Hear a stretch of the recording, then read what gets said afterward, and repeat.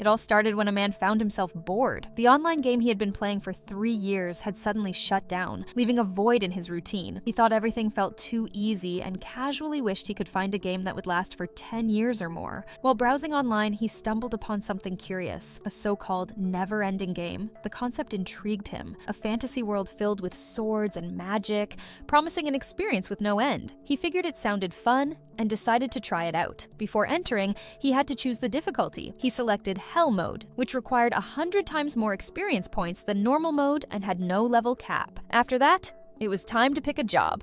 The hero class was listed as 5 stars, but instead, he gravitated toward the wildest choice: Summoner. That was the day the man vanished from Earth. He had been a 35-year-old single salaryman. 5 years had passed since he reincarnated into a new world, and his memories of his previous life were already beginning to fade. Now, in this world, he lived as a young boy named Alan. His role was nothing more than a farmhand, restricted to working only on farmland and confined within the forest. One particularly hot day, Alan had offered to help his mother with chores, but she had gently refused and told him to go and play. While she praised him for being such a kind child, Alan found himself reflecting on how he'd already grown used to being a child in this life. He knew he couldn't tell his family about his reincarnation. It was because he didn't want to bring any unease or confusion to the peaceful life they shared.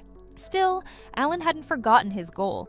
As a summoner, he had the ability to use magic to create cards and summon monsters from them.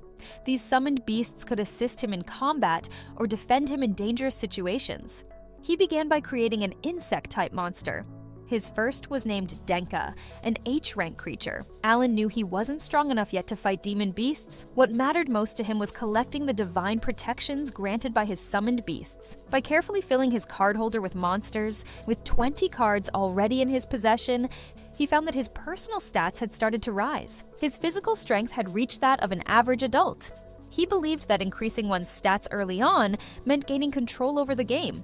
And since grinding was something he had always been good at, he figured he was on the right path. The afternoon bell started to ring, and his friend Krina called him to play some games together. Krina was his sparring partner, and she also couldn't go on hunting for magical beasts. They started to play, and it was too embarrassing for a former 35-year-old man. And it wasn't easy to play with Krina. She was faster than him, even though he had increased his agility. With Krina's attack, it seems that he was about to lose the 10th time. Krina seems to have so much fun with Alan more than her father. When she stated that, Alan warned her to not let Mr. Gerda, her father, hear that. Alan seemed frustrated to be crushed by a little girl. Since it was obvious from his face, his father came and told him not to feel bad about himself, because his opponent was a sword saint after all, and she will serve the royal family one day. Alan already knew that something was strange about Krina, and he finally understood why she was attending the appraisal ceremony. But Krina preferred to be a swordman rather than a sword saint. She said that something was written about Alan's talent too, and she heard that it was something special. When she asked, Alan's father explained that even though it was special, no one was able to read the letters.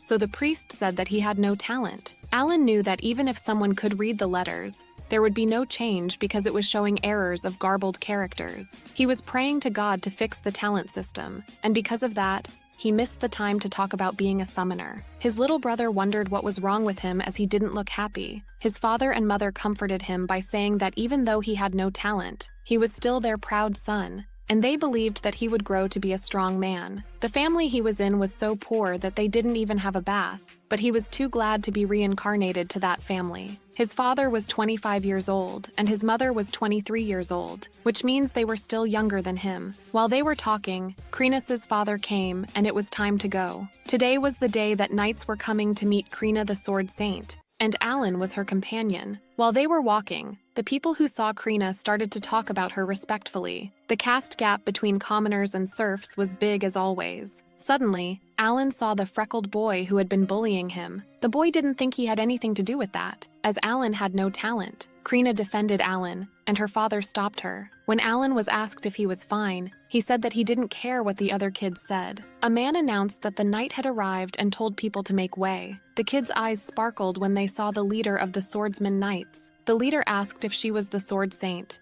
and Krina confirmed him. Unexpectedly, the man said that they had to have a duel to test her talent. False talent was a capital crime. When her father tried to object, the man stated that if she refused, he and his daughter would be sentenced to death. Alan was furious and found that unreasonable. Krina's father was still not pleasant with the idea of that, but she seemed to be fine with it and accepted to do it. Her opponent was a man named Reincarnated, and he was a spear user. Krina's father was worried, but it seemed like she was having fun with a grown man. She swung her sword like it had no weight, making everyone surprised except Alan because he knew that she had been playing knights since she was 3, and her swordsman hip skill surpassed his even in hell mode. He finds a chance to kick her to the wall and creates a huge damage. Krina's father couldn't bear watching that scene, but the soldiers were holding him. Alan wanted to do something, but his current status was too low to fight back. But he didn't want her and her family to die. Suddenly, Krina stood up. She jumped on him to counterattack, and she was successful. She was about to continue, but the leader stopped her. She thanked Reincarnated and called him an old man, offending him. People started to cheer up and praise her. Her father embraced her and asked if she was injured, but she seemed fine. Alan was amazed by her one more time. He admitted that the king would be happy to see that. When she asked if she could be a knight now, he said that she needed to wait until she was 12 and then enter the academic city for talented kids. The freckled boy asked if he could go to the academy, and the leader said that he was going to send an instructor for the entrance exam. Alan looked at everyone's stars, and Krina had more stars than the captain. He figured that the stars play a crucial role in status. It seemed that he was the only one living with hell mode in that world, and his 100 times effort in hell mode equals an effort in normal mode. Even though there were no growth limits, it was still null. If 3 stars hold such strength, he wondered how strong he could become. He opened his status and was bummed to see his level being stuck on 1 for the past 5 years. However, he knew that his life as a summoner was just getting started. After the Swordmaster was discovered, his nameless village was renamed Krina Village. Fall had come, and he was 6 now, but still at level 1. Starting at 3 years old, after practicing 1,000 times, his throwing skill had reached level 3, but he would need another 5 years to reach hell mode. After practicing his daily throwing exercise, he went home. At night, his father was late today, which was a strange thing. His dad was the leader of the beast hunter team in fall and winter. Farmers weren't allowed to do business, so they had to accept it in order to earn more income. When he checked outside, he saw a bunch of men, including Krina's father, carrying his dad. Teresia, Alan's mother, was sobbing her eyes out when she saw her husband Rodin's heavily injured body. Krina's father told her to calm down. Rodin's wound was already closed. Teresia asked where they found that expensive medicine. They found a mirage flower in the woods, and the knights gave them money to buy it. Alan was questioning what was happening because his dad could defeat over 3-meter-tall greed boars and fight 10 of those every year, and his level was always raised considerably. He eventually asked Krina's father, and he said that according to the directive of the village chief, this year, commoners could also participate, and they thought it was easy money, but then panicked and broke the team formation. Rodin did his best to protect them, but ended up getting the most damage. They spent all night waiting for Rodin to wake up, and when the sun rose, he opened his eyes. Teresia and Alan's little brother embraced Rodin while crying from happiness this time. Alan was the oldest there, but couldn't understand why he felt so strange seeing them all together. Between him and that family, he felt like there was an invisible wall. Gelda told Rodin to rest and reassured him that he would take care of everything until Rodin completely healed. Alan interrupted him, saying that it was fine and he was going to take care of his dad's business. He was not going to allow anyone to harm his family. His parents were shocked. It was time for him to quit pretending like a kid, and he made his decision. The next day arrived, and he had already started to work. Farmers had to give the landlord 60% of the harvested crops. To ensure that his family would get through that winter, he needed to store up enough food, so he worked hard. 2 days later, he seemed to have a lot more than he needed. It was time for the meat. And after a while, he was done with that either. The experience he had accumulated for so long was finally enough to open the new skill called Card Enhancement, and it was used to increase the summoned stats. He even got some new members. He summoned Bianta and ordered it to use its skill. With his provoke, he could catch about 50 birds. Then they would be fine for the winter. But there weren't any birds around, even though Biantas were using their skill. Suddenly, an alba heron came. Alan's dad got inspired by that monster bird when he named Alan. He was huge, about at least 2 meters tall. He didn't expect that, but it was a once-in-a-lifetime chance, so he prepared himself to hunt his first demon beast. He threw a rock at him, and it seemed that his throwing skill was great, but he wasn't strong enough to defeat it with one hit. He summoned his dogs and ordered them to bite the bird. The dogs started biting the alba heron's body, but 15 dogs were not enough because the bird was a D rank. Alba Heron didn't seem to be affected by the dogs, and it crushed Alan's body with its one foot. Alan was trying to hold it back while thinking of a way to defeat the beast. Then he summoned Chu and ordered him to suck its blood. The pressure was lessened, so it was his chance to counterattack. He was right about using an energy drain in that situation. He used 3 insects and 10 dogs. The bonus stats from Blessing decreased. But most importantly, he tired out his opponent, so he had a winning chance now. He gathered all his strength and swung his sword. With one last move, Alba Heron was defeated, and he received 100 experience points. He shouted happily and was proud of himself. It felt even more awesome than he thought.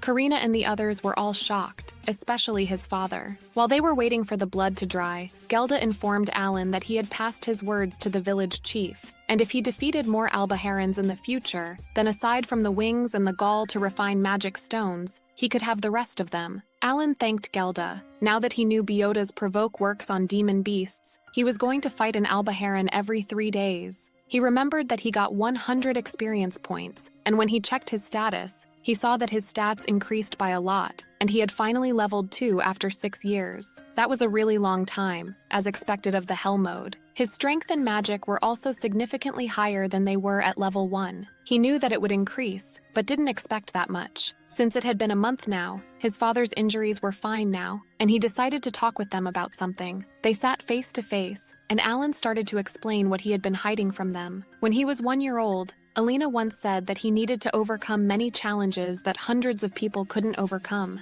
and he had been bestowed with enough special knowledge to do that. While he was explaining, he wondered about their expressions after he finished talking. They seemed quite shocked and didn't want to believe it was true. His father patted his head and said that since birth, he not only had a different hair color from them, but he was also an incredible child, which was why they didn't believe the result of the ceremony, and he believed everything he was saying. Alan apologized for hiding it from them. His father guessed that he had gone through his first challenge. Alan questioned how he knew that, and he said that the small scar on his face disappeared. This made him realize that after leveling up, his old injuries would be healed. Rodin said that he had been given impossible challenges by the ruler of the world, so whenever it gets too hard, he said that he should remember that he had his family with him always. Rodin then asked if Gelda knew about that, because that man was always so proud of his girl, so that was his payback. December came, and Alan and Gelda left the house for the last step. The final step to ensure Alan's family's survival through the winter was exchanging the meat for firewood and salt. While on their way,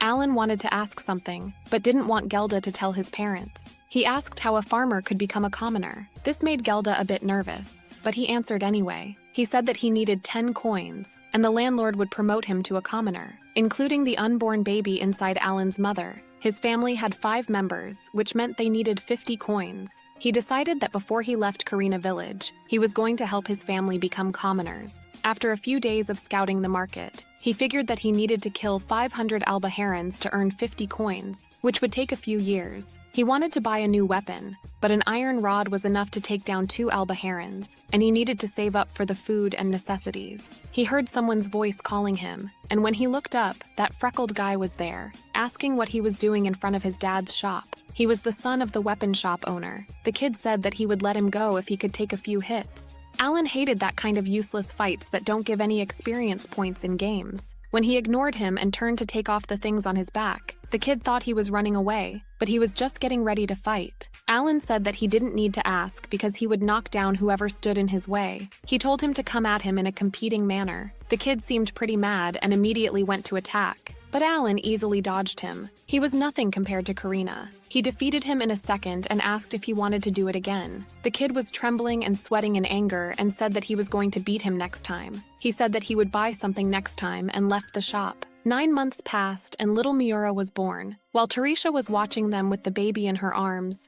Alan and Dagora were fighting again, but it didn't seem like it was an actual fight as Alan was instructing him about his movements. Alan had been practicing with Mashu, his brother who was 3 years old, and Dagora. He couldn't wait for the assessment in 2 years. At night, Gelda and Rodin came and they seemed pretty exhausted. The village chief summoned them, and this year the target had increased by 5, so they needed to kill 15 boars in total. So that was why they were looking like that. Rodin added that there would be more civilians participating later just like the last year. They tried to object, but it was an order from the Lord. Tarisha was so anxious. They said that it may increase to 20 next year with no negotiation. Alan didn't know the circumstances, but it seemed like monster hunting was being promoted, and it was troubling some since they could not defy direct orders. Suddenly, he had an idea, and he said that the creator gave him wisdom, so he promised to figure something out soon and told them to leave that to him. In October, Rodan, Gelda, and Alan went back, and their subordinates seemed happy to see Rodan again. They then warned Alan to not get close to the fight, and he was just coming to watch them and learn.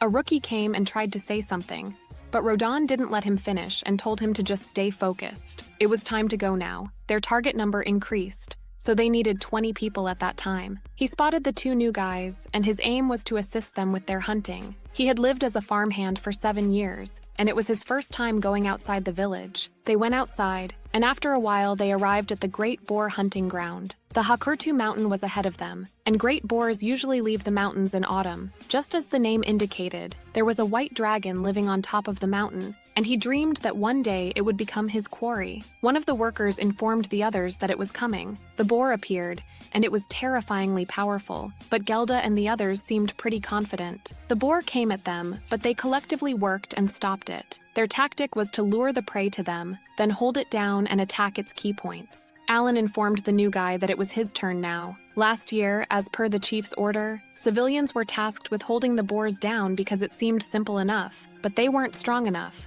so it caused trouble. As a result, Alan's dad was heavily injured. Right from the start, it was a mistake to let the newcomers charge ahead. They just needed to hide and wait for the opportunity. After the new guys went to help, it was Denka's turn. Denka used his skill, and Rodan defeated the boar with one move. The new ones were shocked and happy that their power was increasing, just as Alan thought their experience greatly increased, and if they kept that up, they were going to be at the front line in no time. They got a bit more combat experience now, so they should be able to kill 15 boars quickly. When he hopelessly checked his status, he saw that he also leveled up and gained 400 experience points. From now on, until he earned 50 coins, he decides to hunt more boars and albiharans for more experience. He believed that his life was going to change once his level was high enough. 5 months later in June, his level was at 4, and his summoning skill leveled up. He had been training his magic every day, and after 1 year and 10 months, he could finally become an E-rank animal.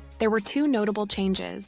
Infinite tools could be stored in a black hole of about 30 square centimeters, which was called storage. Moreover, to create or enhance E-rank animals, he needs magic stones found in the body of the beasts he kills. He wondered if the horned rabbit he hunted for food once had any stone. E-rank tones were useless, so he could pick up plenty in the forest. Gathering stones was going to be tiring, but there was that storage skill. 3 months later, he could summon E-ranking animals. He also learned the intention of the game maker. He had always wondered how a summoner was going to fight, and how they could make the most of their ability. The game maker was also the creator of that world, and he could finally see his path now. He examined the animals he summoned. Insects weaken the opponents, animals attack, birds transmit and collect information, and the grass heals. Thus, the classes of summons take on every role in a battle, so that was the true power of a summoner. The future suddenly flashed before his eyes, an army of summoned beasts that could defeat every enemy,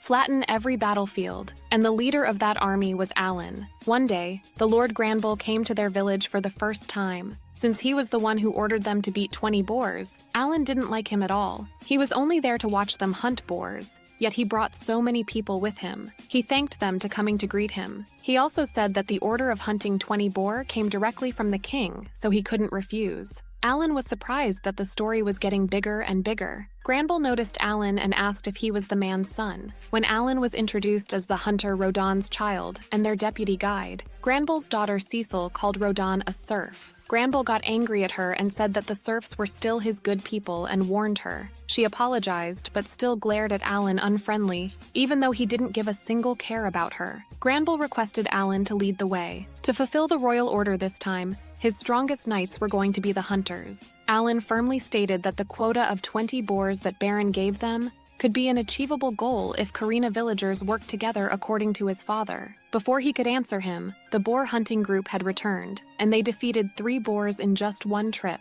making him shocked. Their armors were noticed, and Alan explained that they were made from the boar skin that the Baron gave them last year. Moreover, they also recruited 20 more hunters this year. Granville seemed pleasant with their performance. It was admirable that they could kill 3 boars in one day, which means there were 17 boars left. Alan corrected them that only 10 were left, but that was impossible as they just started half a month ago. He said that they had more people so they could kill more boars in one trip. To conclude, he said that they could handle it by themselves for the quota of this year. Granville understood that he didn't need to worry anymore. When he was about to go, Alan respectfully stated that for future hunts, his father requested to keep the boar skin. Granville didn't think there would be any problem with that and allowed them. His assistant suggested confirming it before accepting as he was just a child, but he didn't think it was necessary because he had no reason to lie. At the village chief's house, Gelda, Alan, and Rodan were sitting in front of the leader. He said that the territory reclamation order had been spread throughout their country for 15 years. While several villages had failed to fulfill it, Karina's success was wonderful. He told Gelda and Rhoda what he heard about them leading the hunts for 10 years, and praised them for working hard to contribute to the development of the village. He stated that they deserved to be rewarded for their bravery. Unexpectedly, he made both Gelda and Rodan's family commoners, and told them to continue to fulfill the duties of commoners. They were shocked by that reward.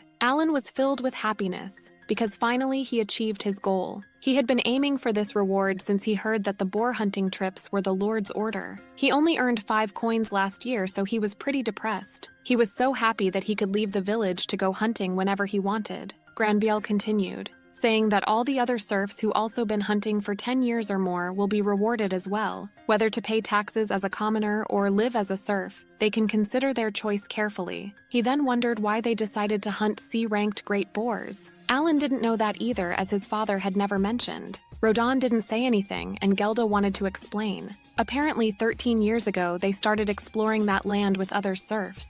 However, in the fall, many great boars attacked and stole the food they saved for winter. They originally participated in the exploration because they didn't have enough to eat, so they had no place to return to. Then Rodan announced that they were going to hunt and eat those boars. They were lucky enough to kill one, but they lost a friend in that fight. Gelda always wanted to tell Rodan to stop blaming himself for that. The leader trusted Gelda and wanted to reward Rodan's bravery in the past, and said that he could ask for anything. After thinking for a moment, he wanted him to allow his son Alan to work at his house. He was much smarter than his father, and Rodan was sure that he would be useful to him. Not only the leader, Alan was also shocked and tried to object, but his father didn't seem to be listening to him. The leader's assistants didn't have any objections, as there was no doubt that he was a smart child. Alan tried to find a way to oppose that, because his dream of monster hunting was right in front of him. If he worked at the Baron's house, it would be even more inconvenient than now. But the Baron said that he wouldn't hire him as an errand boy. He wanted Alan to be an official servant of the Granville house. His father seemed surprised and excited, but he didn't even know there was a difference between those 2 jobs,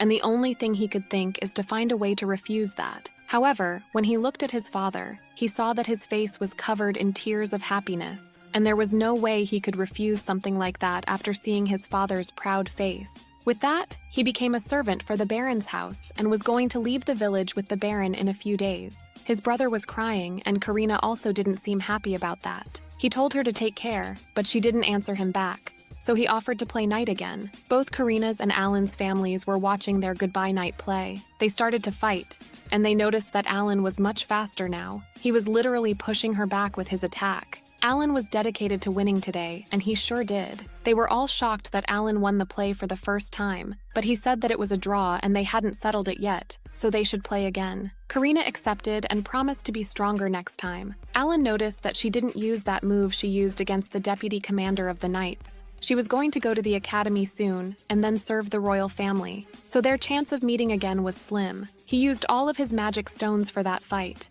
but it was good to see her smiling face as a goodbye. Alan was leaving, so he hugged his mother and tried to stop himself from crying in front of his little brother. He told his brother that he had to be strong to protect their little sister. Dogora came and gave him a dagger from their family's shop and left. The carriage arrived, and his life was about to change the moment he stepped into that carriage. His father told him that his future will now end at being a servant forever, as if he read his mind and advised him to make use of that opportunity. After that, he got into the carriage and left Karina to begin his life in the Granville house. At the Granville city, we see Cecil being on Alan's shoulder to pick an apple from the tree. After leaving Karina and coming to the Baron's house, Alan became the personal servant of Cecil at his request. When she tasted the apple, it was so sour, so she wanted to eat Pawpaw to wash out the taste and told him to go to the market and buy some for her. Day by day, he was constantly ordered around by another 8-year-old girl and had no chance to go monster hunting. When he was about to go, they noticed an airship, and it looked like a flying city. Cecil corrected him that it was a magic ship. Her brother was going to return from the academy in spring, as she mentioned. She then told him to hurry up and go. After another day as a servant, he returned to the loft behind the mansion and had a good sleep. He smelled a poo, which ability was restore someone's energy in 5 to 6 hours for 24 hours after smelling its scent. His room was only about the size of one room in a net cafe, but since no one lived there other than him, he could practice magic as much as he wanted. He got ready and entered the mansion. Risco greeted him and asked if he was all right being Cecil's servant. In Baron Granbiel's house, there were 30 servants in total. In this world, a noble house also includes their servants. However, those who had only worked there for a short time wouldn't include it. After having breakfast with the servants, he went to Cecil's room. He had 2 main duties in that house. First, taking care of Cecil and serving meals. The servants' meals were simple, like bread and vegetable soup, but the family's meals weren't like that. He wondered if the Baron family was trying to be frugal. Lady Granbiel noticed that Alan was used to working here now. He said that everyone had been helping him a lot. She couldn't even tell he was a serf because of his looks and intelligence, but Granbiel knew that he didn't have any talent. It was understandable that he knew a lot of things about him, but Cecil seemed surprised that he didn't. She said that she was a sorcerer and her Mihai was a swordsman. Alan was impressed as sorcerer was a 2-star talent. Her father, Mr. Granbiel, warned Cecil to not carelessly reveal her talent like that. He then turned to Thomas, his other son. Thomas was crying because he didn't have any talent either, but wanted to study at the academy like his older brother and Cecil. Talents were more likely to appear among low-ranking commoners and serfs, so it wasn't surprising to Alan. 2 among 3 of their children had talents, which was the real point. He was surprised because it was a rare thing to happen. Lady Granbiel stated that Thomas didn't need to apologize, and Mr. Granbiel added by saying he was accepted into the House of Lords, and he would meet great people without talents there. Lady Granbiel mentioned that she and Mr. Granbiel met at a ball there. Cecil was going to be studying at the academy when she was 12, and start learning like Karina and Dagora. In the next scene, Alan has a day off, so he goes out to the city to collect information. There was no curfew for a servant, so he needed to come back before the next morning. The market was located at the north gate of the territory, and it was a 2-hour walk to the central square of the market. If he starts from the south gate, it would take 4 hours. While he was exploring the city, he realized that Karina Village was no match for that place. He then arrived at the Adventurer Guild. In this world, there was an organization of adventurers called the Adventurer Guild. Basically, adventurers earn a living by hunting monsters, and that was exactly the job Alan needed. He could earn both experience points and money. When he entered, the receptionist woman said that adventurers could only sign up when they were 12 years old, so he wasn't allowed to join. This devastated him, but even though he wanted to work as a servant for a few years to please his dad, he was not planning to give up on monster hunting. Before he left the Adventurers Guild, he noticed that there was a bulletin board for mission requests. There were a lot of species there like horned rabbits, ogres, armored ants, and so on. But strangely, there was no information on where they usually live. While he was checking the board, a man saw him and asked why there was a kid in there and told him that this was not a playground. Alan ignored his statement and asked where he could find that type of monster. The man didn't understand why he was asking him in an annoyed manner. Alan answered that he would go away if he answered. The man explained that it was usually difficult to get to those places, so it doesn't state where they live. They say the closer you get to the White Dragon Mountain, the more high-level monsters appear. Alan was surprised that he was telling him everything. The White Dragon Mountain was the place where the great boars were born. The man mentioned that he had never been there, but he heard that it would take 7 days to get there from here. Since he answered Alan's question, he should go away, but he asked if he was familiar with the roads around there, making him annoyed. Alan then noticed that there was one monster that had written its place, and it was Murugolsh. He realized that his father named Machu after those. The man said that those things were too fast for adventurers like him, so he left that to the knights. When Alan asked about the White Dragon, he said that he was hoping the knights would kill that one too. It was still a mystery of that place. Because of it, they were still unable to exploit anything from the mountain. Even if the reward was 1,000 copper pieces, the mission was still considered too dangerous. So no one wants to fight the White Dragon, even with such a huge reward. 2 women came and told Levin, apparently that was the man's name, to go to celebrate as their job was done there. They then noticed Alan and said that his hair was pretty rare.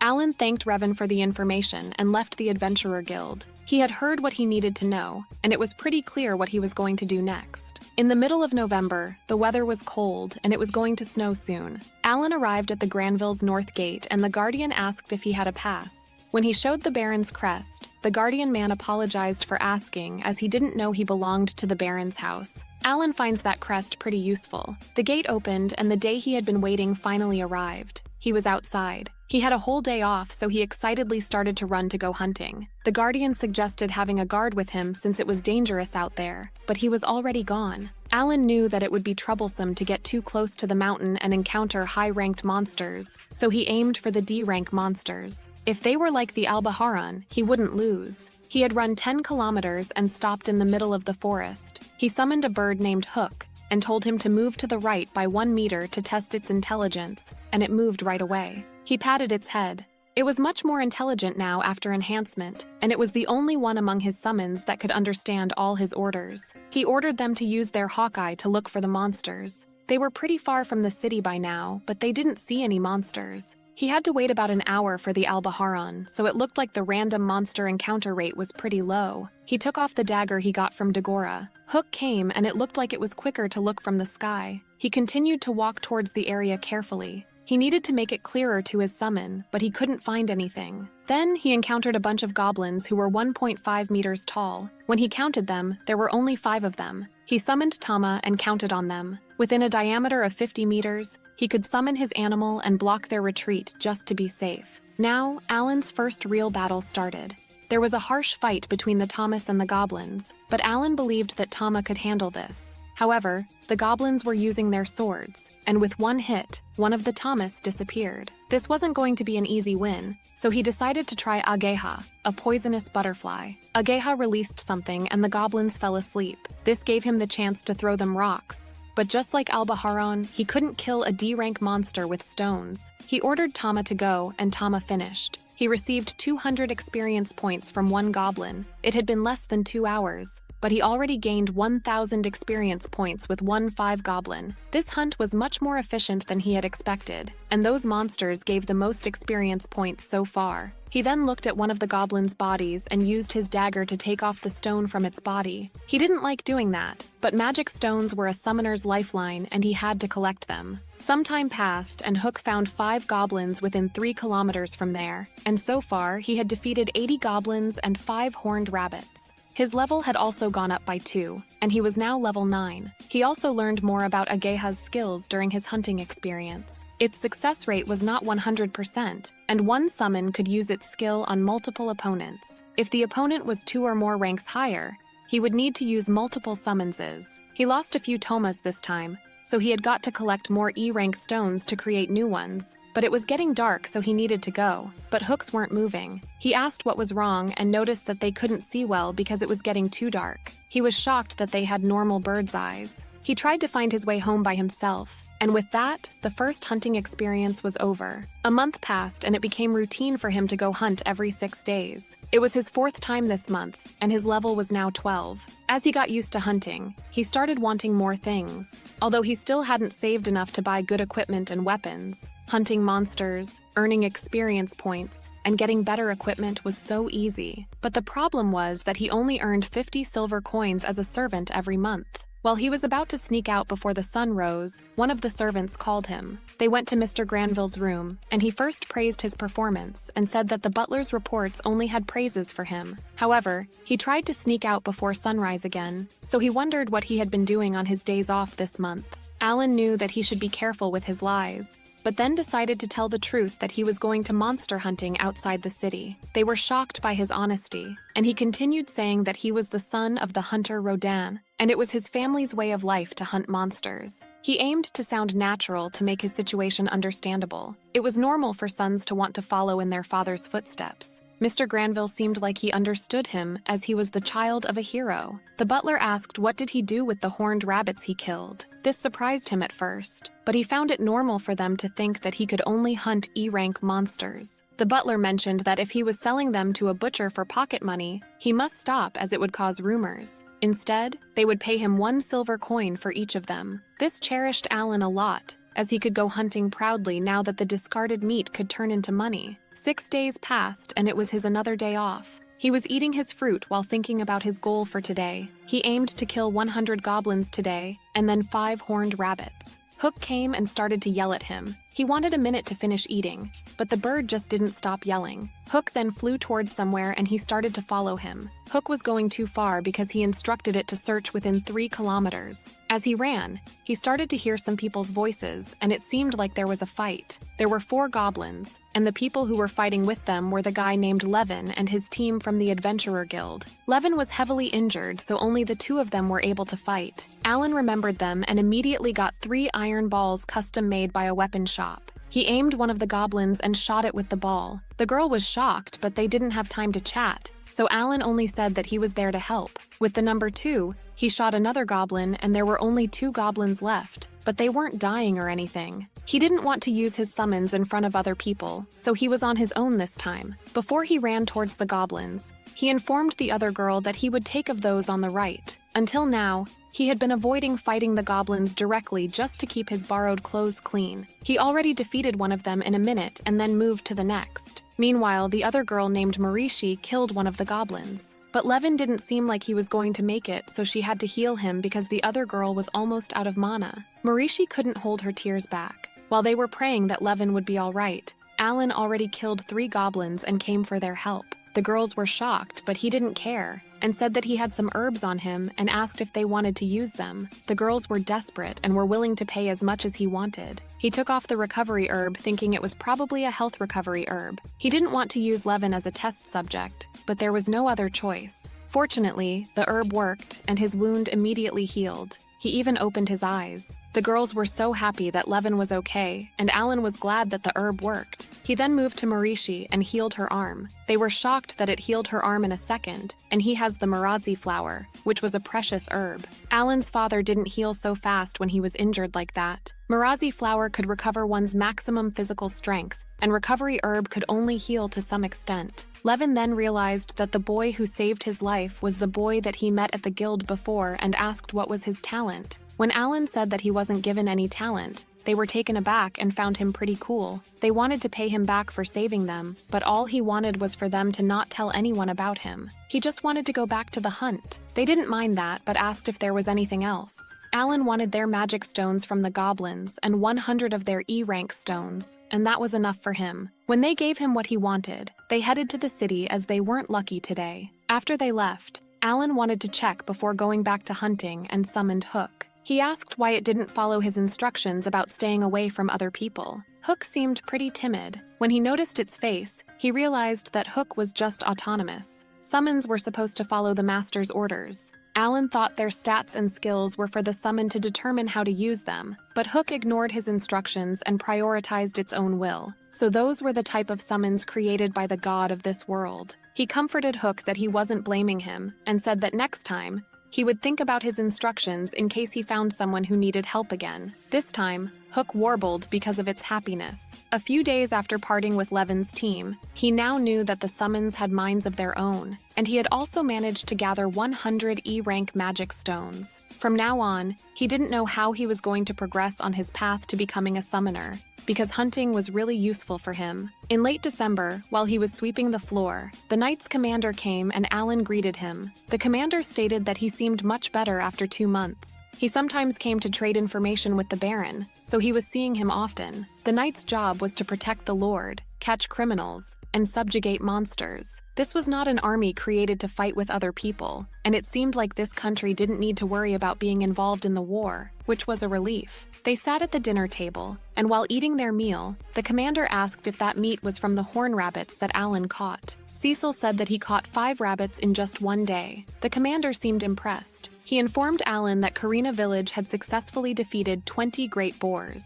Cecil's big sister and others were amazed by Alan's father. Their brother then wondered why they didn't get to taste it. As he remembered, last winter they got to eat boar meat. That was also strange for Alan because the amount of boars they caught in October should have provided tons of meat. He wondered if it was taken straight to the royal capital because of the king's order. Mr. Granville warned his son to not say selfish things. It seemed like the Baron's kids got to eat even less meat than the serf in Karina. He then asked Alan to catch a white deer this time, but Cecil interrupted him by saying that if he wanted to order Alan around, he had to run it through her first. Her brother whispered something in her ear, and it seemed like she was convinced. Lady Granville told Tomes to not bother Alan like that. White deer was a C rank, just like the great boar. His father's team had hunted those before, so it was time for him to try it himself. When his day off arrived, he went straight into the forest and found a C-rank white deer. He cannot tell himself a summoner if he can't utilize his summons ability. With his brilliant plan, he successfully killed his first white deer and received 2,500 experience points. He had hunted 100 goblins, which gave him 20,000 experience points. He guessed that he would get praised for that, and went back to the Baron's mansion. When he arrived, Mr. Granville thought there was a monster that appeared in the mansion area, and ordered his butlers to pick up their weapons and hold out the monster until the knights came to his aid. However, behind the gigantic corpse of the white deer, Alan was there and informed him that he had captured a white deer. Mr. Granville was shocked, and the kids were so happy, especially Tomes. Tomes immediately informed Lady Granville that they didn't need to worry about the New Year party anymore, and Lady Granville was glad. They thanked Alan, and Mr. Granville was still questioning how Alan was truly a talentless kid. He single-handedly killed a C-rank monster at 8 years old, so he ordered his workers to recheck his background. Thanks to Alan's achievement that day, the Baron family no longer worries about the meat. Once a week, he was going to be entrusted with a new hunting day, which included hunting monsters to get edible meat and helping people who were in trouble with the monsters. His salary was also doubled to 100 silver coins. No matter how much he hunted, his salary was fixed. He was not dissatisfied, but it seemed like the Baron was in financial difficulty. He was glad that he could go hunting twice a week now. March came and the weather got warmer. Cecil woke Alan, who was sleeping in the carriage where they were meeting with her big brother. Alan apologized and wondered why she brought him along with her. Today, they came there to pick up Baron's eldest son, who lives in the dormitory of his school in the city. While Cecil was in a hurry to see her brother, Alan prayed that her brother wasn't similar to her. They then saw a magic ship, and it was so amazing up close. He wondered what was the principle with the fueling. In this world, the clocks were in the duodecimal system, which was quite developed. The people were coming out of the magic ship, and they saw Cecil's brother. He greeted Cecil, and she ran to hug him. He then noticed Alan and stated that he was pretty young and asked if he was a new servant. He confirmed him by saying that he had been a servant since last fall. Cecil said that her servant was a hunter, which the big brother found excellent. Alan was shocked that he was way calmer than Cecil. Cecil's brother then took off a package of gifts and said that he got it from the capital. Cecil thanked him and promised to take care of it. They seemed pretty close, which made Alan wonder how Mashu and Miura were doing.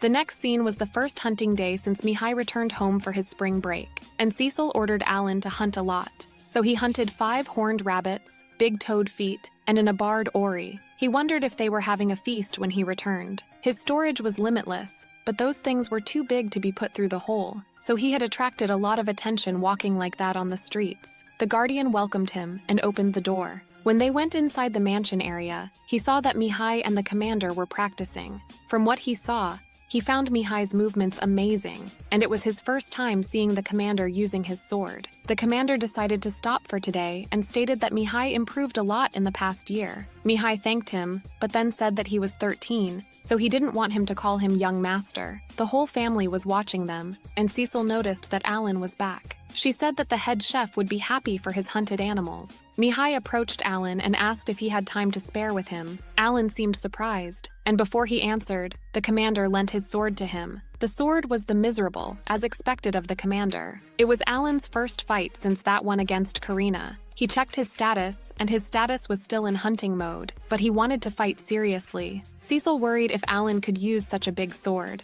but Thomas wasn't worried as he could defeat a C-rank monster. They got ready, and the commander started their fight. Alan tried not to get hurt and be careful. With their first touch, Alan noticed that something was off as the attack wasn't really strong, and the strike didn't do anything to Mihai. He didn't realize until now that he was losing speed. He went back and made a powerful attack, but Mihai stopped him with one hand. While they were fighting, Lady Granville seemed worried so. The commander comforted her that Mihai had survived through a year in the academy, so there was no way he could lose to someone who had never gone to school. With that, Mihai made his last attack and caused Alan to lose the match. The duel ended there, and Mihai praised Alan's skill, saying that he was excellent for a young boy. Alan thanked him, but was still shocked at how strong he was. Cecil and Thomas came, and they praised how fast their brother was. He said that he had to be fast because he was going to fight in the dungeon during the summer vacation. They seemed pretty shocked. He said that they were going to fight monsters in the dungeon, and he was told to drop out if he can't get through it. His siblings were upset that he wouldn't be home this summer. He said that even though it could be tough,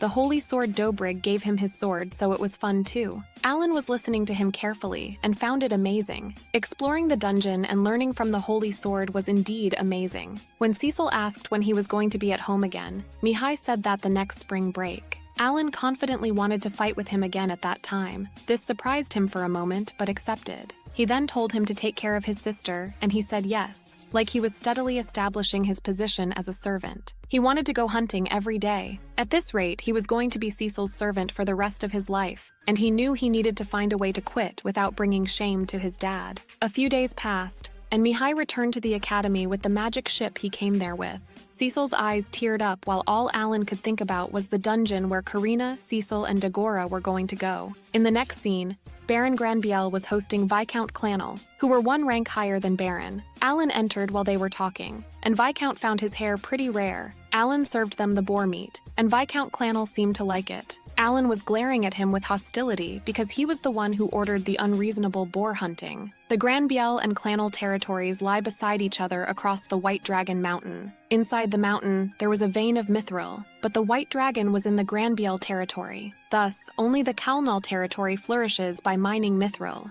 However, 100 years ago, the White Dragon was in the Kalnal territory. The situation was the opposite of now. The two territories seem to have been on bad terms for generations because of the White Dragon and the mining of mithril. Whatever the reason behind Viscount Kalnal's bad personality was, it didn't matter when he told the king to order the boar hunting. Mr. Granbiel required to know what was the reason for him to come there. He said that a few days ago, his youngest daughter attended the appraisal ceremony, and he was there to tell him the result. His youngest was the same age as Mashu. Viscount happily announced that his daughter was talentless. He added that he was sorry for Lord Granbiel, as 2 out of his 3 children had talents. Granbiel seemed annoyed and prayed that he would have a child with talent someday, and he would have to fulfill the noble's duty just the same as him. Alan was confused as to why was it bad to have talent, because the airship was flying proudly in the sky. While the Viscount was leaving, Alan was thinking about how hassle being a noble was. By this autumn, he would have been working at the Granbiel house for a year, and he was now 9 years old.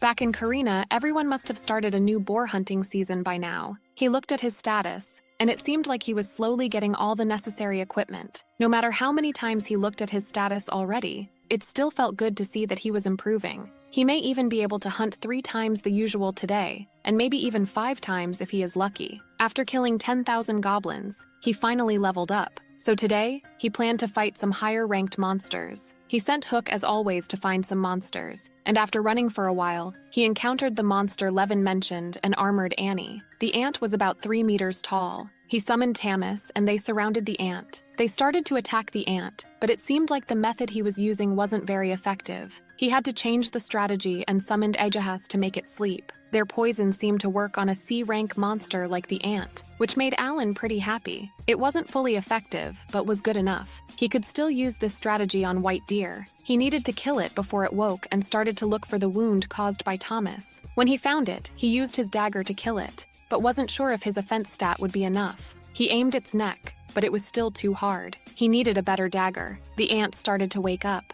Alan was dedicated to not letting it escape, so he used all his strength. After using his last strength, the ant was dead, and he received 3,000 experience points. He seemed relieved and started to collect the magic stone. But no matter how hard he hit, its skin was so firm that he couldn't penetrate it. With the anger from not being able to collect the magic stones, he decided to look for orcs. After a while, Hook found one, and Alan started to watch it from a distance. It was pretty big, around 2 meters tall, but surprisingly, it was sleeping. Alan's summons were never exhausted, but it seemed like the monsters also needed to sleep. Since it was the right time, he summoned Thomas, and they started to bite the orc. It worked at first, but the orc woke up and took out 3 Thomas in one strike. But it wasn't that important. He ordered them to scratch, and they tore the orc in pieces. He received 1,500 points and successfully collected the magic stones. And it wasn't like the normal ones. It was a C-rank magic stone. He wondered if he would need a lot of this later.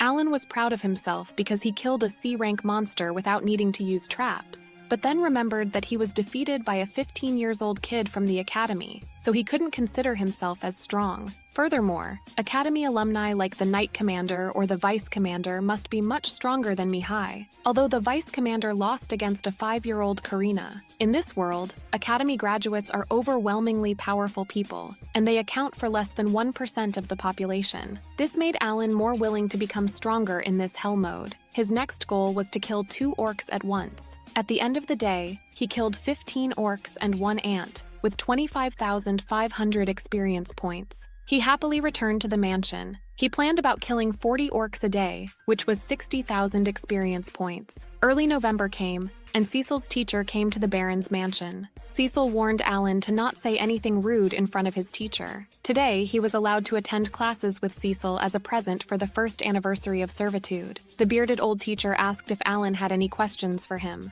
Alan asked if he could tell him the conditions for using magic. With his summoner talent, he made a hypothesis. The creator of the world set the growth rate of a summoner's intelligence at S. That's why when his level went up, it also became easier to learn things. Then he wondered if his intelligence could be used for learning magic. Cecil couldn't understand why he wanted to know that, as he didn't have any talent. The teacher agreed to explain it briefly. The teacher stated that he would need a talent that could use magic. Without it, he wouldn't be able to use any spell. Alan was disappointed. The teacher then mentioned that Cecil could not use magic yet, even though she said she was a sorcerer. She wanted the teacher to bring out his crystal ball to prove that she could use magic. She did prove it because the crystal lit up. Alan wanted to try it too, and the teacher allowed him. It was his chance to see if he could use magic. But no matter how hard he tried, the crystal ball didn't shine. He couldn't believe magic was impossible for him, because if that was the case, then what the heck was his high intelligence for? With his current status, he couldn't use magic, and he couldn't win with a sword either. Thus, the hypothesis was quietly denounced. December arrived, and it had been a year since he was officially allowed to hunt, and somehow he had gained many more acquaintances in the city. While he was in the town, he noticed some hustle between the villagers and Levin's team running towards somewhere. Alan approached them and asked what was happening. Levin said that Madagalshu appeared near the south gate. Alan asked if they were going to fight, but they were definitely not. Only the strongest person in the territory, the Knight Commander, would have a chance against that thing. But the Commander and the Vice Commander were absent right now. That's why they need to evacuate people before the monster kills everyone. Alan acknowledged that the situation was bad because most of the adventurers in the city were talentless, so they wouldn't be able to fight it. Helping those who were in trouble with monsters was the duty of the Granbiel family's hunter, so Alan thought Baron would forgive him for acting on his own this time, and decided to hunt Madagalshu down. People were hurrying to get out of the place while he was going ahead of them. The soldiers were trying to close the gate before it got close to the city. Alan arrived at the gate and saw the enormous presence of the B-rank monster, Madagalshu. He was taken aback by how big the monster was. It was about to eat the people in the carriage he was holding. The man was begging the soldiers to save his wife and daughter in the carriage, but they couldn't even move an inch. Alan took out a ball and threw it to catch its attention. The monster growled at him, and it seemed like his plan worked. He was yelling at him to make him drop the carriage so that the woman and her daughter could run away. The soldiers and Levin were shocked and tried to stop him from throwing himself into danger. Alan looked at his stats, and he needed to speed up because his mana still hasn't recovered yet. He started to run away from the monster, but the monster was too fast. Luckily, he got away from its fits. Alan realized that the monster was not rushing to kill him.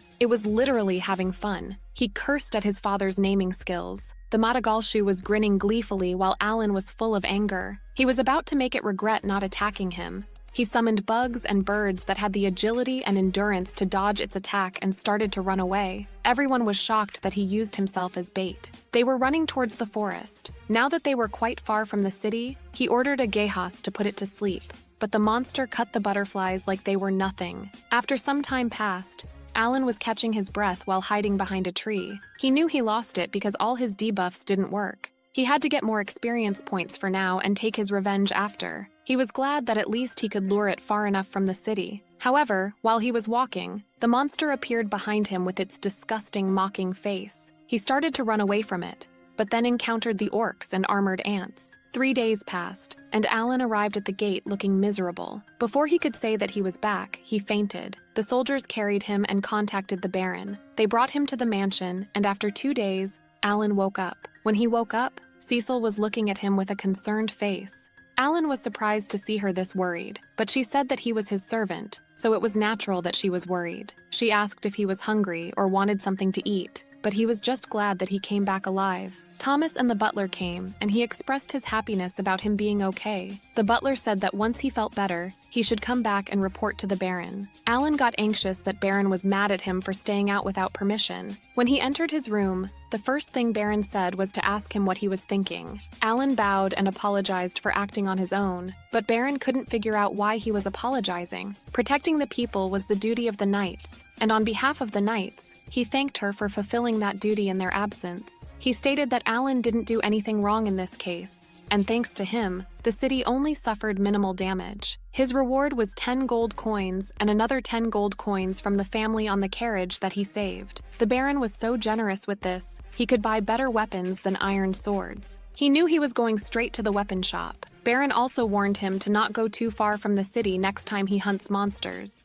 With the relief that it all went smoothly, he promised to be more careful and left the room. After buying his new sword, he went to the corpse of the armored ant he killed before to test if it could cut it easily. As expected of a mithril sword, it was very sharp. With this monster with hard armor shouldn't be a problem. Furthermore, he made a happy discovery this time. The memories of a previously summoned beast will be carried to the newly summoned one. Hook still had memories from the previous fight, and it was watching out for Madagalshu. The summons walk with the summoner. Turned out they were entities that stored all hard-earned information and continued to grow. But in the meantime, that giant D-rank bird, those ferocious goblins, the C-rank monsters that an average adventurer can't take on alone, the B-rank monster that was overwhelmingly powerful for humans, were too strong for this world. Spring had come, and the eldest son of Gabriel returned home and rematched with Alan as promised. Alan's current level was much higher than last time, but his opponent was 100 times faster than him,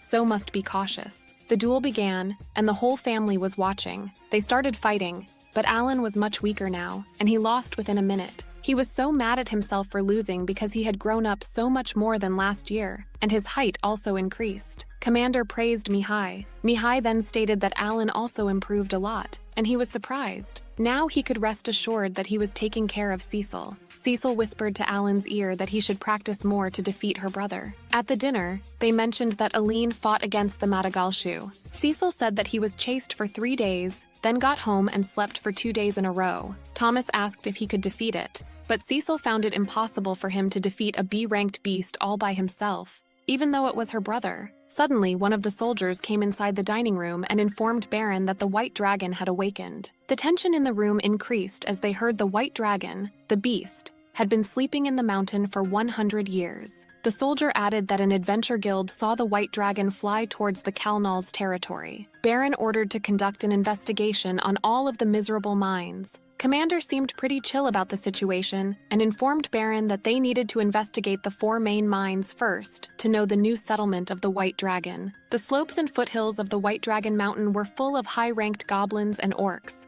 so it would probably take a few months. Thomas and Cecil were pretty excited about all that, as history was going to change after 100 years. Mihai was also excited that his return next year was going to be so much fun. Commander warned everyone to keep it a secret, as there was still a chance that the White Dragon would come back. Alan was also nervous. He didn't want to lose his chance to hunt the beast by himself because of a large-scale punishment. In the first week of July, Alan checked his stats, and it seemed like it was a fruitful day. The movement of the White Dragon towards Kalnal was indicated. He needed to check more things out there. It took 2 more years to go level 1 up in summoning skill. Rank D summoner seemed to be the lowest, but he wanted to see the comradeship skill first. He hoped that it was also useful like storage. He ordered Hook to comradeship, and suddenly something weird happened. This was his vision through Hook's eyes, so now he could also see what it sees. He figured that it was the ability of observation assimilation for both of them. When Hook flies, he notices that not just vision, but also hearing is shared as if he was riding it around. Combined with the Hawkeye skill, He could see miles ahead. He then noticed that Hook flew 50 meters above him, so he couldn't give orders when he was out of this range. It was the same as controlling several characters at the same time through the screens. Even though it was limited to the summons with intelligence above 100, there was no limit for quantities.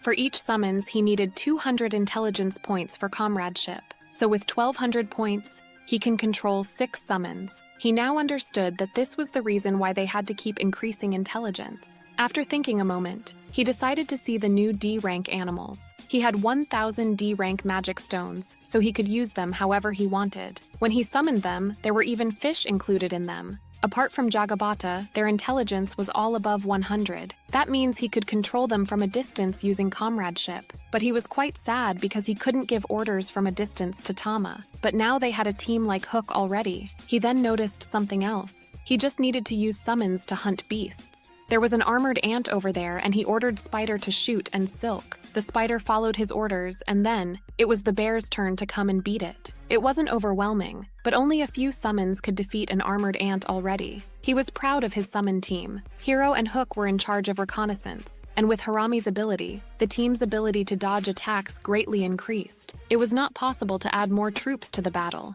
He thought assistance would help. With those bears taking care of both attack and defense, they wouldn't have to worry about C-rank beasts anymore. The ability of comradeship was not interrupted while he was asleep, and the team only needed to be summoned once to be able to gain their experience continuously for 30 days. He ordered his team to not get too close to the strangers, and even when they were suddenly attacked, he told them to not fight back. While he was leaving the area, he thought about how useful this talent was. He didn't even feel uncomfortable controlling 8 summons at the same time remotely, and he felt like his strength increased greatly all of a sudden. Being able to observe such a large area must have many other applications, as he thought. He was still curious to see what was on the other side of the mountain range, where the white dragon was located. Then an interesting idea came up to his mind. In the Karena village, Dagora and Karena were practicing, and they called Mashu to join them. While they were joking around, Hook was watching them. Meanwhile, Rodin, Alan's father, was working in the field and noticed the strange-looking bird,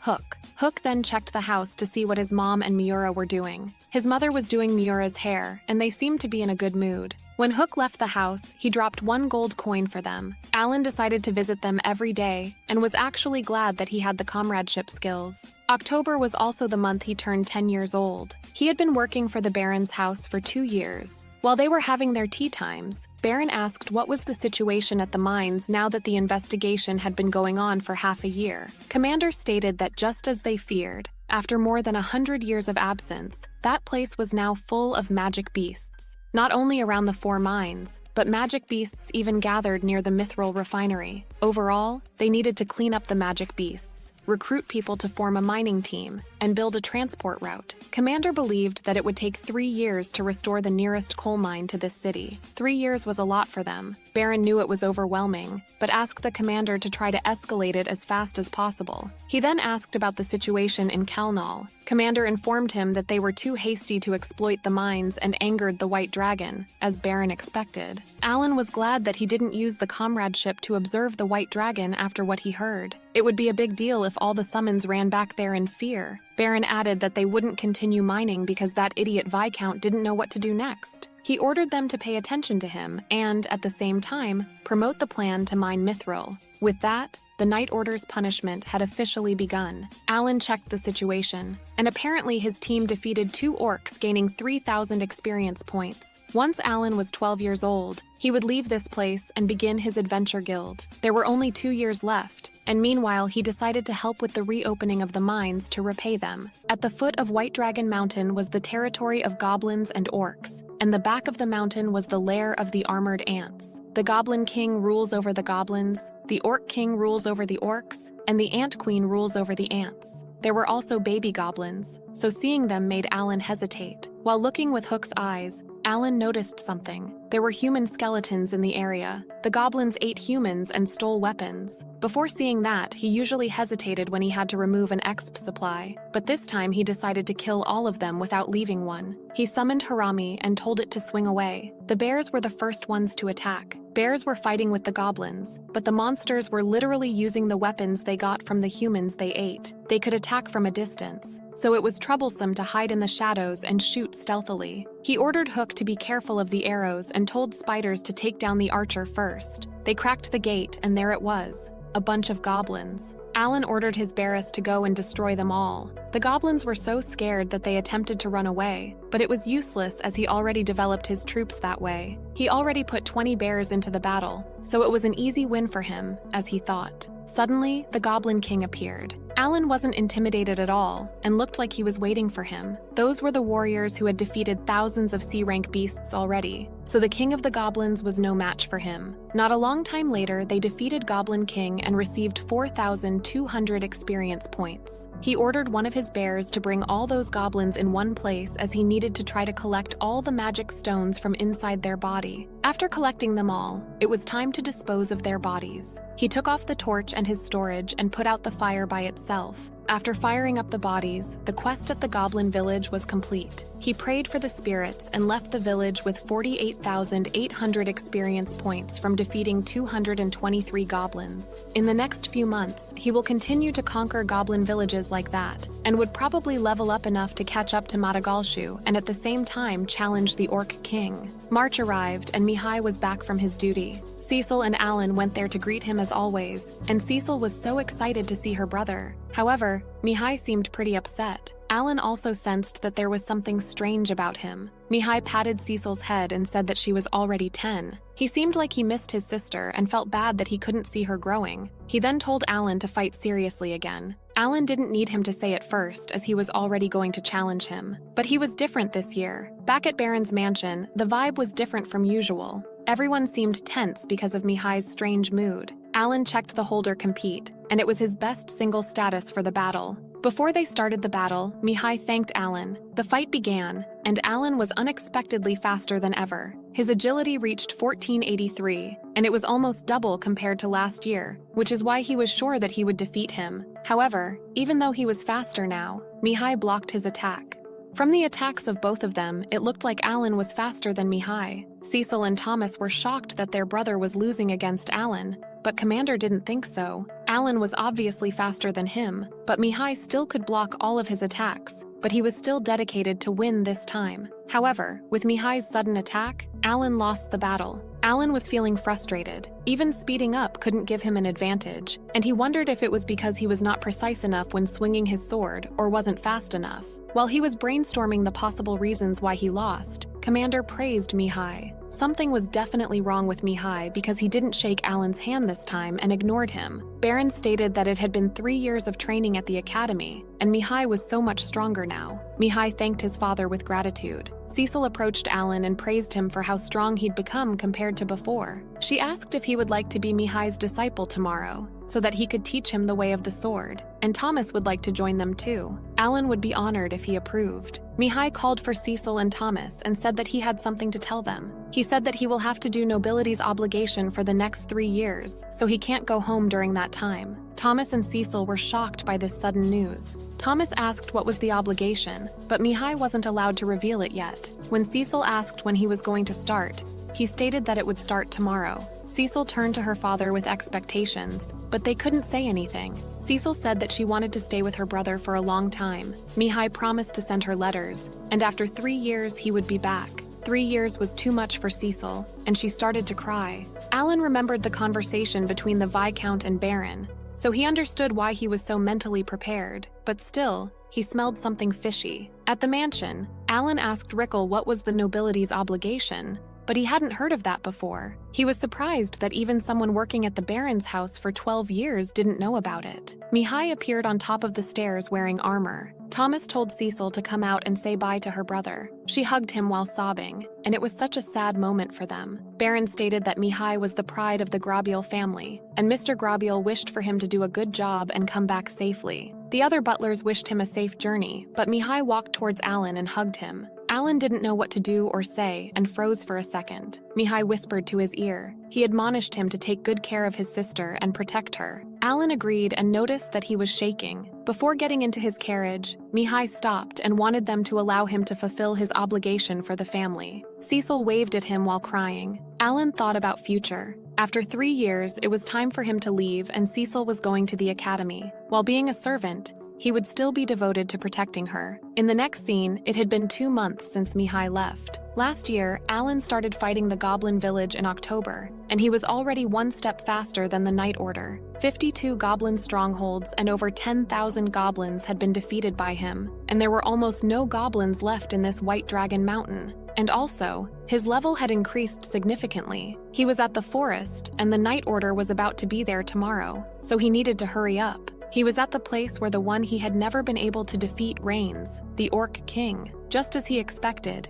he didn't know how many enemies there were only by examining from above. Similar to the strategy in the Goblin's village, he had an ambush summoning team at the back and pincer tactics to destroy the enemy. But this time, there will be brawn to support ranged attacks. He ordered his brothers, the bears, to get started, and the hunt began. They arrived at the gate of the Orc village. The orcs immediately started to attack the bears and Thomas, but they were used to fighting, so when it's 1-to-1, his bears were too strong. For the archer orcs, he ordered bronze to protect, but there were so many of them, so one of the bears got injured. However, even though he had an arch on his body, the bear still fought. Alan was shocked and couldn't read the instant HP of the summons, so they would all fail if they keep going tirelessly and forget about their wounds. He ordered spiders to kill the archers. They successfully defeated the orcs and kept marching forward. When they entered the village, there were more than 200 orcs coming for them, which was the chance to gain more experience points. He ordered bears to attack them,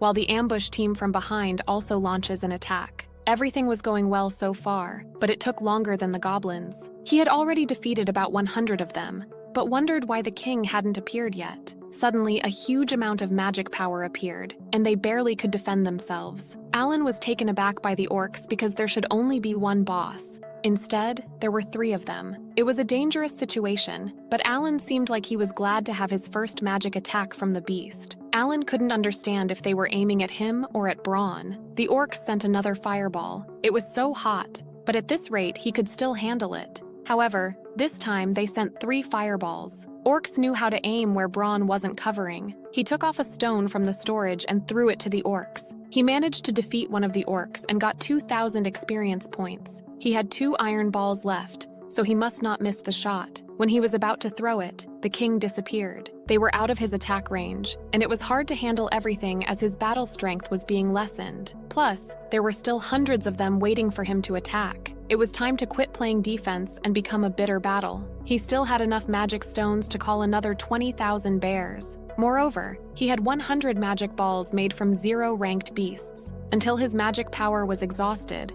those 30 warriors would be the defensive wall. While the battle was continuing, he heard the sound of the king orc, and when he looked at the top of the hill, there it was the B-rank orc king, who was the same level as Madagalshu. His bears were so small compared to it. He growled at the bears, and with his one swing, all the bears surrounding him were dead. He immediately summoned more, but the monster was not being affected. He lost his army faster than the speed of summoning animals for reinforcement. It was so big that the bears couldn't do anything. Another fireball came, and bronze weren't strong enough to protect themselves from that one. Since the bronze were dead, he couldn't protect himself from the other fireball, so he had to use the bears. His injuries were hurting him, so he ate Mamotoru's special fruit of life. Even though he was exhausted, he was dedicated to fighting till the end. He wondered if he could still dodge magic attacks in this position, and if there was any possibility of regaining the initiative against the enemy. Retreat was his other option, which he hated. Suddenly, the commander appeared in front of him, stating what a bitter battle is. Alan was taken aback because he thought they would come tomorrow. Apparently, the knight commander saw the smoke, so he came to check it out. He asked what he did, and Alan said that he was just trying to raid the orc village. The commander then noticed the bears, making Alan nervously tremble. The bears shouldn't be mixed with magic beasts, so he made them disappear and suggested the commander go back together. However, the commander ignored the summoned beasts and didn't seem to falter in front of the king orc. Alan heard before that he could defeat Madagalshu alone, and that he was the strongest man in Granville territory. The commander instructed the others that he was going to defeat the Orc King himself, and the rest was up to them. Alan was surprised to see the deputy team. He originally intended to secretly monopolize the experience, but this was still good. It was a chance to observe those two show their true power. The commander and the king orc were standing in front of each other without doing anything, making Alan wonder if it was safe to stand like that. The king orc made the first attack and swung its weapon on him, but the commander stopped it with only one hand. Lord Knight Commander fought for a long time with a fighting style that overwhelmed the opponent and earned the nickname, the Battle Demon Zenith. The fight was crazy. The king orc was not giving up on attacking him, but the commander was dodging its moves like it was nothing. Alan now understood why they called him the Knight Commander, because he didn't seem to be inferior to that giant opponent. Riffran was also ready to clear the other orcs. He noticed that the magic orc was the cause of the fire, so his first aim was them. He threw himself in the middle of orcs and aimed directly at the mage orc. The mage orc sent another fireball, but didn't affect him at all. Meanwhile, the Knight Commander sliced the king orc with one attack. His face was so firm that it seemed like he cut a leaf or something. Alan was amazed by the fact that the orc was nothing more than a fly in front of the Knight Commander. Not only him, but the Vice Captain Riffran was also strong. The current move seemed to be the same as Karina's previous extra skill, which meant that 1-star Spearman and 3-star Sword Saint both possessed that skill, all thanks to their talent. He then realized that the Knight Commander didn't even need extra skills to defeat the Orc King, because he was incredibly strong. The commander approached Alan and told him to stay with him, and after evening, the knights would arrive. Alan felt a little worried because he didn't ask anything else, so he asked if he could take the magic stones from the corpses. He allowed Alan to do that, and while Alan was collecting the stones, they looked at each other with concerned faces. The commander then said that if they left the barracks like this, the monsters would return, so they should burn them down. His thoughts were exactly the same as Alan's. The knight would take care of the rest tomorrow as it was getting dark, so they decided to go back to the barracks for a rest and talk to the Baron tomorrow. They put up some tents and set up a fire to cook dinner. While they were eating, the commander asked how many goblins he killed, and when he heard that he killed more than 52, he said that it was more than he guessed. The commander explained that 4 years ago, a large amount of Albaharan feathers from Karina village was found near the site where the holy sword was discovered. Moreover, that village exceeded the target of hunting pigs by 10 pigs every year, and then Alan was accepted as a servant of the Grabiel family as a reward. After Alan came to the mansion for a while, suddenly outside the city appeared a lot of demonic beast corpses, whose magic stones had been taken away. Most recently, they had found the bodies of several goblins that had lost their magic stones, as well as traces of a burned-out village. He guessed that Alan had been hunting alone and managed to defeat a C-rank monster. And another piece of evidence was the progress in the battles with young Master Mihai. The commander had always wondered why the appraisal showed he didn't have any talent, so he asked the officials there and they still confirmed the same, but he wondered how they remembered the result of such a normal person from 5 years ago like that. It was because, at that time, there was a very blinding light coming from the strange boy with black hair and eyes. Then, when information about his talent appeared, they couldn't read clearly, so they had to say no talent due to his low stats. He believed that Alan had his own talent, the ability to fight with animals, and Alan confirmed him. Alan decided to answer honestly, because if he confessed that he had been given special powers by this world's creator, he would get himself into a bunch of trouble. But the commander didn't say anything and continued to eat. He said that this was just the result of his small investigation, and the Baron had already known about his talent, making him shocked. That was the reason why he gave him hunting days. It was true that it was a bit generous for a kid like him. He wondered why he allowed him to be so carefree like that, but the commander said that he can't tell him now, but when the time comes, he will know the answer. The commander promised to not say anything to the Baron about today and to keep it a secret, but in return, he asked him to provide a detailed report on the demonic beasts' hunts. After all, they were having the same goal. Alan accepted his terms because he shouldn't avoid it anymore, as he needed to gain experience points. One of the soldiers came and informed the commander that the bath was ready. Alan felt guilty and offered to wash the commander's back to express his gratitude for saving his life. When he got ready, he entered the bath and encountered the scars on the commander's back.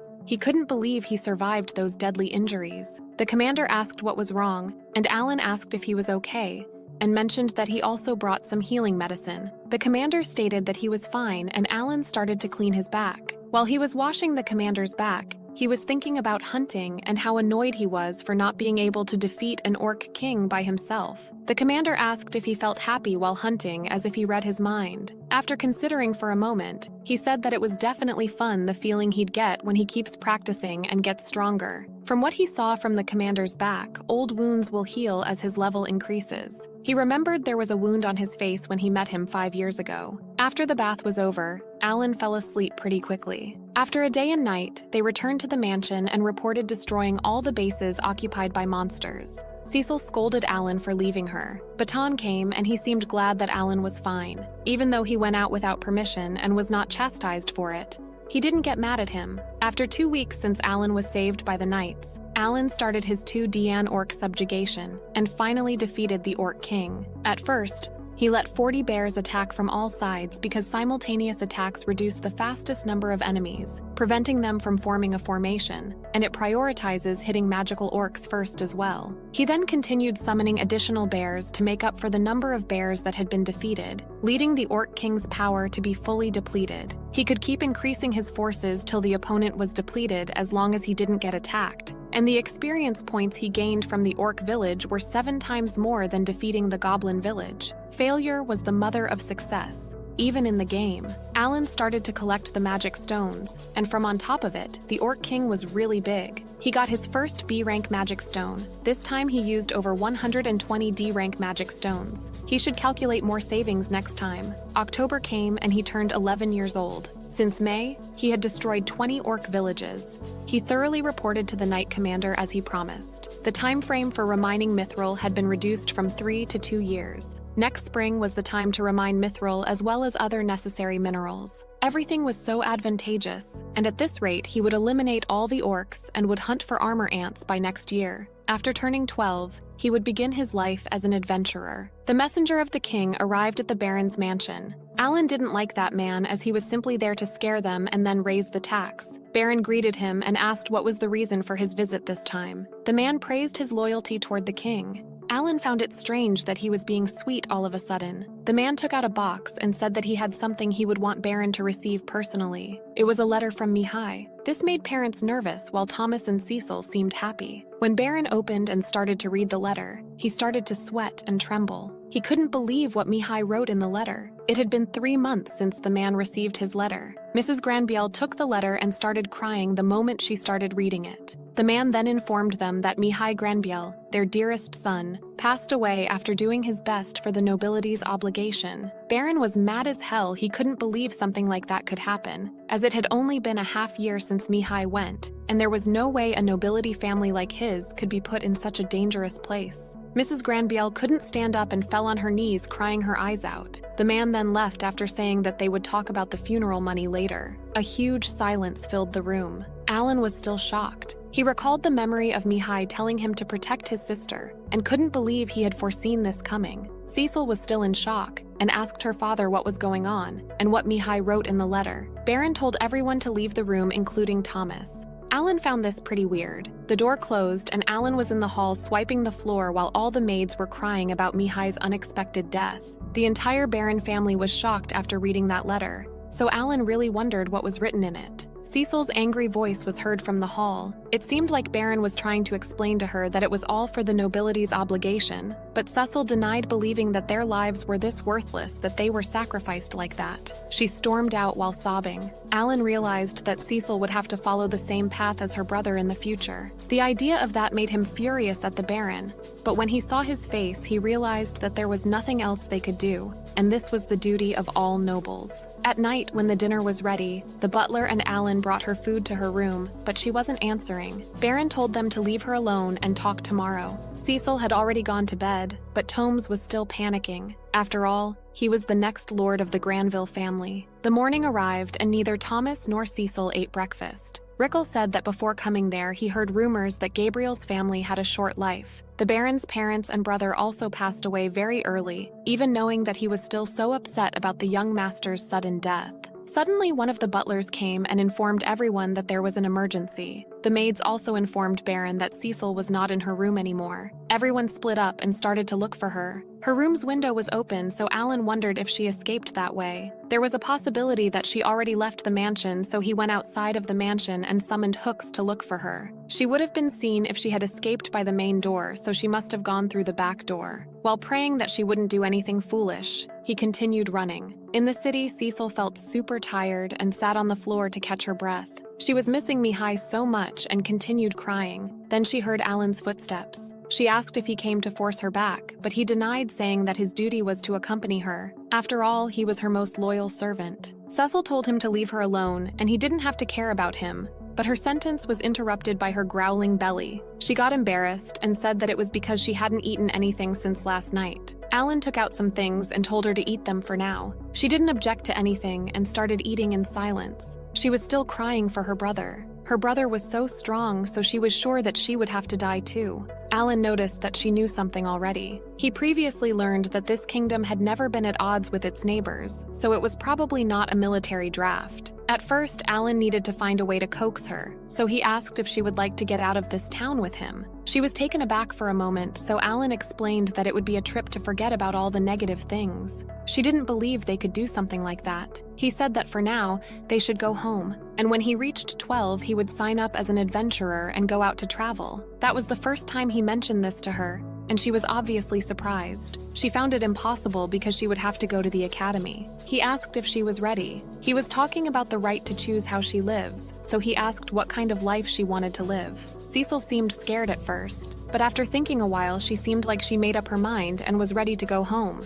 Since she was tired, she told him to carry her. While Alan was walking towards the mansion, Cecil thanked him. They arrived at the mansion, and Cecil seemed scared of her father, but Baron hugged her tightly. They were just glad that she was still fine. Baron said to her that she didn't have anything to worry about now. Mithril mining had restarted, and when they were recognized by the royal family, the nobility's obligation would also be waived. Alan regretted that he didn't start collaborating with the knight earlier, as there would be a chance for Mihai to survive. Suddenly, Cecil said no. She said that she was Cecil Grabiel, and in the name of the family, she was going to fulfill his nobility's obligation. She was going to go on the same road that Mihai did, and will never go away. In the next scene, it had been half a year after young Master Mihai's funeral. The Grabiel family was now returning to normal. The orcs' barracks were all destroyed by the knights, even though he did most of the work. Therefore, they had complete control over the mithril mines. And after the summer, mining would begin. Alan was glad that the Baron could rest now. Now it was simply a matter of keeping an eye on Kalnal, who had just lost his mining rights. He was so quiet, making the commander suspicious. March arrived and we saw Alan climbing on a cliff. Before he went out hunting, Cecil wanted to come with him, but he was so clever and didn't let her go up with him when climbing like that. Everyone knew she wanted to be stronger, but she still needed the Baron's permission to do anything. However, mages could cast magic for ranged attacks. It was tempting to think about. Looked like he reached the right place. Another obstacle in mining next on his menu was the C-rank magic beast armor ant. There were possibly 1,000 in this cave, and a B-rank queen ant was the one who spawned them all,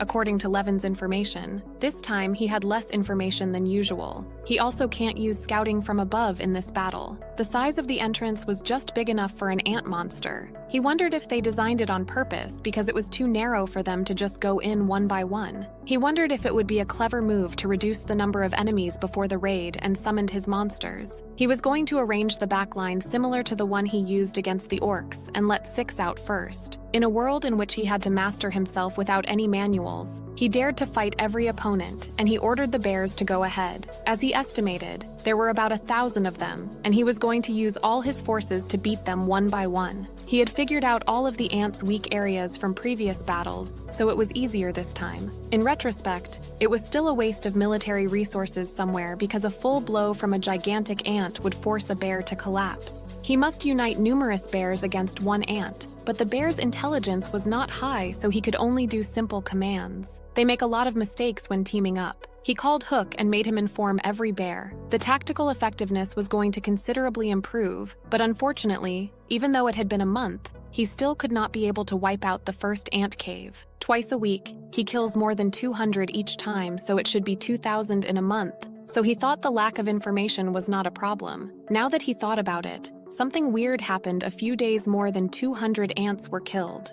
Their bodies disappeared. He wondered if the queen ate all of them and immediately gave birth to a new batch. Even though he got a lot of experience this time, they kept crawling out, making it difficult to gather all of the magical stones. He had to change his strategy before making another attack on the cave.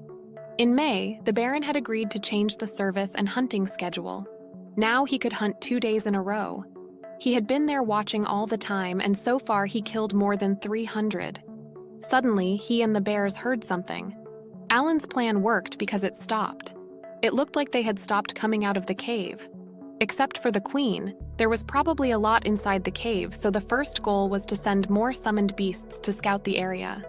He sent a bunch of hollows to examine the area. It was like a giant maze, and there were small rooms. After a while, the ants found them, so now he had to summon it again.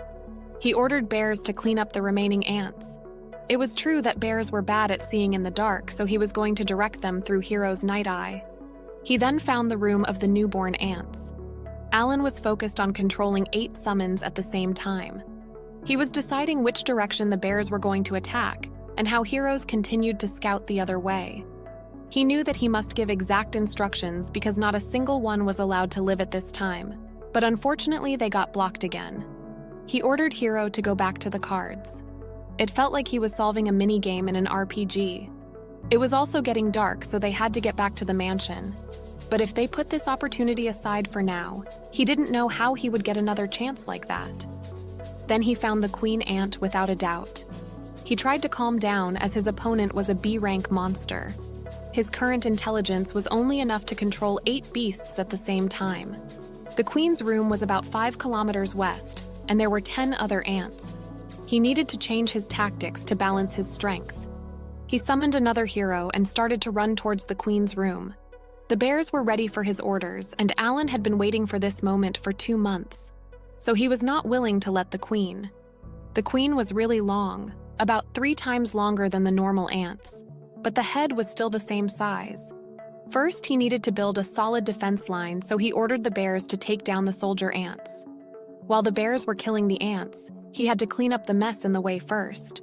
But the queen ant was also attacking them, and apparently they know his strategy. But it was okay as they acted very slowly. He ordered the bears to take advantage of the enemy's slowness and aim for the abdomen to attack.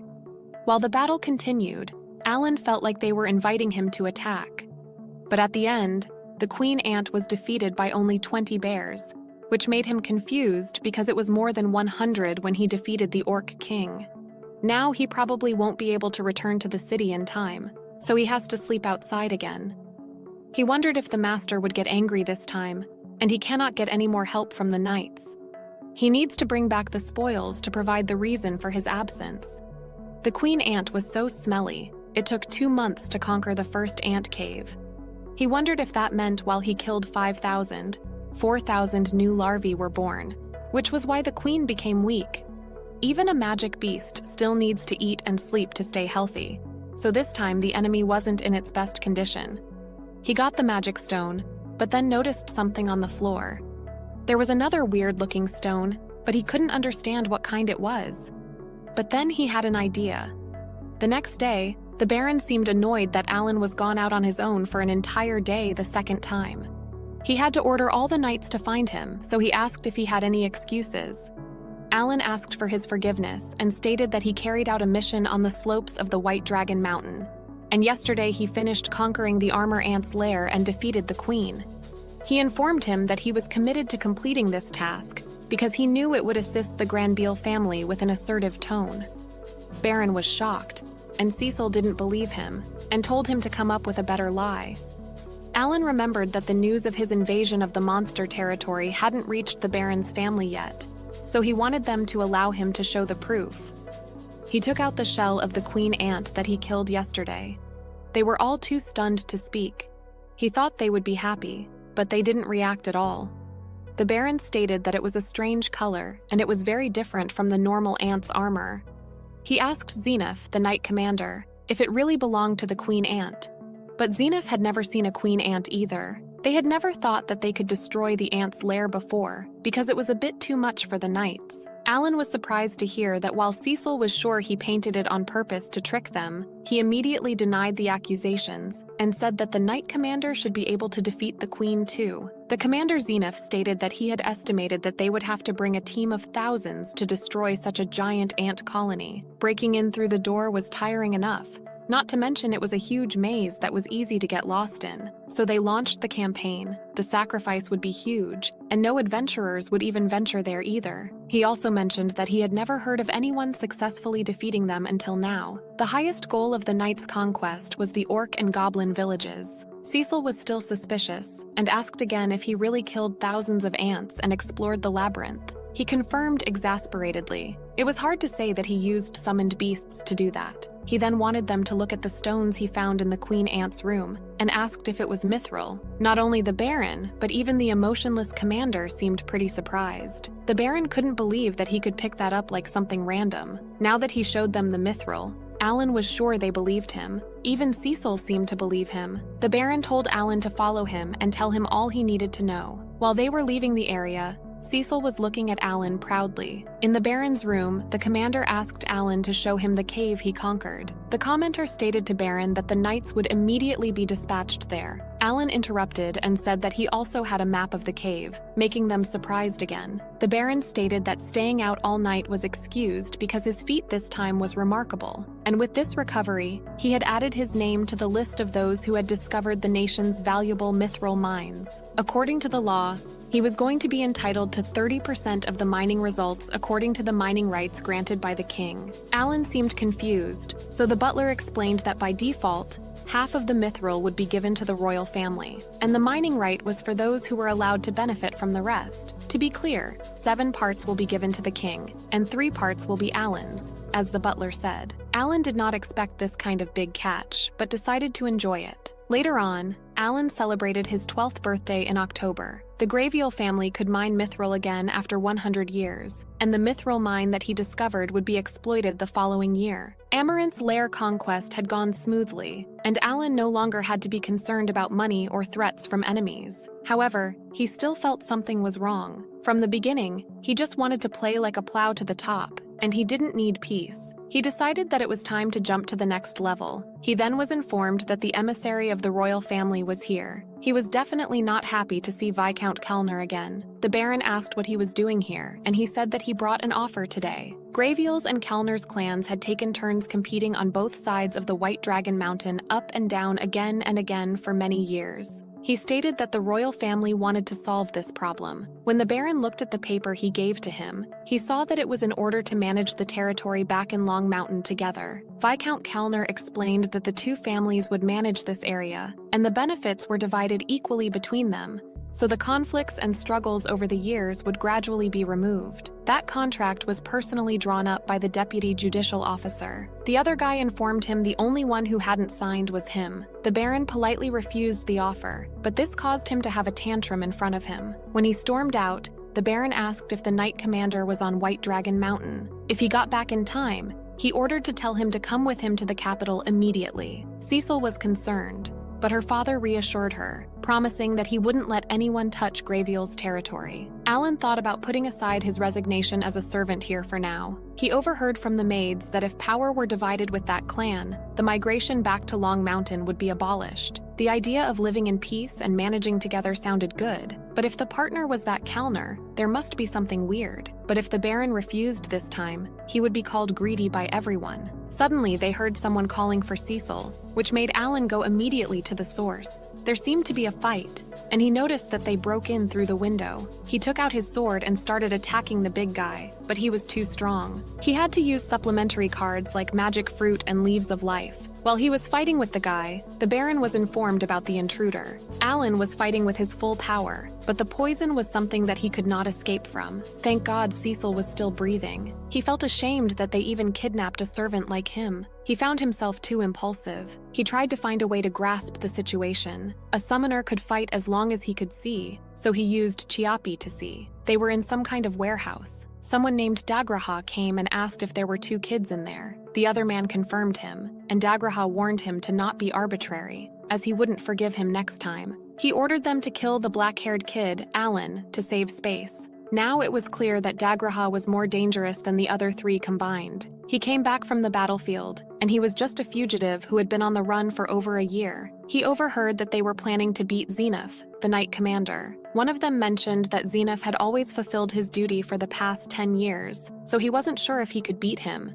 Also, Zenith's soldiers were actually almost all dead, which made them giggle. Alan didn't understand what they were saying, but was sure there was a war somewhere. The situation was that there were at least 4 enemies. He was tied, and these guys seemed to have been hired by someone who targeted Cecil. It was always better to save yourself than wait for someone to save you, so he started to think about a way to escape. But he remembered that he lost his mithril sword and only had 2 iron balls and 1 short sword. One of them went to the bathroom, so it was a chance for Chiapi to explore the escape route. The man was confused that there was a bird on the ship, which meant they were on a ship, but there was no sea near the Grabiel territory. He was in a great ship. It was getting darker. The boat suddenly started wobbling. Someone started to thank for trusting Bahona's service and informed the people on the ship that the airflow was unstable right now. And even if the movement wasn't affected, it would be good to pay attention if the magic airship was shaken. Alan was shocked. He was in a magic airship, and there was no escape in the sky. He decided to stay calm and explore more. He went somewhere too crowded, and it was a luxury restaurant.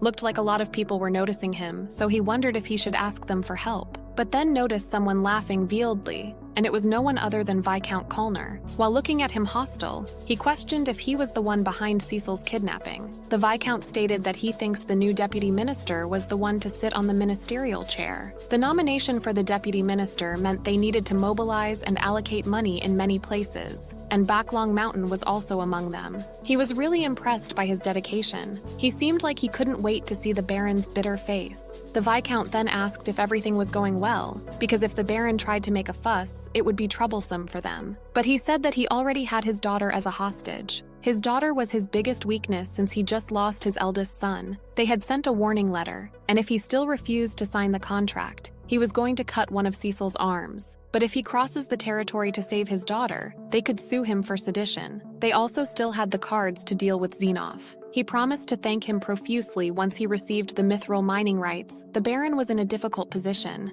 Alan had to quickly figure out a way to rescue Cecil. While he was thinking about a way to save her, she woke up and tried to scream. The big guy noticed that she couldn't use magic yet, so he said that they were about to reach Kalnal City, so she should give up. But she didn't, and she kicked Alan to wake him up. The big guy stood up. Alan noticed that he was going to do something to her, so he needed to act now. The plan to protect the holder had already been prepared, so he started to strike back. When they saw the magic beast, everyone was shocked. The beast attacked one of them only, and meanwhile, Alan got rid of the rope he was tied and was ready to strike back. But they were comfortable, as he didn't seem to carry any weapon. Alan summoned the bears and ordered them to bite and scratch. While they were all in shock, Alan took down one of them. The big guy seemed pissed off by him. He was dedicated to cleaning up before their allies came, so he didn't mind killing him this time. He summoned the brawn and used his shield. He couldn't beat Bear in one hit, so they could buy time this way. He summoned a bunch of beasts, and meanwhile he was going to be on guard if he was aiming for Cecil. He ordered Chu to weaken him and Spider to tie him up. The big guy was indeed taken aback by his ability to manipulate the magic beasts. Alan aimed at his neck, but it was so hard and his sword couldn't penetrate. He then used his fist to knock him out, and it looked like it worked. Then it was announced that the ship was about to land, so he immediately went to Cecil to untie her. At that moment, Dagraha came and stated his surprise about Alan. He kicked Alan in the stomach so fast that he couldn't even see. He attacked him as soon as he turned around,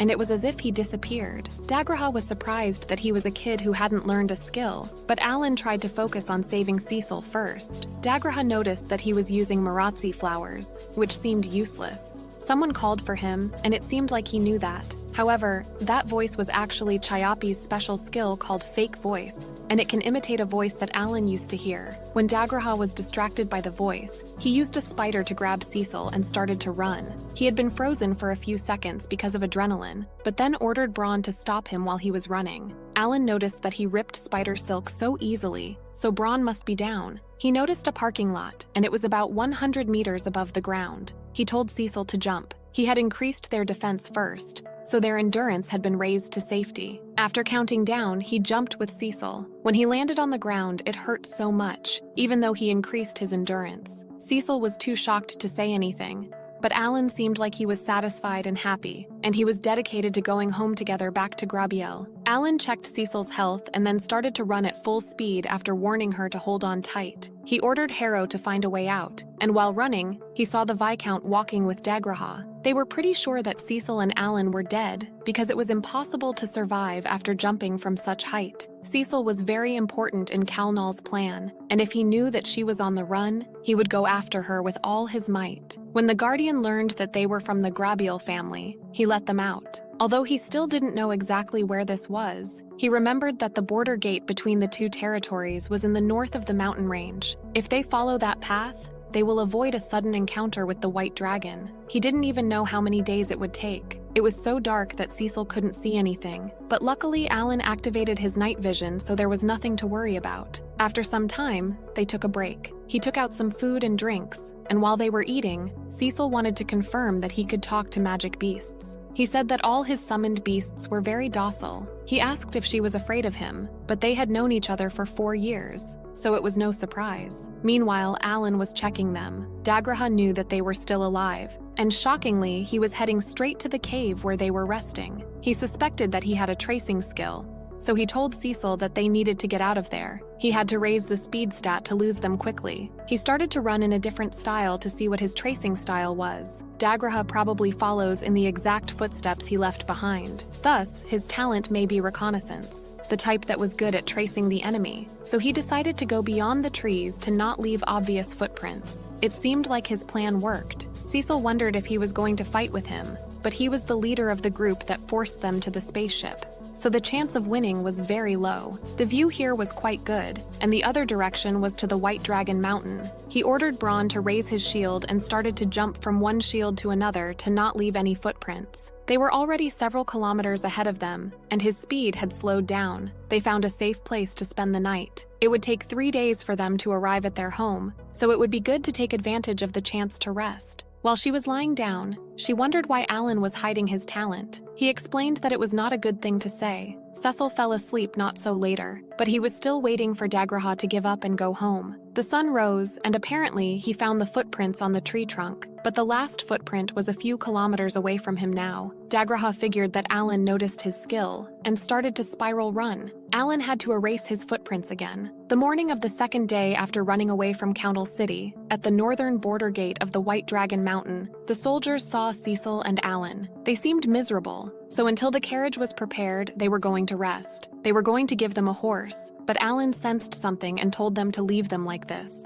He started to run again, so Cecil wondered why he looked so tense. He said that the summoned beast he sent had lost sight of Dagraha. Just like when they were in the rain, he suddenly disappeared. So there were 2 possibilities. He was fast enough to get past Hook's eagle eye, or he noticed Hook's tracking. Cecil suggested staying with the Night Order, but they would cause trouble for them too, as he was hired to deal with even that night captain. Cecil thought he would be fine if he left her, but he reassured her by saying that he was faster than him anyway, and he had a promise with young Master Mihai that he was going to protect Cecil at all costs. While they were running, he sent 2 more Hook to scout Dagraha. The morning of the 3rd day after leaving Calnal, he was still running with the hope that they would arrive tomorrow. He told Cecil to eat the medicinal herbs. Suddenly, Madagalshu appeared, and it was the one whose eyes he broke 3 years ago. It was dangerous to be chased by 2 enemies at the same time, so he decided to take down the monster first, but Cecil was worried. He comforted her, saying that it was different from that one because it wasn't targeting her. He confidently stood up against the Madagalshu. It had been 3 years since he last fought with him, so he seemed excited. Cecil was worried about Alan, but couldn't make a noise because he warned her to always keep quiet to not let it detect her. He needed to defeat this beast before Dagraha caught them. His strategy was simple. He was going to take full advantage of his army, but he can't just waste them either. So he first ordered Braun to use their shield to besiege it. He was doubting that it would work,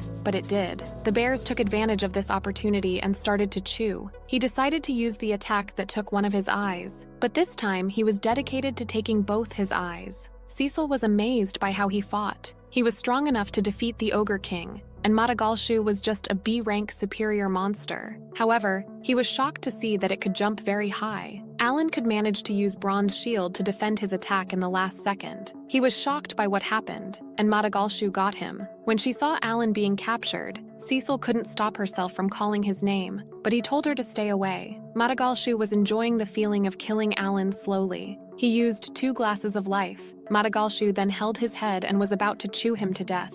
He bit him, but before it could continue, Alan took out his short sword and stabbed his other eye, but he was still trying to eat him. Luckily, Alan changed cards as soon as he was caught by him. Although he didn't know its status, when he hit the bronze without defeating them, it proved that its strength was less than 2,000. He had already created 100 tons of Grass of Life in case he had to fight a death battle with Degraha, so he was going to keep using them until Madagalshu was exhausted. He had a nostalgic feeling while using healing continuously when facing a powerful boss in the game. Madagalshu eventually got tired and died. Alan was proud of himself. Cecil immediately went to him. She was so scared when she saw him in the mouth of the monster and started to cry. He apologized for scaring her, but it wasn't over yet, because Degraha was there, standing in front of them. Degraha was furious and wanted to kill him right there. He didn't expect Alan to defeat a Madagalshu. Alan ran out of iron balls and his sword was still stuck in the eye of the monster. None of his summoned beasts could stop him. He only had a few choices, so it was easy to decide. He told Cecil to step back and that he was going to defeat him no matter what. Before he knew it, Degraha kicked him in the stomach. He didn't even have time to see his movements and he was already kicked away. Also, Degraha seemed to figure out Alan's skills, and the fact that he ran out of magic power now. It seemed like everything was about to end when a small explosion happened right next to Degraha. Cecil somehow managed to use magic skills. Alan didn't have a weapon and his magic power was exhausted, so she felt obligated to save him, even though her father warned her to not use it until she entered the academy. She tried to use Fireball, but missed it. Degraha hit Cecil and teased Alan. Alan reminded him that he escaped from the battlefield after only 1 year, and now he was making a living by kidnapping children. This triggered him, and he kicked Alan once again. Even though he was being kicked, Alan wanted him to get more angry. This idiot. Degraha says everything, and he consumes mana when using skills. Now he understood more about the skill structure of the others. Skills were divided into 3 types. The first type was the type that requires the subject's magic power. Next was the type formed by training from a young age, and the kind of extra skills that he didn't have.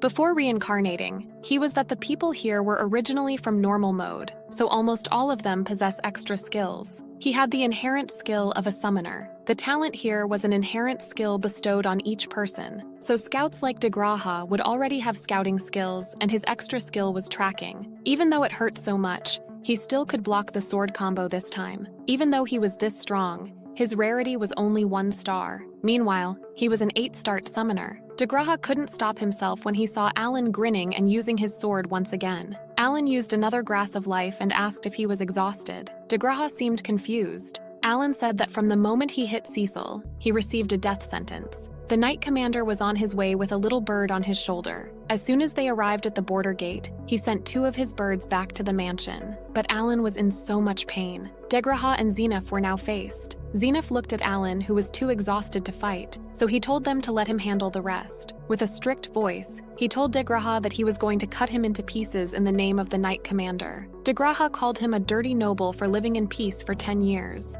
He said that he always enjoyed trampling on bugs that parasitized nobles like him, and made his first attack. But using Scout didn't seem to impress Zenith. He appeared in front of him and attacked with his sword, but Zenith was dodging him without moving a finger. Eventually, he managed to stab him, but he was unharmed even though the guy pierced the armor. Zenith, with the scariest voice and the glare, asked if he thought he was the only one who lost all his comrades sacrificed for him to live. Degraha thought he was running away from his destiny. With Aura Blade, Zenith sliced him in 2. He was a man of his word. Alan and Cecil were amazed by him. After that, they safely returned to their home and the Baron welcomed them. With that, the chase between them and Degraha ended after 4 days. In the next scene, Alan is taking his first bath in this world. The last quest was hard for him, but he also learned a lot. Now he needs to have a plan to resist poison and prepare clothes to change during the mission. And when the Knight Commander killed Degraha, if it was like a demonic beast, the increased experience would have already shown through the grimoire. but he didn't see any notifications. The bath was over, and it was time to report everything to the Baron. He wore his clothes and went to the Baron's office and told him about everything that happened. He explained that to win the position of Justice Minister, a lot of money needed to be raised, so the Royal Messenger and Kalnal colluded. The proposed case of jointly managed mithril mining was also part of their plan. The Baron was furious after hearing those information,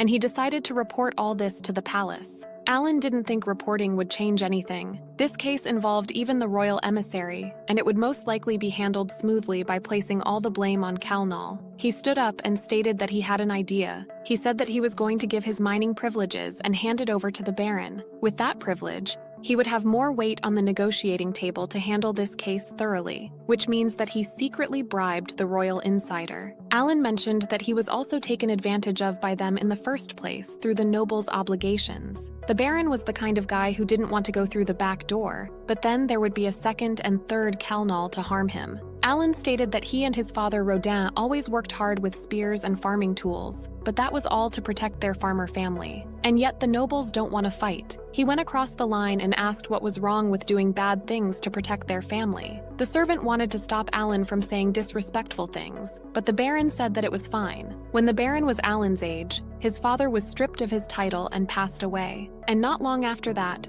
her mother died. Then the successor of the family at that time, his brother, also died after a few years. When he was 16 years old, he had to take over the family with the principles of purity and transparency taught to him since childhood. But as a child who was taught to do so. He apologized to Alan and agreed to take advantage of his mining privilege. Alan was more than glad, but there was one thing he wanted the Baron to explain. He wanted to know about the nobility's obligation. Cecil also wanted to know that too. The Baron promised to have her teacher explain it. He had to prepare to head to the royal capital, and while he was away, they were going to take good care of the mansion. A few days after the Baron went to the capital, the teacher came and stated that it was good to know that Cecil was safe. Cecil didn't want to be an ignorant child and wanted to know about the nobility's obligation. The teacher said that he received a request from the Baron and wanted Alan and Cecil to keep what he was going to say as a secret. It was a long story, so he wanted them to take a look at a map of the world first. The largest land in the middle was the territory of the Zhongying Empire. Their Radashu kingdom was located there at the Yato. The north lies the Jiamut empires.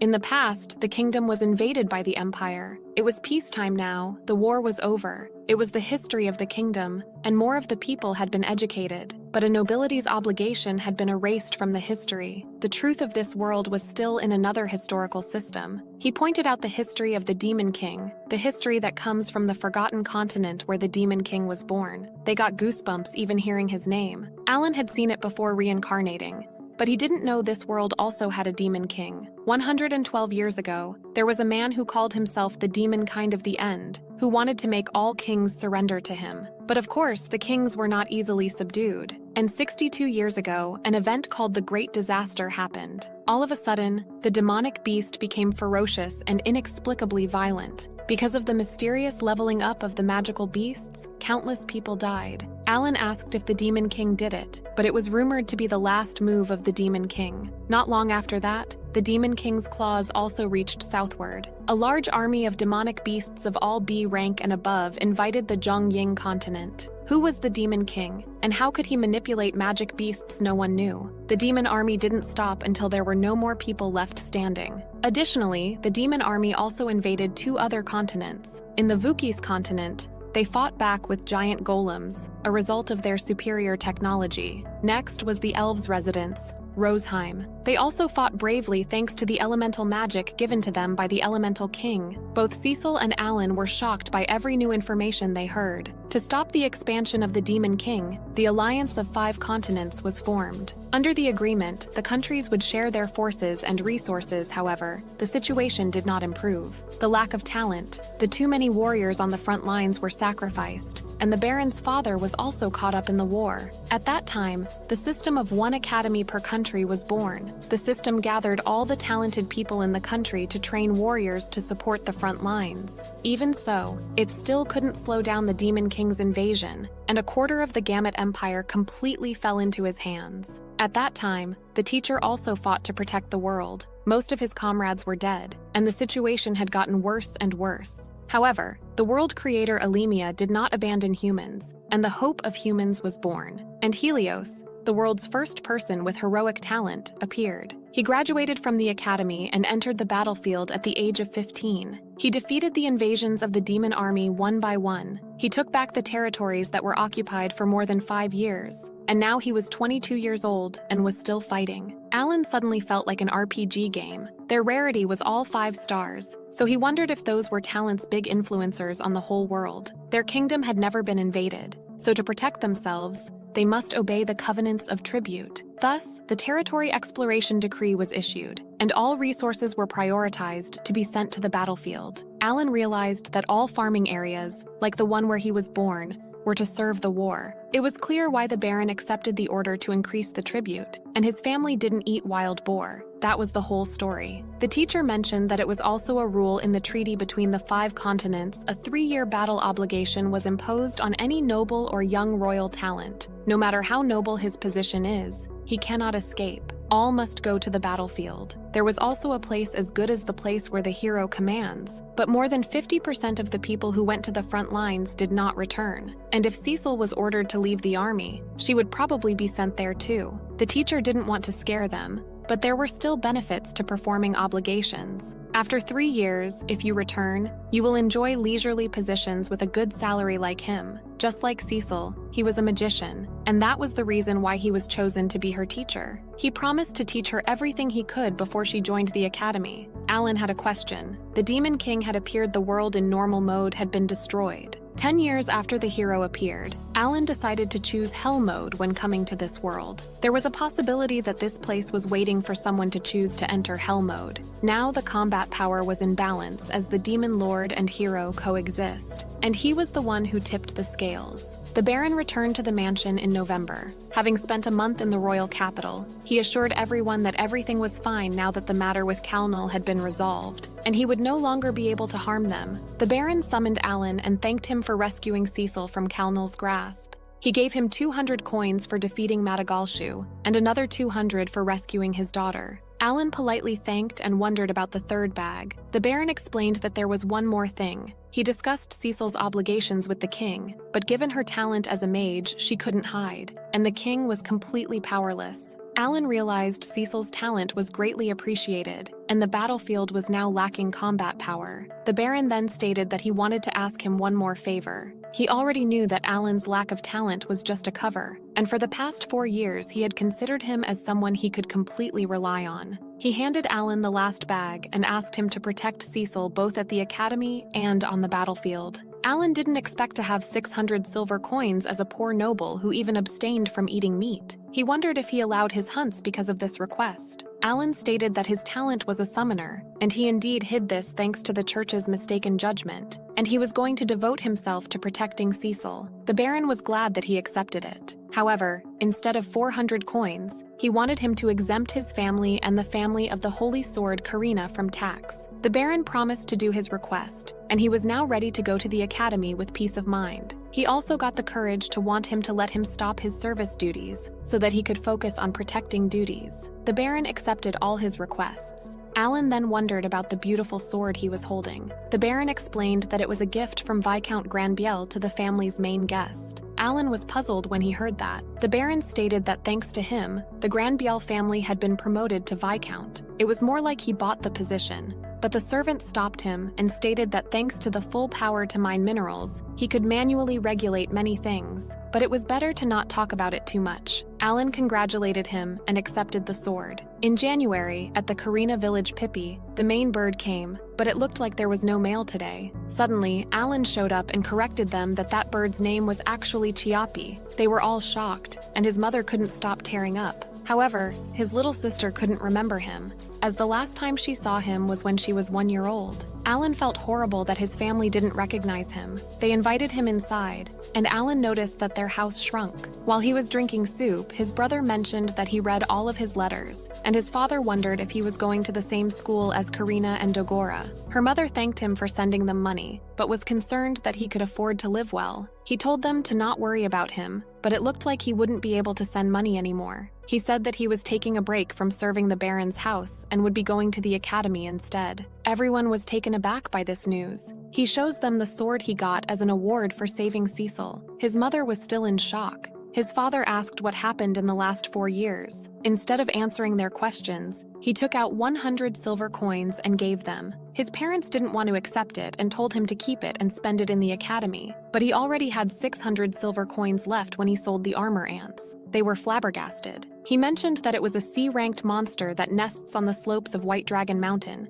and he even hunted orcs and goblins. His little brother was amazed by him. When it was time to go, he said goodbye to everyone and promised to send Chiapi whenever he needed to contact them. When his little brother told him that he was going to attend the academy when he was 12 too, Miura came and wanted to join him, but she had no talent. She was holding the letter Alan sent and hugged him tightly, making him cry. March came and Alan was swiping the floor when Cecil came and said that he hadn't discussed anything with her, and he was daring to quit serving on his own. Alan explained that he was going to continue serving her until he got to the academy. Even though he was still her bodyguard, she still seemed angry. Cecil then asked him if he really wanted to go to the academy when he could choose to return to the village to live freely. Alan said that he really wanted to go, and this made her even angrier. She said that he had no obligation to go to the battlefield. Cecil then noticed that the holy sword Karina was right behind him. Alan introduced the Axe Master Dagora too, and with that, they reunited after 4 years. When Cecil's brother appeared, Karina was scolding Alan for not returning to the village earlier. He defended himself by saying that he couldn't stop studying for the exam and wondered if they were ready. They both seemed pretty confident about this exam. When Karina mentioned that she could even take down a giant wild boar, Cecil seemed intimidated by them.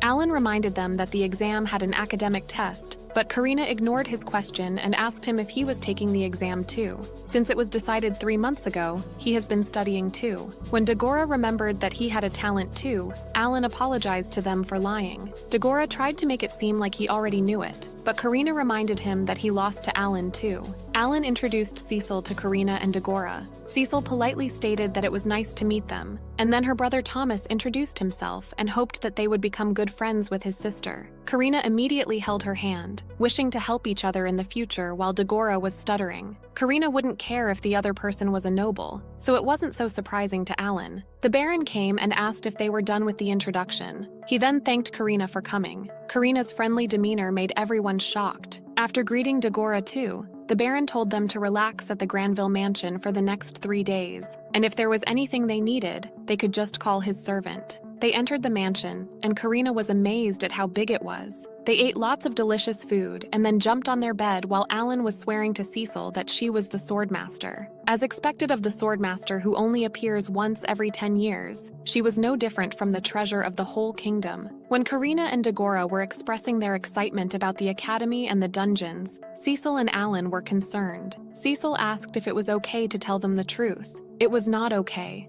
but they should wait for the right time to tell those two everything, because it was serious, life-threatening news. After graduation, Karina would also become a baron, and then the nobility's obligation would be activated, and they were going to have to go to the battle together with Cecil. Dagora could join them later. They were all going to be living at the academy together, so Alan hoped they would get closer during this time. 3 days later, they were already in pact. Thomas came and asked Alan to help Cecil learn to fight on her own. Cecil's mother studied the history of the Demon King at the Nobles Institute, but at the academy, the Baron wanted Alan to not reveal this to the other students and just study hard. The Baron was glad that Alan had great friends that he could rely on. The reunion of the magician and swordmaster in the same generation must not be just a coincidence, and Alan wondered if this was the beginning of his quest in this world. Aaron got the guts to tell the Baron that he would definitely defeat the Demon Lord together with Cecil. The Baron was flabbergasted and told him that this wasn't what he asked, but it was time to go so they couldn't discuss this. Every employee and family member was there to see them off. With that, their journey to the Academy City started. At the north of Zhongying continent Jamut Empire's territory, the hero was informed that the magic train had arrived, but the Elemental King this time had a prediction that was difficult to understand. To him, the hero, the hope of humanity,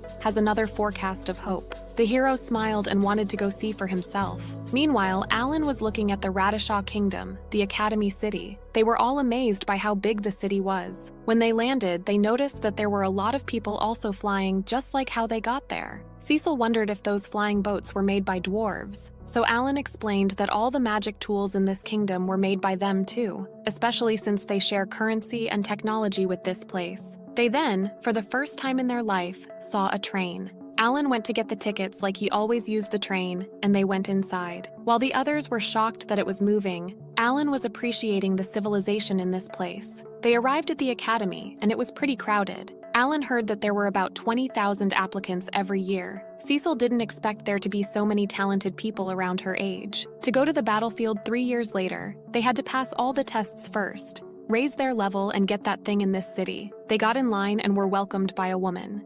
She informed them that before they start the exam, they need to re-examine their talent. The first one to try was Dagora. He had a great talent, and the woman told him to proceed to the Academy C test. But Dagora was disappointed as it was exactly the same as when he first did it. Next was Cecil. Her talent and stats were both excellent. The next one was Karina, and she was welcomed by the woman too. When it was finally Alan's turn, he had a bad feeling. He touched the crystal, and the crystal shone so much that people closed their eyes. But unfortunately, all his stats were E, so he failed. The messed up talent text had been fixed, but because of Hell Mode, his growth rate was all E. Cecil was sure that there was a mistake. Alan tries to comfort Cecil by saying he would still be there to protect her even though he can't attend the same school, which makes them angry. The principal came and asked what was that fuss about. While Alan was looking at him, the principal wondered why was it all E when the aura was so intense just now. He also wondered if his servant knew anything about this summoner talent, but unfortunately, he had never heard of this talent. While they were discussing if it was the inspection device faulty, Alan realized that Helmios was the hero who carried the hope of humanity. Furthermore, the school's principal is an elf who rules over the academy. Cecil and Alan got so nervous. The hero looked at Alan and stated that his offensive power was 570, and both intelligence and magic power were around 1630. The stats were close to that of a great mage. However, he didn't see any magical abilities.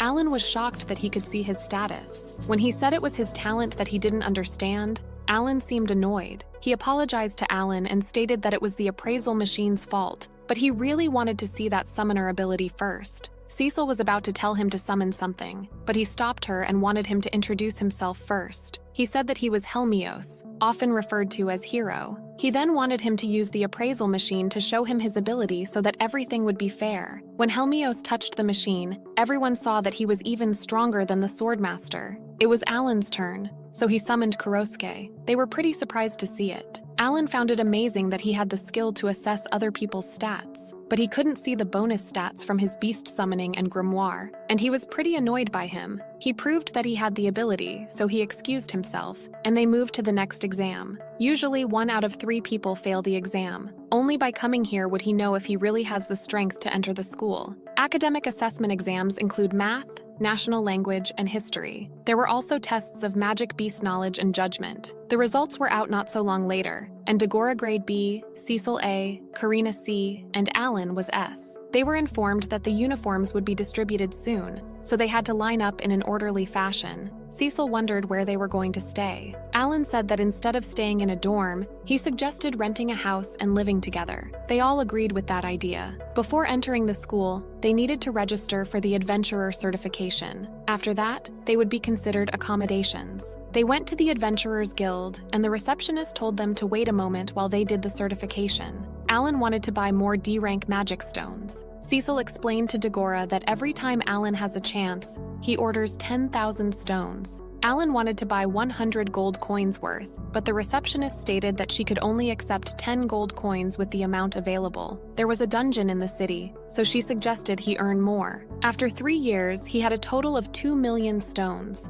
Magic stones were an important resource to run grimoires. They were essential in this war, so he had to always stock enough even if he had to buy it at a high price. Their certificate was ready, and they all got it. The woman asked if they were going to explore dungeons together, and then offered them to register as a party. Alan asked Cecil to name their party, but Cecil wanted him to choose it. After thinking for a while, he comes up with the name Game Junkies. They were pretty confused, so he explained that Game Junkies means those who bet everything to reach the top. In his previous life, due to being busy with work, he hadn't reached the level of a true try-hard gamer. Now he had an 8-star talent, even cooler than a hero, so he must live a solid and majestic life. His main goal was to become the strongest. After getting answers to all his questions, they started to look for a house, and a state agent showed them the house that met their requirements. It was comfortable enough to accommodate 20 people, very suitable for dungeon explorers, and the location was very close to the dungeon and food court. The rent per month was 10 gold coins, so Alan didn't think twice. In the dining room, while they were having lunch, Alan and Cecil told Karina and Dagora to feel free to eat while listening to their story, and started to tell them about the nobility's obligation. After finishing their story, Alan stated that he was going to defeat the Demon King and all of the demon army together with Cecil. Karina was already with Alan in this goal. Alan told Dagora that the chances of surviving were only half, so he should think about it slowly. But defeating the Demon King and becoming a hero forever known sounded cool to Dagora, so he was in. Suddenly, a book appeared in front of them,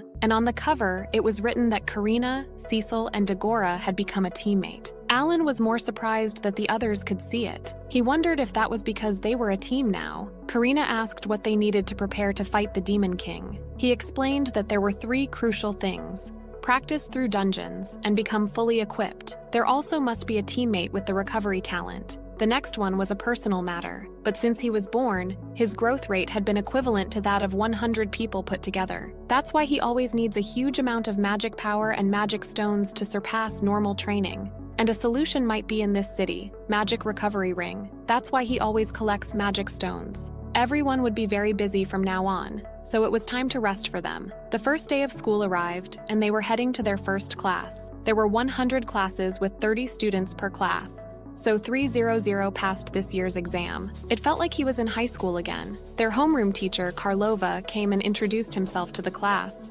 Normally, he was the guild master of the Adventurers Guild in the royal capital, and his talent was swordmaster. He was transferred here because a sword saint was enrolled this year. Not Karina got the class's attention. Meanwhile, Alan was thinking about the Adventurers Guild cooperating with the 5-Continent Alliance. The teacher explained that this class included serfs, commoners, and a few nobles, but that didn't matter. He strictly told them to drop the formal speech when talking with each other, because they were now students of the academy. Alan teased Cecil and called her by her name for the first time, and she was so pissed off that she immediately choked him. The school had classes 4 out of 6 days a week. General education in the morning and afternoon classes was based on each student's talent. Naturally, there was no summoner class, so Alan had been given the liberty to join any class. On their first holiday since attending the academy, they were going to a rank C dungeon. Cecil was not happy with Alan and Karina's excitement. Someone told them to go to room 205, so they started to look for that room. Thanks to Alan, they were all ready to go, and all their gear cost 150 gold. They arrived at room 205. When they went inside, they saw a huge cube, and it was talking. It was the manager of the dungeon operating system, C205, and it would transport them to the dungeon in another dimension. The dimension they were sent to changes, and other adventurers would be unable to access their room. Alan got too excited about them being sent to a separate server. Cecil asked what was with him, and he said that everyone was playing on different servers, so he could use summons freely without worry. After answering all their questions, the cube sent them to the dungeon. The entrance of the dungeon appeared in front of them. There were no lights or windows, but it was quite bright. Alan was mapping the area with his summons, so he knew where to go. He told them to take the next left. Since there were only low-ranked monsters here, they were going to take the shortest route, and he told them to ignore the treasure chest, which could be a trap. He then took a look at the statuses of their new teammates. He felt so excited when he was checking the status of their party members. He told Cecil to take the first slime. She used a fireball to kill it in one attack. That was her first time killing a monster. Alan then reminded Karina and Dagora that they could use their skills, but they didn't seem to have enough knowledge. 2 monsters came, so Karina and Dagora took them easily. Cecil leveled up for the first time, so she felt quite energetic. With that, they cleared the first floor in 1 day. In the dungeon, no matter where in the middle you stop, you can continue from there the next day. So he found a way to take advantage of this convenience. He left the hunting on that floor to the summoned beast. He just arranged to summon beasts all over the dungeon and go to school with peace of mind. Sweeping one floor per day would yield about 200 magic stones each day, and the deeper you got in the dungeon, the higher amount of magic stones and experience gained. On their 5th day of studying while exploring the dungeon, they reached the 6th floor and encountered the bottom floor where the boss of the dungeon was located. Cecil found this as an opportunity for everyone to learn more about Alan's talent, so they leave this boss to him. He had used 35,000 D-rank magic stones and then 7,000 magic balls to upgrade the power. By only using his bears,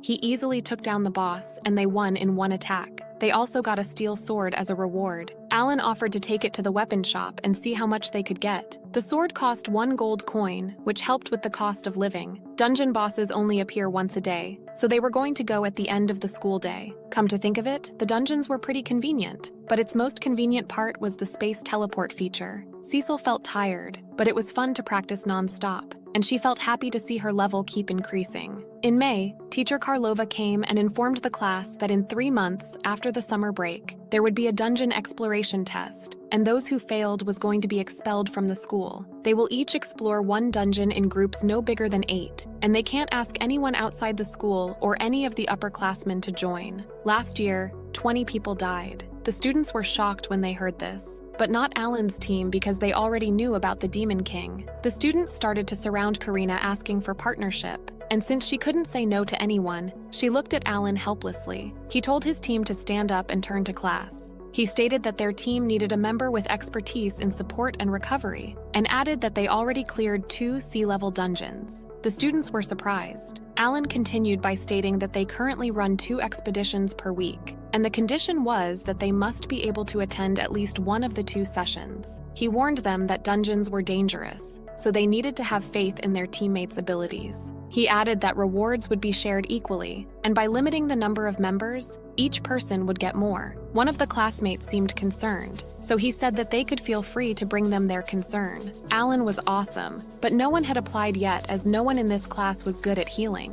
While they were having lunch in the dining hall, one of the classmates came and introduced himself as the classmate with the cleric talent, and wanted him to be more specific. Alan wanted to discuss his while eating, but he said that he doesn't eat lunch. Alan figured out what was happening, so he gave him 2 silver coins after saying that it would be awkward if they were the only ones eating. The boy went and got himself some food, and Karina offered him more of her food. He asked if he could get a decent income from dungeons. When Alan said that each time they explored, they got about 20 to 40 silver coins, which seemed a lot for the boy. He asked if he could participate, and Alan accepted. The team was so happy that they had a new member, and they started giving him more food. They had to wait for such a long time to get a cleric, so they must give him a warm welcome. The first day of exploration after Kill joined the team came, and they were in a sea-level dungeon. Kill was wondering if the practice was effective as he didn't do anything. Alan stated that if they fought with their teammates to defeat demonic beasts, they would become strong together. Alan told them to take care of the front line, and he firmly covered the back. 2 weeks later, on their 3rd day of dungeon exploration, they arrived at the bottom floor, and this time Alan left those to Cecil, Karina, and Dagora. Kill seemed amazed by them. After defeating the boss, Kill healed Dagora's arm, and Alan asked if he studied magic at school. He said that he knew it before coming there, and he worked as a healer at the church. They envy him because he could use his skill. Suddenly the treasure came, and he was so fast that they couldn't even see him going there. The reward was a mithril hand shield, and it was worth 15 gold coins. He gave Kill his part of the award, and Kill asked if he could officially join their group. When they shook hands and made it official, the notification appeared, which startled Kill. While looking at Kill's status, Alan informed Kill that they had rented their own house as a base and asked if he wanted to move in. Kill strictly refused his offer and started to run. Cecil figured from his name that he wasn't a noble, so he didn't have to go to the battlefield. But his healing talent was needed to fight the demon army. He was always alone at school, so they wanted to get closer to him.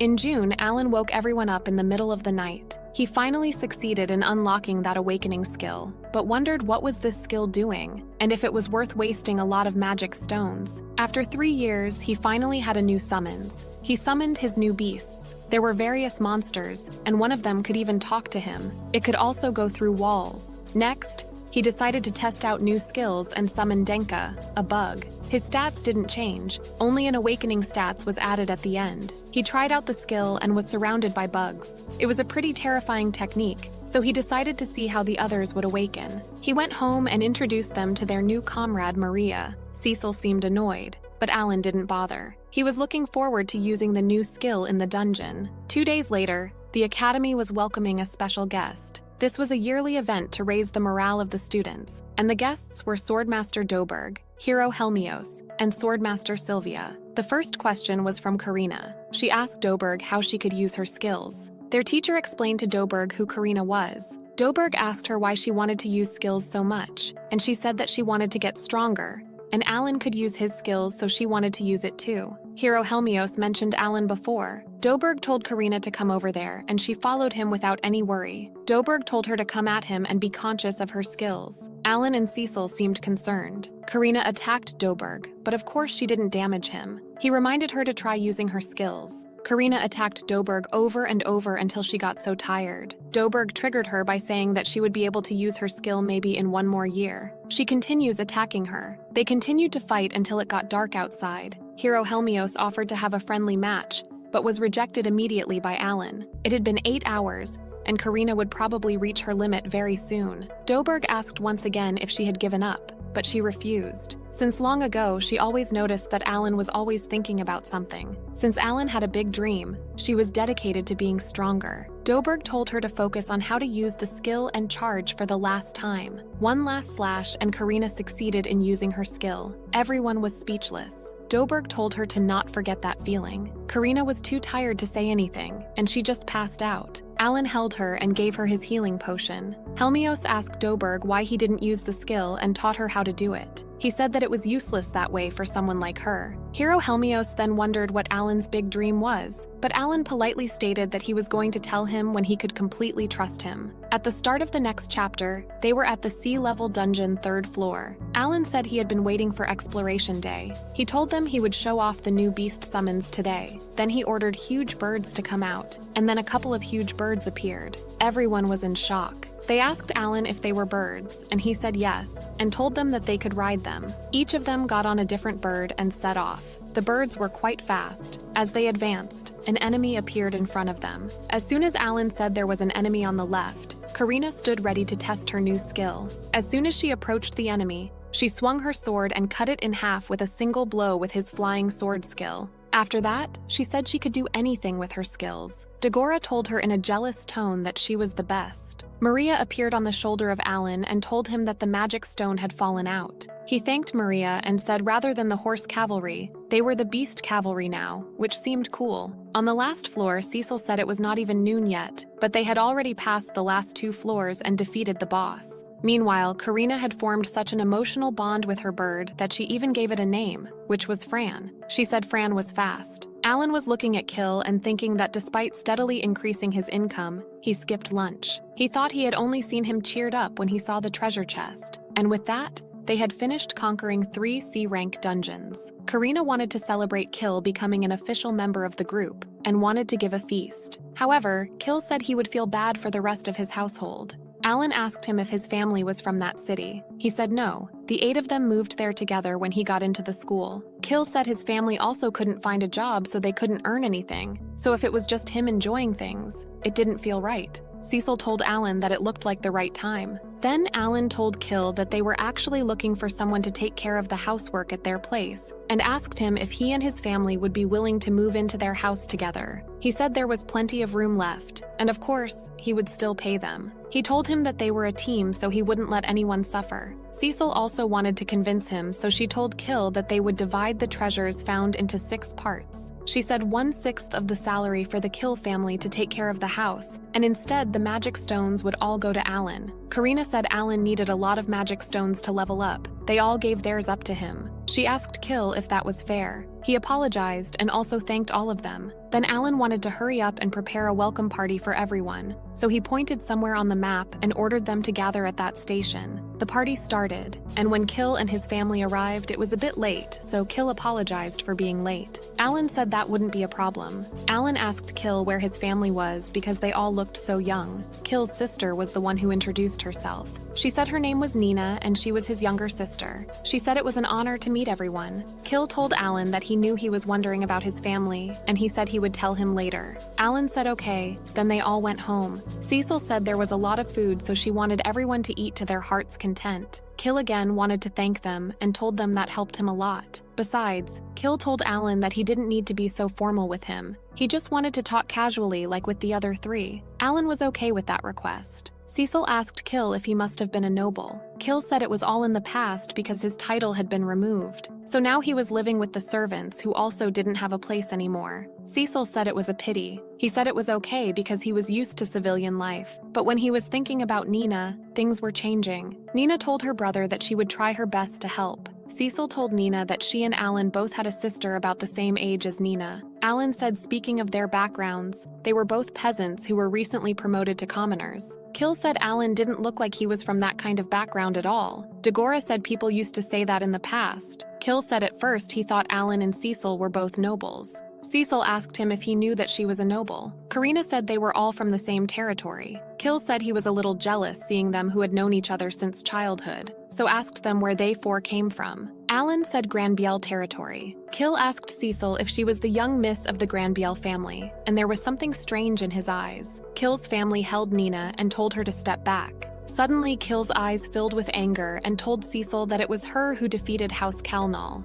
Kill said his father's name was Cabroni Calnal. Dagora asked Alan what was going on, and Alan said it was about the dispute with the Calnals late last year. Kill was a bag of nerves and asked Alan if it was all that he was going to say. Kill said he heard from a royal emissary that it was all a trap from the Granbiel family. He asked in anger what they even did to them. Alan told Kill that he didn't expect to meet Calnal's son. Alan said the royal emissary said before that he was glad to have a child without talent, and said it must have been Nina. Then Kill was the child with talent, so he became a viscount because he brought down the Calnals. Cecil said she understood and wanted to explain everything. However, Cecil said first she needed to talk to Kill privately. She asked others to exit. Cecil and Kill were in the same room alone. Kill told him now that he was the only one. He asked her to tell him everything. Mr. Calnal was the only one who hired a group of assassins in a plot to take the right to her mithril from the Granbiel family. She said they kidnapped her and her servant Alan. She said thanks to Alan she escaped safely. Her father brought the whole matter before the royal court, and the Calnals received the appropriate punishment. She said she heard that Mr. Calnal and his wife were under house arrest at the Forbidden Palace. She said her father was indeed the one who brought down the Calnals, but she had nothing to be ashamed of. She told him if he didn't believe it, then he must have gone to the capital and asked about it himself. She said there would be a lot of evidence. Alan asked Kill what kind of person his father was in his eyes. Kill said until he was 5, he cared for him, and that kind of feeling was really good. He said things changed since the talent appraisal ceremony. He said that was all the memories he had left of his parents. From then on, he said, they let him live alone in another town with a few personal servants, so he didn't live like a noble ever since he was a kid. He had been used to an ordinary life. When he was 10, a tutor was sent to him. His father said it was to prepare for the academy, so he was happy. After all, he had an obligation to the Clanal family, but last October, suddenly a bunch of servants were fired. The cost of living stipend was cut, and he was also evicted from his own house. Nina also came after his palance went missing. He said that from then on, he started working at the church, and then a royal emissary came and told him the Clanal family was ruined like that because of the Granville family. As punishment, the noble's duty, that is, fighting magic beasts, would be raised from 3 years to 5 years. He said His Royal Highness told him to take pride in his achievements to resurrect his family. He apologized in the name of his father and told them he was going to leave the team. However, he said his family and he still needed a place to return to. He said he would definitely resurrect the Clanal family in 5 years. Alan asked Kill if he also had a duty of his own, and if it was the case, he suggested to go together because they had the same destination. Alan said they needed you, and they were a team because their talents complement each other. He said behind the evil demon army was the mighty demon lord. They must have been strong together to defeat him. Even though Clay said he would use them for his own purposes, everyone wanted to continue regardless of their goals. The next day, Kill's family apologized for all the things that happened yesterday and told them from now on they were in their care. Suddenly, Maria again appeared and welcomed them. They were surprised, and Nina held and hugged her.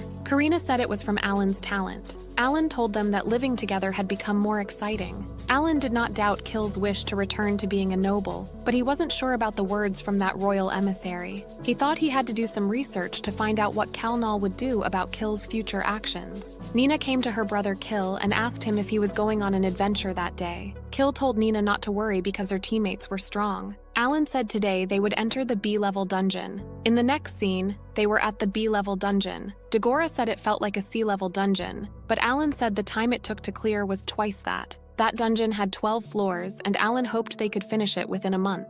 Alan warned them there would be many traps along the way from now on, so he wanted them to move carefully. He wanted them to take the antidote first, which was valid for 1 day and priced at 3 silver coins. The scouting team was back and started to explore the B-level dungeon. When they arrived at the 4th floor, they found the treasure. Cecil warned Kill while he was trying to open the treasure box because there would be a disguised monster. Then Alan wanted Maria to check out for himself. When Maria opened the box, a mimic appeared. Then Maria destroyed it with the help of psycho skill and acquired 20,000 experience points. The treasure was a mithril spear, which sold for about 50 gold coins. Alan warned Dagora because the beast was approaching again. Then Dagora tried to use his full body armor skill and took down the monster. He was happy that he could use his skill. It was July and they were at the B-level dungeon bottom floor. Kill told them that was the boss of that dungeon. Karina said it made the great boars look small. It was a huge B-rank boar. It was about 5 meters tall. Alan wanted not to be complacent at this time. Looking at the stats, it was true that they could not lose. They all worked together and did their best. Alan was in command and they defeated one huge boar and acquired 24,000 experience. They were all happy that they defeated a B-rank monster. Meanwhile, Kill dramatically restored health to allies within a 10-meter radius, including summoned beasts. Then they found a silver box, and there was a scarletite knuckles, which was made of flaming metal ore, more precious than mithril. Kill said no one used it as equipment, so wanted to sell it and make a lot of money. He thought it would probably be worth about 100 gold coins. Alan said he thought Kill was trying to make money for his family, but maybe he just really liked money. He thought Kill would be a money maniac or Elkia money addict. Alan thought it was the first B-level dungeon with this growth rate. They would fail on the battlefield again and again, so the demon army must be extremely strong. He thought he had to raise everyone's levels even more and his own too. Each floor in a B-level dungeon yielded about 200 magic stones, so Alan thought if he divided the summoning team into 3 groups, he would get 600 magic stones per day. A month had passed, and the amount of magic stones accumulated was quite significant. Using C-rank magic stones as capital, he wanted to add 310,000 D-rank magic stones to the guild. With the bonus, he built more stables, 50 gold coins, and bought a magic watch to use in the dungeon. August had arrived, and they had a 2-month summer vacation. Alan used his Papo's skill, which could transmit Alan's voice to targets and others, except the target would not be able to hear it, to contact his father. He sent Papo to Karena village, and Mr. Gelda was also there. Alan told his father that he was going to talk with him through Papo. There were letters from Alan, Karena, and Dagora. Miura, Alan's sister, had no talent like their palants. Alan's father said his village was assigned mining, so he was chosen to be the new village head, and mining would start in April next year. Alan congratulated his father and said that he had also been the leader of the team for nearly 10 years, of course. He would be elected. Dagora's father and Gelda were also going to help. Alan thought his palants were both over 30 years old. They had been working very hard to raise them. Alan asked his father if once he had become village head, he would learn how to read. His father smiled and Papo came to Granbiel. Alan also talked with Cecil's father and said regardless of Cecil and Kill, he would be counting on him. He asked if the Kalnal family would revive the subject after completing the 5-year service. The Baron said if the king said so, there would be a possibility. However, he said, that could be a conspiracy since Kill had the cleric talent. When Kill successfully returned from the battlefield, he would be used by the king. More than half of the nobles thought this was a way to advance their children, and the Baron was also glad to have a healer next to his daughter. The Baron said most of the people who could heal were farmers or commoners, mostly working within the country. So on the battlefield, the elves became the healers, but elves wouldn't move for personal reasons. He said that was why he wanted to take advantage of having that healing noble as a protection amulet for his child. it was possible that even if they completed their duties after 3 years, they wouldn't be allowed to return. He said Clanel kicked Kill out of the house because he considered his son only as a pawn who didn't need education or love. Alan told the Baron, so the royal emissary tricked Kill into doing his duty even though he was a commoner. The Baron approved that and said Kill loved his family very much and always tried to save and earn money to take care of them. If he wanted to give up his job and return to being a noble, he said, he had a way to help. Alan told him there was still a way to go until the battlefield and requested him to wait patiently for news. Alan told everyone that everything he talked about was with Cecil's father. Dagora thought that the royal messenger must have been the enemy. Alan told him that was not, and the story of the family revival was still possible. Cecil wanted to wait and see how her father's report went in the royal capital. Kill thanked everyone and said no matter what the outcome, he still needed money to rebuild his family, so he wanted to try to explore more dungeons. In the next scene, they were at the A-level dungeon, and it saw September. They were finally challenging an A-level dungeon. Karina was wondering why the dungeon looked so deserted. The man at the entrance of the dungeon told them that it was because fewer than 10 teams could reach that level, and was shocked that only 5 people were there for that level. He said it was said that they were monstrously strong compared to other young adventurers, but it was still better to be careful. Alan was thinking that the bottom floor was an A-rank boss that he had never seen before, so he would have to prepare a new strategy. Besides, he realized that ever since Kill learned the truth about the Imperial emissary, he had been sad, but he continued to join their party. He was a good big brother. This dungeon had a lot of branching and complicated paths. Even though Alan sent a scout team to scope things out, he still couldn't find the end point. Moreover, there were a lot of traps. Fortunately, they allowed sleeping in the dungeon while exploring, so Alan had already summoned beasts to guard them, so he could sleep in peace. The deeper they went, the more B-rank monsters they met. There were 2 Orc Kings and 1 Cyclops ahead. Karina took down hers and went to Dagora's help. 2 Orc Kings were defeated and 20,000 experience received. Now only the Cyclops remained. Kill realized a trap and immediately warned Dagora and Cecil. It was a teleport trap that forcibly teleported them to any location in the dungeon. Alan left the Cyclops to Karina and left to carefully prepare healing potions and magic fruit in case of any accidents. But there was a limit to how much he could prepare, so they had to find them quickly. The first was to recall all the summoned beasts planted in B-level dungeons. Alan wanted Maria to take those 2 awakening skilled mana seeds and a leaf of life. 30 minutes later, Alan saw Dagora and Cecil while they were under attack by 2 dragon-like monsters. Alan ordered Maria to head over to them and then wanted Kill and Karina to hold on tight to their fans. When Alan arrived just in time, they were safe. Cecil told everyone to be more careful now, and Alan wanted to focus on how to avoid traps. When the end of September came, they said that day would be the day they conquered the last floor. When they arrived at the bottom floor, they faced the Great Warrior who was about 10 meters away. Alan told them if they thought about it the other way around, it was lucky their first encounter was an armor type with strong physical resistance. He told them if they could defeat it,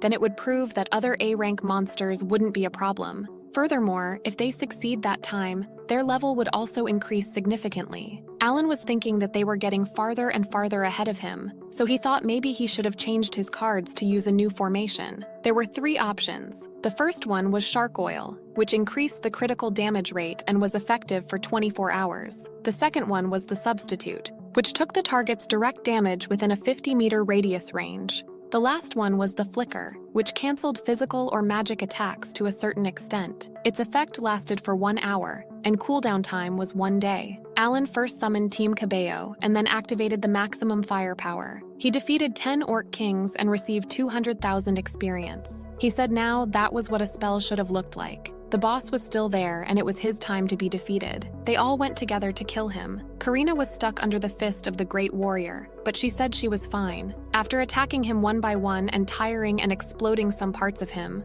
Alan told them that they should take advantage of the situation and fully attack. They defeated 1 Great Warrior and received 480,000 experience. Everyone was so happy. The A-rank magic stone was really big. Then they saw the wooden treasure chest. They opened it and found a scarletite axe, which suited Dagora better than Mithril axe. Dagora thanked everyone for getting him that far. Alan thought it wasn't even a real battlefield, but it was already tense, so he had to level up and upgrade his equipment even more. When they proceeded, they came across a huge flying magic cube. The The magic cube said hello to members of Game Junkies. It gave them an A-level dungeon clearing certificate. There was a mark on it. It said after obtaining 5 marks from clearing an A-level dungeon, that card would convert to a certificate of eligibility to explore S-level dungeons. They all seemed so overwhelmed to hear about the S-level dungeon. They wondered how big that level's monster would be. Kill was thinking about the treasure because he thought the treasure also would be worth a lot. Thus, the summer of exciting adventures had come to an end. In October,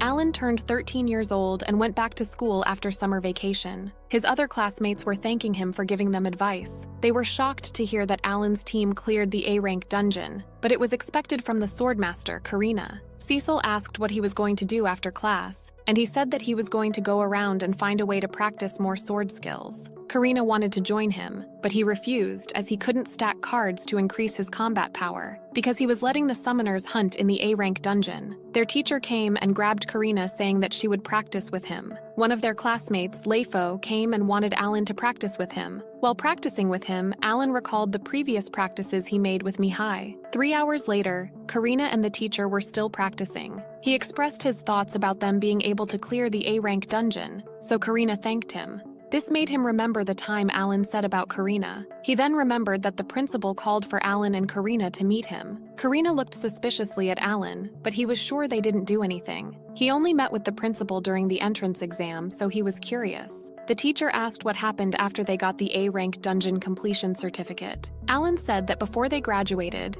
they were going to finish S-rank. There were 4 ranks in the Academy City, and there was another one in the Kingdom. Alan wondered if the teacher explored anything yet. He said that he had only cleared 3 A ranks, but his abilities stopped there. In the last few decades since Mr. Doberg completed an S rank, no one else had ever done it, so the teacher believed that he would be in the history books. They then arrived at the principal's office. He thanked them for coming and told them to sit. Karina asked if he was an elf. He confirmed her and stated that even though he looked like this, he was 1,000 years old, and he had been running the academy since 43 years ago. Alan figured that was the reason why he couldn't read his mind even a little. He said that he had something to tell them since they created an A-rank dungeon. He wanted them to join the School Martial Arts Festival convention next week. Karina seemed pretty excited, but Alan seemed nonchalant. He had never heard of it. So the teacher explained that it was only announced from their second year onwards, and 16 people excluding magicians would participate in one tournament. The principal added that many distinguished guests, including the King Radishu, would be there. Alan thought Dogora would be more suitable than him, but the axe user wasn't a candidate. The principal recommended him for his skills. Alan figured he wanted to see the summoner's full potential, but refused. He said that his summoning skills cannot be shown to the world, and even if he forced him to participate, he would intentionally lose the first match. The principal didn't insist on Alan and mentioned that the champion would be able to challenge Swordsmaster Doberg, so Karina was excited. He decided to finish the registration for Karina only. One day before the festival, 3 guests came to their house. Kill and Nina seemed pretty nervous. The Baron noticed that there was some resemblance to the Viscount Kalnal. He stated that he had already asked His Majesty about the revival of the Kalnal family, and apparently he said that he had never promised it. He then showed something. It was a contract that allowed them to revive their family. The condition was to dedicate 5 years to the battlefield,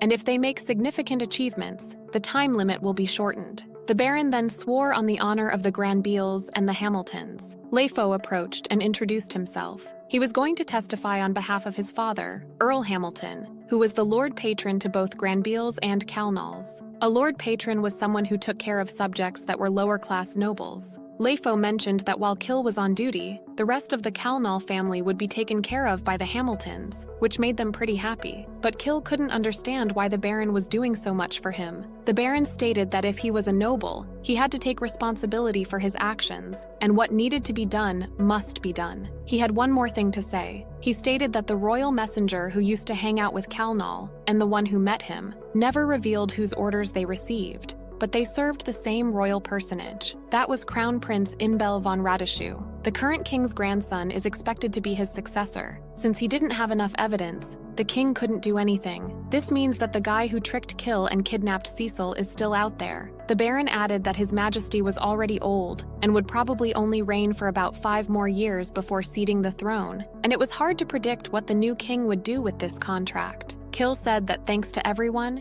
his hope was no longer at zero, so he was determined to finish what he needed to do. The martial arts festival was tomorrow, and the Baron mentioned that he was looking forward to Karina's performance. The next day, many people came to the martial arts festival to see and judge the warriors who would fight the demon army. The Baron showed Alan the crown prince. Alan glared at the prince for a while. Meanwhile, Karina was beating everyone up. It was unbelievable that a first-year swordman defeated a third-year participant. Her next match was against Doberg. Doberg always took down the champions of the tournament, so everyone was excited for the results. They took their places, and the match started with Karina's flying sword and King of Thunder. However, Doberg was a man hard to defeat. He was dodging all the attacks Karina was making and also kicked her in the stomach. Doberg was triggering Karina by asking her if she wanted to give up. Karina got even more ambitious, and their battle was so fast that it was hard to follow their attacks. Eventually, Karina's power was gone, and she fell to the ground. The match ended with Doberg's win, and they got Karina to be treated as she was badly injured.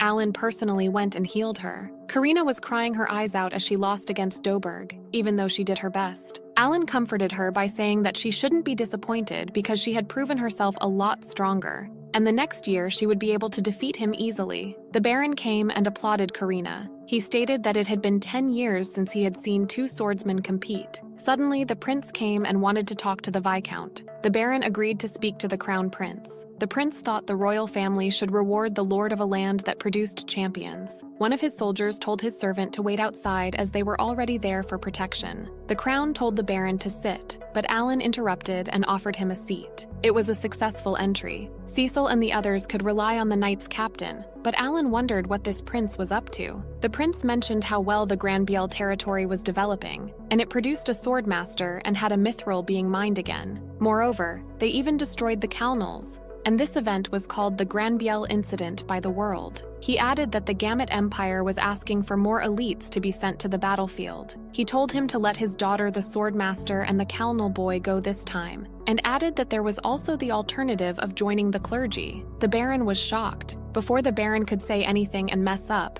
Alan stated that he was the captain of the members he just mentioned, and he had to protect Cecil no matter how dangerous the situation was. The prince seemed to be pleasant. The Baron understood the situation and decided to not object. He should be grateful to Alan for stopping him from messing up just because he loves his daughter. It had been 3 months, and since then, Alan's enhancement skill had reached level 7. They cleared their second A-level dungeon and obtained many treasures, including weapons and armor made of scarletite and adamantite, and a newly introduced stat boots ring. Today was the day they challenged the boss of the dungeon. It was Heavy Dragon, the strongest boss they had ever encountered. Luckily, it didn't have any other monsters next to it. Cecil asked Alan what was his plan when the people at the guild warned them to not fight it, but they didn't even consider something like that. That was what he looked forward to the most when exploring dungeons. He placed his cards to optimize attack power. He decided to take the first shot and told them to be careful with the dragon's breath attack. As expected, Cecil's preemptive attack was the most suitable. He used Cabio Bomb Rain as his first attack. Something unexpected happened and the dragon spoke. While they were shocked, it called them ignorant. Alan sent another Cabio Bomb Rain. With that, they had somewhat reduced its power, but they made him mad. It was time to fight. Karina made an attack, and Alan noticed that Karina's attack was useless, but couldn't figure out if it was because of the hardness of its skin or if it had physical resistance properties. The dragon seemed pretty mad, so Alan noticed that he was about to fire, so he warned everyone. He used Teku to protect them. Successfully, Alan blocked the Git, but it wasn't over. Karina, Cecil, and Maria attacked all at once, but this time the dragon was taking his time to blow that fire. Alan realized that he was going to put more energy into this attack, so he told everyone to step back. The dragon's one hit killed all 4 Teku. He was sure Cecil and Kill would be dead if they got hit by that, but he didn't have time to summon more, so he had to only protect Kill and Cecil. Kill immediately started healing everyone, but there was another attack coming. Alan told everyone that they still had a chance, and this was going to be a tug of war. He told them to stand in a line behind him, but Karina didn't seem to listening to him. She wasn't answering anything, and she suddenly started running towards the dragon while it was preparing for another blow. Karina didn't seem to be in herself, and she took the whole blow, but it didn't stop her. She sliced the dragon with one attack, awakening her extra skill. Everyone was puzzled by Karina's unexpected strength. Dagora and Alan saw this extra skill when they were 5 years old. Alan noticed that all the stats went up to 3,000, and there was also a super recovery of physical strength. She was recovering 1% every second. The dragon was furious and made another attack, but Karina was faster. She defeated the dragon with her sword. Everyone was once again in shock. She returned to her friends smiling like nothing happened. Everyone started to praise her. Cecil wondered how she could use it all of a sudden, but she couldn't give a proper answer. Kill noticed the golden chest and told them. There was a ring inside of the chest. They hoped that it was the magic healing ring he had been looking for, but unfortunately, it was just a stamina cover ring. It was a bit sad, but they still had hope. Cecil wondered if they could defeat the White Dragon, the legendary creature rumored to be in the Granbiel territory. Karina and Dagora seemed excited, but Alan was sure that they couldn't take it down yet. This time, Karina accidentally awakened her extra skill to win. Moreover, if they defeated the dragon, it would be hard for Kill to return as a lord. Kalnal was now under the royal family, and it was just an ordinary territory that had lost the right to mind Mithril for 100 years. If the White Dragon was also defeated, the royal family would not hand over the land to Kill. But after Kill becomes lord, they are going to defeat the White Dragon. Their next aim was to defeat the heavy dragon with their strength. 3 months later, they had cleared the 3rd A-rank dungeon. Karina leveled up, and from now on it stopped, unexpectedly even though they were only 13 years old. Everyone except Alan had reached the level limit. Dagora was anxious that they couldn't get stronger if they had reached the level limit. Alan told him that they still had a lot of work to do. Firstly, they needed to master the extra skills themselves, and then collect as many support rings and powerful weapons as possible. They got 1 gold chest since then, but they felt empty now that they couldn't level up anymore. Alan remembered that some games set a threshold to break the level limit. If so, it could be expected that this world would also have the conditions to continue to level up even more. But the hero and Doberg were both level 60, so Alan needed to find another way to make the whole team stronger, because they had 2 years left until they went to the war. In April, end of the spring break, 2,600 outstanding students had passed the tests to enter Year 2. The teacher informed them that the former class members remained unchanged after class, and at the same time, they were going to welcome new students into each class. There were 3 new students. Those 3 were from the kingdoms in the northwest and northeast of the Zhongying Empire. They started to introduce themselves. The first girl was Sophia Roni from the Kingdom of Elves Rosenheim. The other one was Fomal, the guardian of Princess Sophia Roni, next line to be queen. The class was so excited to have Sophie as their new classmate. Meanwhile, Sophie and Alan made eye contact, and she seemed a little surprised and blushed, so Alan thought she found his black hair weird. He found her a troublemaker and was sure the guy next to her wasn't 13 years old. The next girl was Maruru, and she was from Vukis Kingdom. She was a dwarf, and she was 13 old too. Since Alan's team was the only team that didn't have 8 members, the teacher sent those 3 to his group. He told them that they would talk more during a lunch break, but was pretty nervous in his head because adding 3 people to the group at once wasn't great for sharing experiences. He wondered how much the 3 of them knew about the Demon King. At the canteen, Alan decided to introduce his group. He introduced himself as the captain of the Game Junkies team and stated that they camp within the dungeon every day. Sophia still wanted to join their team and stated that she had cleared all the C-ranked dungeons in Roseheim and that she was an elemental spirit mage. Formal was an archer. Maruru's talent was magic statue. Elemental spirit mage and magic statue were the talents that Alan had never heard of before. Cecil wondered if elemental spirits were the same as Alan's ability. Sophia got excited that they had the same skills. Malulu said that she wanted to go to the group too, but she had some personal problems so she couldn't help right away. But she still wanted to be stronger. They all seemed to know all about the war with the Demon King. The rest of the group members were enthusiastic about them, and this made Alan relieved. Suddenly, the principal appeared and told Alan that he was a bit worried about Princess Sophia.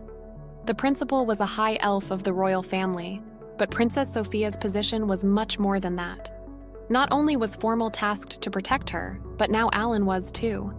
He wanted him to keep an eye on her, and Alan took this job. 4 days later, there seemed to be a fest in the house. They were growing so fast, so Alan was glad that he rented this big house. He told Sophia to forgive him if he was being rude, as they would be living together now. When it was time to eat, our base team started to eat while elves were praying. Elves were a religious race, and they were praying the elemental king. They always privately thanked the one who bestowed elemental spirit magic on the whole race. Sophia explained that elemental spirits would grow according to sincere prayers, so they always pray for the elemental spirit king to become a god. Cecil asked Maruru why she wasn't praying, and she said that Mr. Degrani said it wasn't necessary. He was the god known as the dungeon master that the dwarves worship. Moreover, he also made a ton of magical devices, and they made magic props based on that. Sophia wondered if Alan worshipped anyone, but he wasn't. Kill worships the creator god Elmia. Dagora mentioned that the three of them would try the B-class dungeon soon and wondered if they should go back to the B rank too. The new members were shocked that they reached A-rank dungeons and felt like they would be obstacles to them, but Karina told them to not worry. Alan still thought they should keep the progress of exploring the A-rank dungeon until July, but they would stop by and re-explore the B level. Cecil is concerned about the time, so Alan explains that their team would split up into 2 groups to explore the dungeon. After the sudden increase in members, splitting the group was the best for them. A level exploration group included Karina, Kill, and Cecil, while B level included Alan, Dagora, and the 3 new members. Alan and Dagora will be in Group B for half a day, then for the rest of the day, they will move to Group A. Multiple summoned beasts could work independently, so this distribution was very feasible. With the transfer student team with Alan, all newcomers to the Game Junkies team had become teammates. Dagora was shocked that Sophia was 48 and Formal was 67 years old. Alan informed them that they were going to ride Fran into the dungeon. They found his ability amazing. Now it was time to go. Alan reminded Maruru that she didn't have to work hard and she could just stay behind them. Sophia used her spirit magic and healed Maruru. Though not as good as a magician or a healer, spirit magic was quite good at assisting like that. Formal was also pretty good at archery. Sophia stated to Alan that they would cover their backs to be safe so they could trust them. Maruru felt useless, but Alan told her that there were no golems there, so it was okay. Maruru could use magic to control golems. If there were golems, they could easily duel with dragons. Sophia mentioned that Vaucus was a military powerhouse due to possessing golems, and they could block the attacks of the demon army. Thus, it made it very hard to bring golems abroad. Sophia stated that Dagora and Alan were also very strong. Standing on the battlefield with them would be quite reassuring. Alan wondered why she was calling him Sir. Sophia explained that it was because he was the person mentioned in the forecast of Elemental King Rosen. The Elemental King usually sleeps year after year, and he never talks to anyone. 10 years ago, he suddenly said, "The black-haired boy was born, under the Zhongying Empire, all the bare minimum talents." He also said that the great black-haired boy, dancing in the sky filled with light, would dispel the darkness from this world. And Sophia was now convinced that the forecast was true. Alan seemed confused. It was true that he wanted to defeat the Demon King, but it didn't sound very specific, so he wasn't sure a forecast would be any help. But now he sees why, when they found him at the academy gate, both the principal and the hero know about that prediction.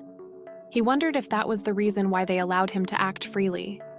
He decided to move on and finish the B-rank dungeon exploration as soon as possible. In mid-April, at the Grand Biel territory, Alan came.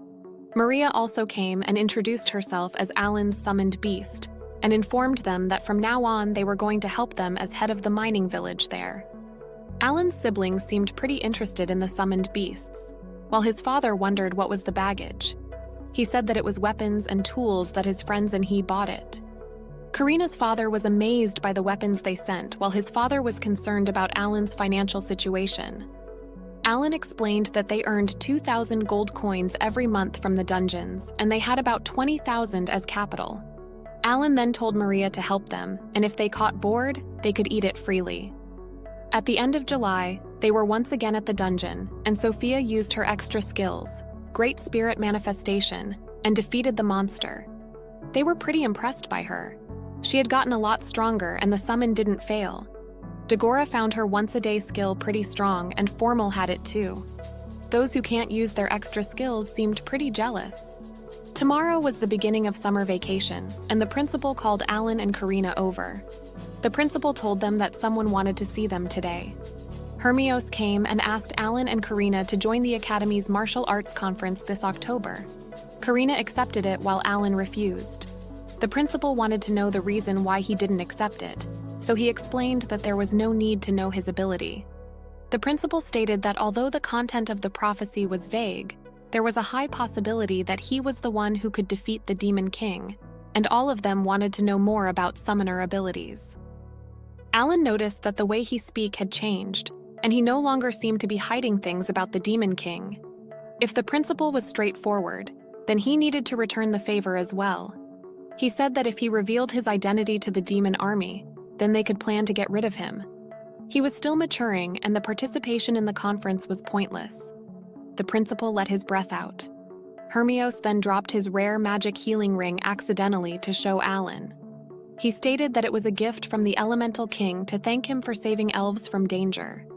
He asked Alan if he needed any advice as he was looking for that in the dungeons, but Alan refused. Regardless, Hermios mentioned that mana regeneration rings cannot be found in dungeons, not even in S-rank ones. This information was actually a secret and shouldn't be revealed. Alan was staring right at him. He wanted Alan to stop glaring at him as he was only doing this because he was a kind person. He said that the dungeon master can't make magical recovery items because he met him and asked him directly, but he mentioned that it was possible to obtain orichalcum weapons in S-rank dungeons, but he advised him not to go. He knew everything Alan was looking for. Alan asked why he shouldn't go there. Hermios comfortably stated that some members of his group would die. Alan thanked him firmly for giving him such important information and asked what he wanted in the end. He said that this year's runner-up would have a chance to fight the swordsmaster Doberg, and the champion would be fighting with him, hero Hermios. If he won, he promised him that he would give a magic healing ring to him. Alan wanted to take a look at the ring, and it was amazing. He really wanted this ring. Hermios then asked if that was enough to make him join the conference. Alan thought about his priorities. He questioned which one was more important and decided that both were necessary, so he decided to join the conference. He asked if he could use items in combat, and Hermios confirmed him. He told him to prepare well as it was only 2 more months left. Alan was dedicated to crushing Hermios in front of the entire royal family and audience, then getting the ring. After that, Alan and Karina went home and gave everyone the news. They surely weren't expecting this. Sophia found it as an opportunity to show his abilities, but he was actually wanted to avoid that. But he must get the magic healing ring as soon as possible. Kill wondered if Alan had a way to defeat the strongest hero.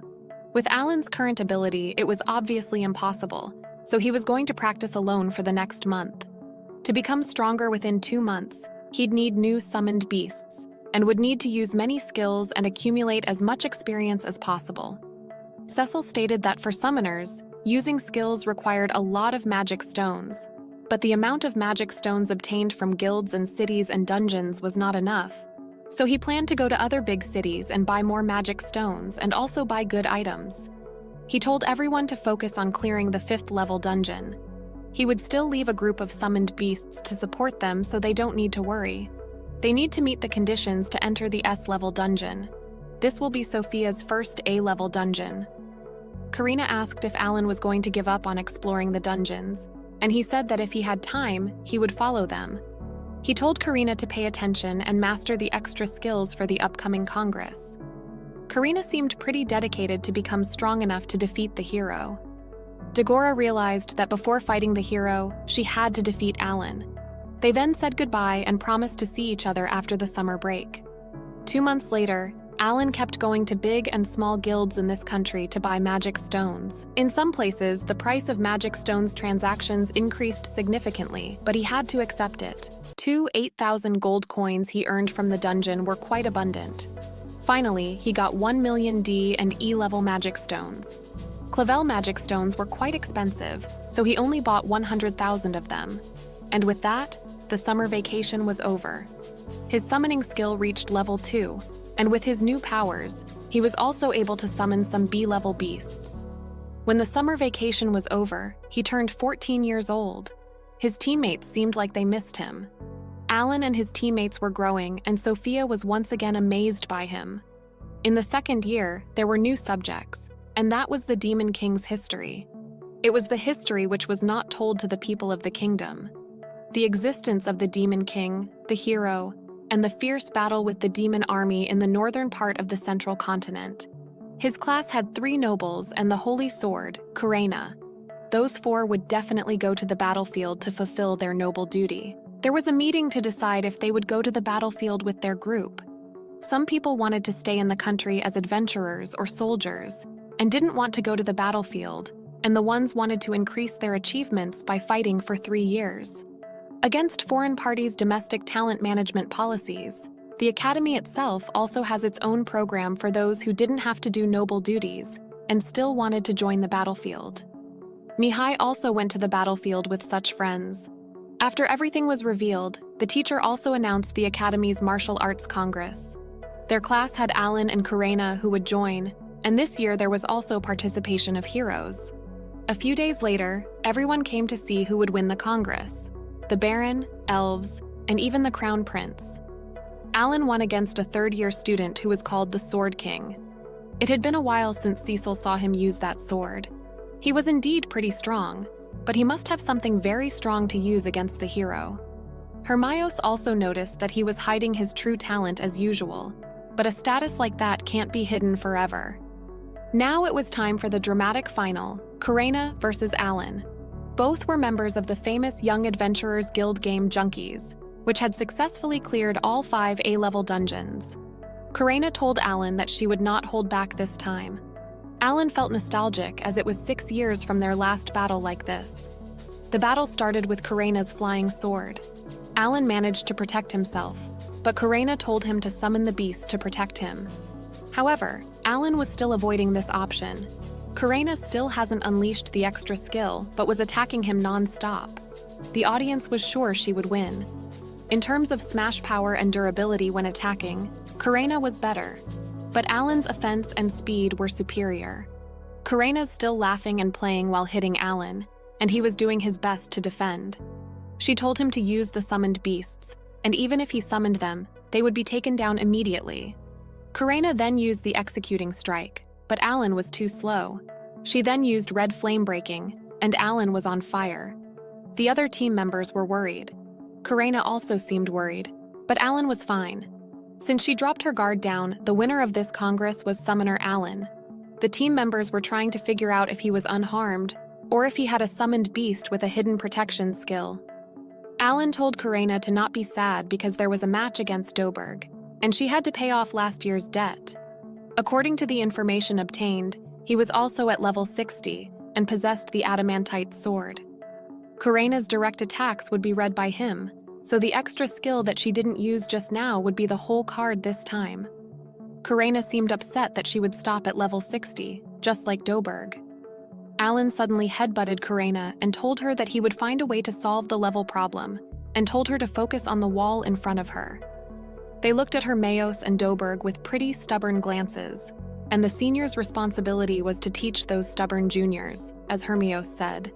The special battle between the Holy Sword Doberg and the runner-up, Kurena. The Baron wondered if it was too challenging for Kurena because no student had even won such a special match like this. But Alan had hope because her speed had improved thanks to the auxiliary ring. Kurena remembered what Alan said to her about the special skills before starting the battle. The match started with Kurena's Thunderbolt. Doberg's speed seemed to overwhelm Kurena, so Alan wondered if he had any here that he didn't know about. Doberg also noticed that Kurena got a lot stronger, but that wasn't enough. He was starting to read her, which wasn't a good sign. Doberg made another attack that made her fall to the ground and told her to get up. Alan noticed that Kurena was breaking her limits and awakened her extra. Doberg was shocked. She was attacking him over and over, and he seemed like he was about to lose. Doberg was on the ground and people thought the winner was Kurena, but the battle wasn't over. Doberg was furious. Alan noticed that he was going to go all in and worried if Kurena could hold out. With Doberg's last attack, Kurena's sword broke and Hermione came and stopped Doberg from killing her. He was shocked. Hermeos explained that just now his skill had him under its control while the opponent was just a teenager. Doberg realized what had happened and got on his knees, accepting Karena's win. He then handed his own sword to Karena and apologized for breaking her sword. The people knew that Doberg had an obvious chance to win, but still, a 13-year-old student was able to drive him to the limit. Her performance was a treat for the eye, but Karena still seemed off. Hermeos noticed Alan's worried face. Alan thanked him for protecting Karena. Hermeos always kept an eye on Doberg because he was very competitive. Alan noticed that Hermeos was wearing the golden armor, which was the most powerful gear in the world. In this world, the existence of heroes was incredibly special. While millions of people were being slaughtered by the army and every kingdom fell to its destruction, heroes were the saviors sent by the gods. Hermeos went to war at the age of 15, and now he was 24 years old. He was the hope of mankind. But this didn't matter now, because Alan was surely wiping that winning smile off his face and taking back the recovery ring. Hermeos was sure that he would be famous after the tournament. That would be annoying for Alan for sure. Alan stated that he hates being dragged into those unnecessary fights, and if he takes a loss now, he wouldn't have to suffer any pain. This made Hermeos laugh, and he told Alan that no matter how hard he trained or what kind of tricks he hid, he shouldn't ever think of beating him. The match started, and Hermeos came at him with a burst of speed. Unexpectedly, Alan blocked his attack, but Hermeos was holding back because killing wasn't allowed there. Alan knew that if he was any slower, he would be dead now. Hermeos was incredibly strong, even without using any skills. Hermeos was also surprised because he thought Alan wasn't supposed to be able to deflect his attack. Although he had not yet activated the extra skill since they met, he had a wide range of skills. He wondered the reason behind that, which made Alan realize that he couldn't read through the summoner's blessing with his assessing ability. Hermeos made another attack. He made fun of Alan for looking miserable. Alan had caught up with his pace, but usual counterattacks wouldn't work for the hero, so it was time to use a new skill. He summoned Doradora, his dragon, to attack Hermeos. The hero was so surprised that Alan managed to hit him. The crowd had gone wild, and now it was Alan's turn to be the cool one. Surely Alan surpassed everyone's expectations by summoning a dragon. He wondered if he hurt Hermeos, but according to his response, the dragon might not be sufficient enough. While some of his supporters were amazed by him, the other ones were just trying to figure out what he was trying to do. The Crown Prince seemed pretty nervous. Alan wanted him to use his skill, so he tried to force him by using Doradora's Awaken skill. The fire of rage burned Hermeos, but unexpectedly he started flying. He then used his healing magic to heal himself. Alan seemed to understand his status now. There would be 6 skills in the normal mode, and the other one must be the attacking skill. Meanwhile, Hermeos couldn't read the summoner's status. Meanwhile, he could read the magic beasts. He told Alan that he couldn't hit him anymore because he flew faster than the dragon. But Alan was laughing. He used Team Kebio to surround him and explode. Hermeos thought he could get away with it, but Alan once again surrounded him. The audience was freaking out because they thought Alan was about to kill him. Alan noticed that his 7th skill, the high-speed summons, worked. Up until now, it took him 10 seconds to summon an individual. He could now call back a team in less than a second thanks to this new skill. As long as he focused his imagination, he could summon anything regardless of the number and type.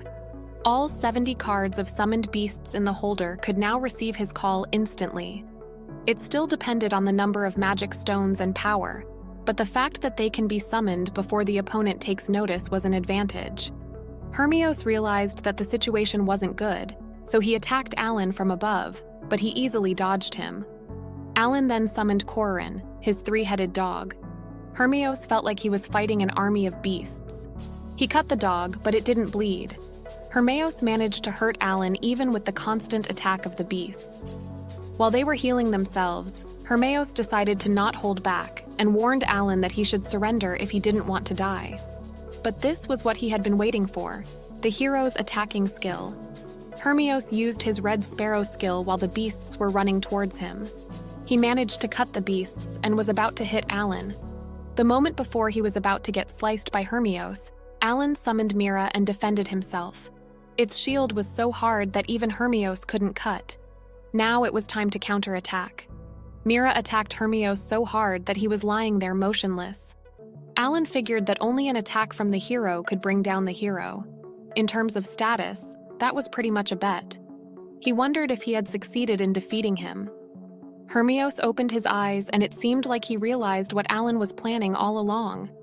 Alan asked if he admitted defeat, because even if he kept attacking, he couldn't get through the counterattack skill. Hermios admitted that the prophecy of the Spirit King was true, and that humanity did have hope. In the next scene, we see Hermios being puzzled. He wanted this battle against the Demon King to be over, going up against him without even knowing who he really was, and even with the best equipment he had and overcoming all of the divine trials, he still couldn't defend himself. His comrades died, and despite it all, new soldiers always get sent to the front line without fail. And it was all because he was a hero who mustn't resign himself to desperation. The countless lives they lost continued to fuel that fragile hope he had. And one day, when he was entrusted with the ring, the king wanted him to unveil the hope he had always pondered about. Alan was confused because Hermios was supposed to be humanity's hope. Hermios asked him if he should teach him some more advanced fighting knowledge, but all Alan wanted was just the ring, so he refused by saying that he already knew heroes were really strong.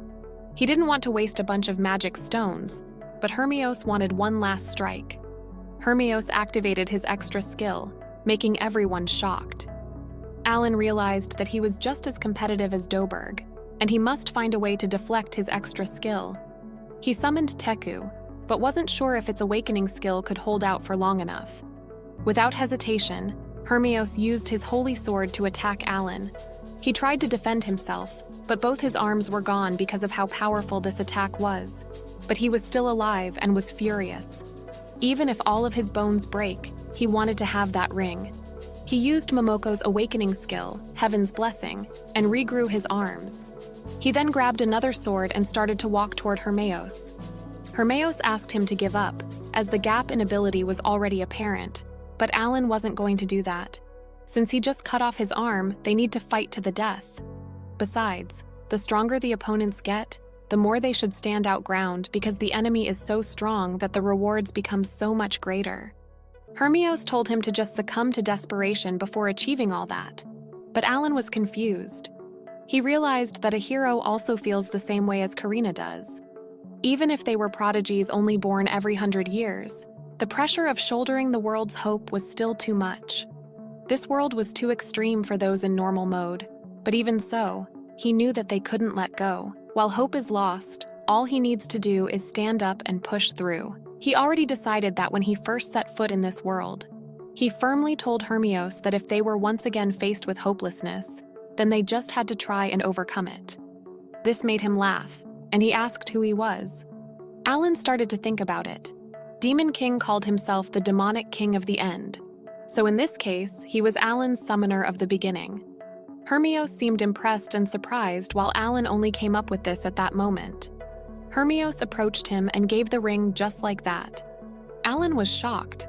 Hermios explained that the Elemental King himself asked him to give it to the summoner of the beginning, which meant that all he had to do was just come up with a nickname. He wondered what he was going to do without the ring, and Hermios said that he still had another one. Hermios wanted to continue the fight, but Alan forfeited and admitted his defeat because there was no reason for him to fight. The audience wasn't expecting something like that, nor Hermios. With that, the special battle had ended and the winner was hero Hermios. His teammates immediately came beside Alan and supported him. Alan did much better than everyone expected. 1 week later, a celebratory banquet was held at a hotel. They were greeted by lots of people and people were talking about Alan and his skill a lot. Meanwhile, the Crown Prince seemed pretty scared and told him to stop. His guardian informed him to be more careful because security here wasn't entirely guaranteed. Alan noticed that he was being extra cautious because he was now seen as a danger. The Crown Prince started his speech by stating that they all had amazing fights and told them to use the strength they had displayed in support of the nation. But the strong wouldn't neglect, so they must show patriotism. Alan was glad that he kept his speech short. The prince then told Alan that his battle against the hero was eye-opening, and he could say it was the pinnacle of all duels throughout the Academy's history. The Crown then laughed and stated that Sir Granville should have been promoting him long ago. Before the Baron was about to say something, Alan took a weapon out of nowhere and stated that he was a main guest of the Granville family. The tension in the room increased with the existence of the weapon. Alan continued, stating that he had gotten countless opportunities to grow thanks to the Granvilles, and no words could describe how grateful he was to them. The smile on his face was erased, and he stated that whenever necessary, he would become the guardian of the Granvilles, ready to destroy whatever harm there may be. The prince was startled by Alan's words and allowed him to leave. At the Guillemette Kingdom, Helmios returned. His friend asked him about the E-rank boy he mentioned, and he stated that he somehow gave him hope. December arrived, and the game junkies were in the final stage of A-level dungeons. They had defeated the heavy dragon without using Karina's skill, even though it took a bit of time. Now that they had B-grade summons, A-level dungeons became so much easier to explore. Merle was at level 58 while Alan was 55. Sophia and Formal were already 60. The treasure appeared and it was a ring again. But it wasn't made from auriculum, which means it was true that they could only find them in S-level dungeons. A voice congratulated them and granted them the passes for S-level dungeons. Alan asked where were S-level dungeons, and the voice stated that they were at the Janpani Monastery of the Bacchus Empire. They thought Merle could know something about it. She said that she had never gone before, but she knew they worshipped God de Grigny, the one who created dungeons in the credence of the dwarfs. They need to wait before they can challenge S-level dungeons, Kill suggested, waiting until summer. Alan was wondering if they could transfer to the Bacchus Academy in year 3. Sophia suggested asking the principal. The voice stated that after clearing S-level dungeons, they could challenge the dungeon master. Kill wondered if the dungeon master was God de Grigny. Alan was more interested in the grand prize. It was decided that their goal next year was to defeat S-level dungeons. A few days later, the king of Latashi passed. A kingdom-wide funeral was organized. Civilians were to dress in mourning clothes for a few days. In January, the crown prince came to the throne. Alan had always been mindful of the troubles that may come his way if people found out he was a summoner. 2 months went by uneventfully and without any mishaps. Now that he had a magic ring, spellcasting had become much more comfortable, so he actively chose to use skills requiring more mana to practice. While they were in the class, the teacher came in a hurry and stated that the principal called the game Junkies.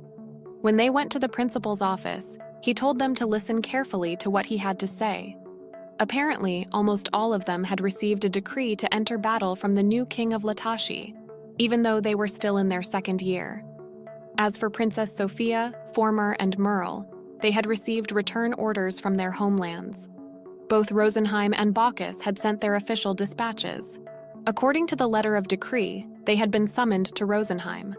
Alan was sure that something serious was going on, so he asked for more details. With an exhausted face, the principal informed them that a total of 10 million demons were heading for Rosenheim, Bacchus, and the whole Zhongying continent. That number was 10 times the number last time.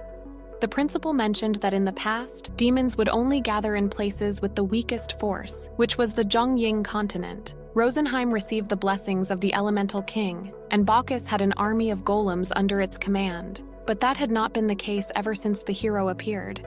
Right now, Rosenheim was the weakest link. Just a month ago, 3 million demons attacked Rosenheim and the northern bastion was destroyed. The elven army only came to 6 million. Not to mention they had to support the other 2 empires as well. 3 million demons have already surrounded the capital, and currently, 70% of Rosenheim's territory is under the Demon King's control. Sophia couldn't believe what she was hearing. She asked if the queen was safe, but the principal couldn't establish communication through magic objects, so they had no idea how she was. Sophia was speechless. The principal stated that there was a bloodbath in the south, and Rosenheim's fall was looming. Alan wondered if the war had already gone on for a whole month, and if there was any trouble communicating. The principal stated that elves had never liked tribes stepping foot upon their motherland, but he could never have thought this stubbornness would lead to such tragedies. Merle asked about the Baokis and the Zhongying continent. He said that both were fine as of now. There were 2 million enemies in Zhongying, and 1 million were in Bacchus waiting to strike. The numbers were inconceivable. Alan was questioned about their aim. He asked about those elves helping with the healing over in Zhongying. The principal said that they also received orders to return to Rosenheim. There were about 1,000 in the team. Alan figured that the demons must be waiting in Zhongying for everyone to leave to make an attack. Cecil also wondered if Zhongying could hold up against 2 million demons without elves. But the answer was obvious. However, they had the hero with them. But no one was tricking anyone because the hero couldn't protect all of those alone. Alan noticed that the principal only mentioned about 6 million demons while there were 10 million. The principal explained that the rest was back up. 4 million were lying in ambush at sea. The team was debating where to go, and they figured that it would be better for them to go to Guillemot instead. Alan listened to them very carefully and stated that their only option was to save Rosenheim. Even the principal seemed surprised. He stated that the magic high-speed vessel would be prepared immediately for tomorrow's dispatch. Cecil required to know the reason behind his decision. Taking into account their number and strategies, this must be an army the Demon King had spent much more time preparing, but it was still not enough to completely overwhelm them. Therefore, they were going to attack in order of priority. That would be Rosengeen, Zhongying Continent, and Bacchus. They tried to spread out and wait so that the plan could work. Cecil then asked where those 4 million demons stationed at sea attacked first. He said that there was a high possibility that they would arrive right away if the Rosenheim battlefield saw a bad turn of events. Furthermore, he thought the Demon King had planned for this to happen. Withdrawing the whole support team from Zhongying would be a violation of the alliance of 5 continents. Alan was aware that this could lead to the failure of the alliance. Their operation also aims to completely sever the tight bonds they had always shared. Because of that, now was not the time to care about whether they were humans, elves, or dwarfs. Alan told them that they had to set their sights on saving Rosenheim, and this would help Latosh too. The members were still hopeless because 7 people versus 3 million demons wasn't something to be excited for. But Sophia told them that they had reasons to stay positive. Alan was the chosen one in the prophecy of the Elemental King, and the hero himself confirmed that he was the hope of humanity. Alan could see the expectation growing, and everything was going too fast. Both weapons and gear were still not perfected, but he does inherently have the breakthrough talent. With a big smile and confidence on his face, he reminded them of their biggest goal, which was defeating the Demon King. The group seemed to pull it together, and they were dedicated to saving Sophie's mother and Former's homeland. Sophia and the other elves were both shocked and grateful. She felt so lucky to become their friend. Merle felt sorry for being summoned back to Bacchus, but Sophia hugged her to comfort. Megora asked how the Zhongying continent fought off 2 million demons without support from elves. Alan had a plan for that. They were going to send a large number of recovery leaves to Zhongying. The principal and the teacher seemed confused. Alan explained that it was a magical herb that could restore strength for 1,000 soldiers at the same time if they were within the restricted parameter. That was much more effective than the healing charm, as Kill said. Alan was going to send 600,000 of those to the front line. The principal wondered if that was also an ability of the summoner, but from Rosenheim, Elf's recovery lead. Sophia confirmed him. She added that this was going to be their apology gift for the withdrawal of forces from Zhongying without any negotiation. Alan continued explaining that after that, they were going to send this to the rest of the 5 continents, and the Alliance would prioritize saving Rosenheim, and if they succeed, they could consider the Demon King's plan spoiled. Alan was going to give 1,000 recovery leaves to Merle. It also took a lot of mana to control high-grade golems, so he decided to give her 1,000 mana seeds as well. He promised Merle that they would be in Bacchus by April, and they were going to defeat the Demon King. Merle told them that she was going to wait for them at Bacchus, and would definitely show them her golem-controlling ability. The teacher was surprised by Alan's talent in settling things, but it was thanks to him. The principal still had a mission to fulfill, and stated that he trusted that he would save both the Queen and Rosenheim. While Alan and the principal were shaking hands, the teacher asked Dagora if he was the vanguard of the team. He said that as their homeroom teacher, he didn't want to let them go into a deadly place, but all they could do now was pray for a miracle. They all got a lot stronger in those 2 years, and the teacher reminded them that the battlefield wasn't like dungeons. They had to survive and return safely. Their classmates were surprised that they were going to Rosenheim. They started to say their goodbyes and thanked Alan for his help. Alan noticed that they didn't know about the attack of the Demon King. Alan wanted to talk to Refuel, however, as expected from the general's son. He already knew what he needed to do and promised to look after Kiel's family.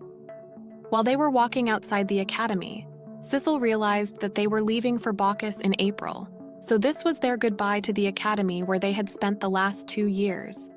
They were going to fight hard so that everyone at school wouldn't be dragged into this war. They were leaving tomorrow, so Alan had to put their belongings into his grimoire and then dispatch them home, and Sissel and the others were going to prepare rations as well. At home, Kiel told his family what happened. They were so upset about him leaving, but there was nothing else to do. Sissel gave a letter to one of them and told him to keep it for her. She said that Mihai also wrote one before going to the battlefield. It was only to inform her father at home if anything happened to her. At that moment, Alan felt guilty and apologized to them because it was all because the new king hated him and they received the letter of decree. But they got pissed off and scolded him for even saying something like that. The next day, at the outskirts of the academy city, Maria and a bunch of other beasts were going to Zhongying to collect intel about the demon army and kill them off if they ran into them. Alan told them to avoid being seen by commoners and incinerate them. Sissel came and informed him that the preparations over there at the high-speed magic vessel were also completed. After saying goodbye to everyone, they were ready to go. While on their way to the Rosenheim, Karina and Sissel were concerned about the place, and Sophia explained that they should disguise themselves when they get there, just to be safe. It was a land that had closed itself off from the outside world for a long time. There, everyone was loved by spirits. All was at peace, and there was never any disagreement. They were currently heading to the seaport nest. It was the most tranquil place in the entire continent. Dagora asked if it would have been better if their families could take refuge there. Sophia said that her mother had by her side a lot of elite men, so there shouldn't be a problem. 4 days later, at the seaport nest, they arrived. Fortunately, the city hadn't been attacked yet. While they were walking around in the city, one of the soldiers recognized Sophia and informed her that she should go to the meeting of the elders. While they were going there, they saw suffering people everywhere. There weren't enough healers, and they didn't look like they could face the final battle. Sophia got permission from Alan to use the healing grasses for them. Alan wanted to know what was happening in this country as soon as possible. They split into 2 groups, and Alan informed the other group that he was going to summon the communication beast after the meeting was over. They arrived, and the first thing Sophia asked was the queen. The old man in front of her explained that she was currently in the city of Tiamo near the front line, and they didn't have enough magic stones to cast the communication spell now. Sophia asked if she was okay, but the man stated that tomorrow, the demon army was going to surround Tiamo and Nest was next. But Alan stated that things might still work out if that was the case. The elves weren't happy to see a human, but then they noticed that he had black hair. Sophia confirmed to them that he was the savior in the prophets of the elemental king, Alan. A man named Lucidral did seem to believe a little boy could save Rosenheim, but first, Alan wanted to heal him. He seemed to have given up on his wound, but still let him do his thing. Alan used Heaven's blessings to treat his wound, and his arm regrew again. But they thought Alan had an elf magic harp. Alan asked how many casualties were in the citadel, and it was about 10,000. He explained that the elf's magic herbs could heal as well as restore both mana and strength. He gave them to Lucidral to give it all to the wounded within a small area. He informed him that they were going to save the queen in Tiamo. Lucidral mentioned that the citadel had run out of magic stones, so they couldn't run the magic vessel. It would take 1 entire month to travel there, but Alan was thinking about that. He summoned Era and Papo and explained that he would have a lot of things he needed to ask them about. So he was going to leave them there. The people in the room were shocked to see the spirits. Era introduced themselves as the beasts summoned by Alan. Alan explained that he was going to talk to them through this bird even when he wasn't there. Sophia told everyone to follow Alan's commands, and she was going with him. When they went outside, the citizens were worried something would happen to her, but she told them to not give up and reminded them that they were still living there. And they were the proof that hope had not yet abandoned this country. But those people had no home, food, or water. One of the women cried her eyes out while saying how her husband and her child were devoured by those monsters. Sophia couldn't say anything to that woman. Alan noticed the situation and grabbed Sophia. He summoned Glyph, and after she got in, Sophia turned to her people and stated that she came back to save Rosenheim. After they left, Lucidril told the soldier to order soldiers to take posts and wait for commands. Alan was going as fast as he could. If it takes 1 month by horse, it must be about 1,000 kilometers away, so it should be fine if they keep flying like that the entire time. 2 hours later, they saw Tiamo Citadel. Horo used the awakening skill to observe what was there. He saw that the demon army had already surrounded the citadel, but they had not attacked yet. It seemed the battle had been halted, so they still had time. At the entrance, the princess was greeted by the soldiers, and they brought her to the queen. Everyone, including the queen, was shocked to see her this soon. The queen informed them that Sophia's father and Fulmul's family had taken refuge at the nest. Alan noticed that something was hanging on the queen's shoulder. The queen then asked about the others, so Sophia introduced her team, Game Junkies. Alan stated that he was there as a backup. The other people in the room were glaring at Alan. It seemed not everyone completely believed in those prophets. Apparently, the queen heard about his battle with the hero and sincerely thanked Alan for coming. A mysterious man informed the queen that Tiamo wouldn't be able to hold against tomorrow's attack, and if the summoner was here, he urged her to take refuge in Nest. But the queen strongly disagreed, because 70,000 civilians were hiding out in the citadel, and if she persisted there, she could stay beside them and make it through this together. Before the soldiers could object to her, Alan interrupted and wanted to know the number of casualties and the remaining soldiers who could still fight there. There were about 14,000 casualties and 6,000 who could fight. Alan believed that things may still work out. He took out the elf's herb and stated that they were going to heal the elves and break through the enemy's blockade together. He added that they would make surprise attacks when they were resting. During the fight, they need to heal as many people as possible. Sophia left healing in Fulmul's hands. Phil asked how many Heaven's Blessings Alan brought, and he was planning to use 2,000 this time. Their team was enough to mess up the enemy's formation. When they left, the soldiers were questioning if they could raid the demon army, while the queen was just hoping that her daughter would succeed. According to intel, 30,000 enemies were surrounding the citadel, so they were going to assault the 13,000 troops. It was so dark, so Alan first summoned Doradora and Korin. He told Doradora to light up the entire area while Korin was going to try to defeat the A-grade beasts in one strike. He then summoned Harami, Fukuhir, and Genbu to use both their normal and awakening skills to aid the attack. All the summoned beasts were ready to follow Alan's order.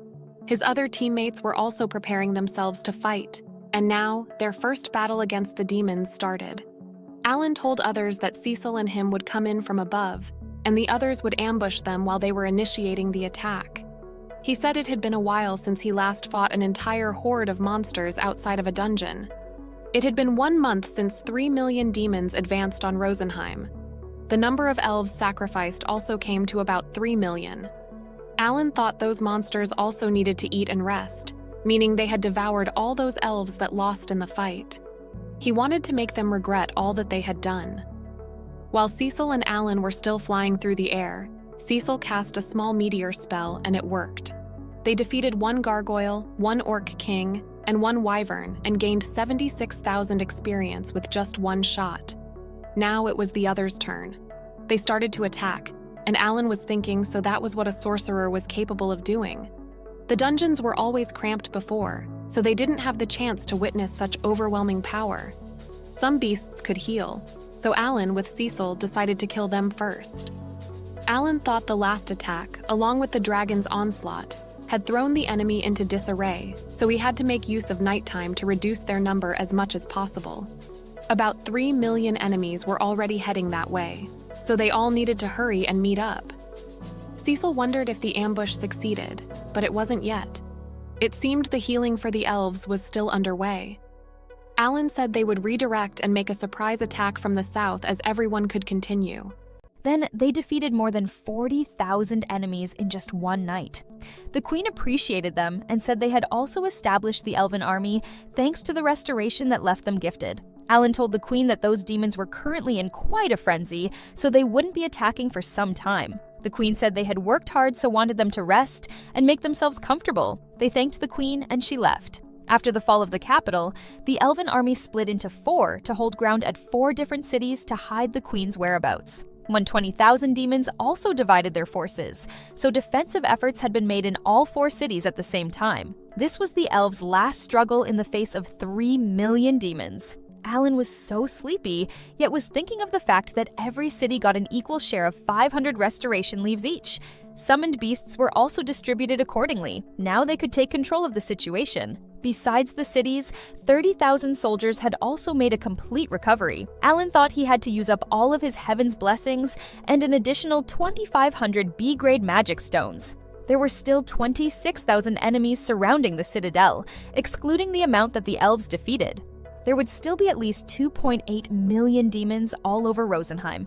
However, for Queen, at least their attack had been delayed for a day. Alan and his team had helped them see the light of tomorrow. The queen said she really could not think of a good way to thank him.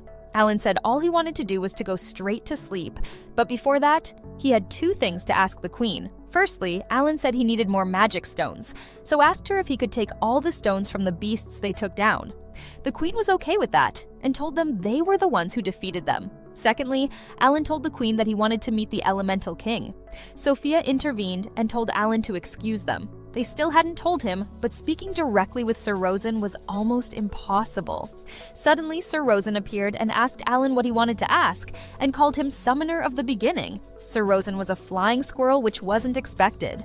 Alan thanked him for making the magic ring, and Sir Rosen said it was already a long time ago, so there was no need to talk about it. He asked Alan what his plan was for this time. Alan said he wished for him to grant him a special gift for getting Rosenheim out of danger. He said it wasn't about material, he just wanted Sir Rosen to bring his whole group into Hell mode. He said all of his friends had reached their maximum level, so wanted to switch them all to Hell mode so that their levels weren't restricted anymore. Sir Rosen wanted him to wait while he confirmed some things.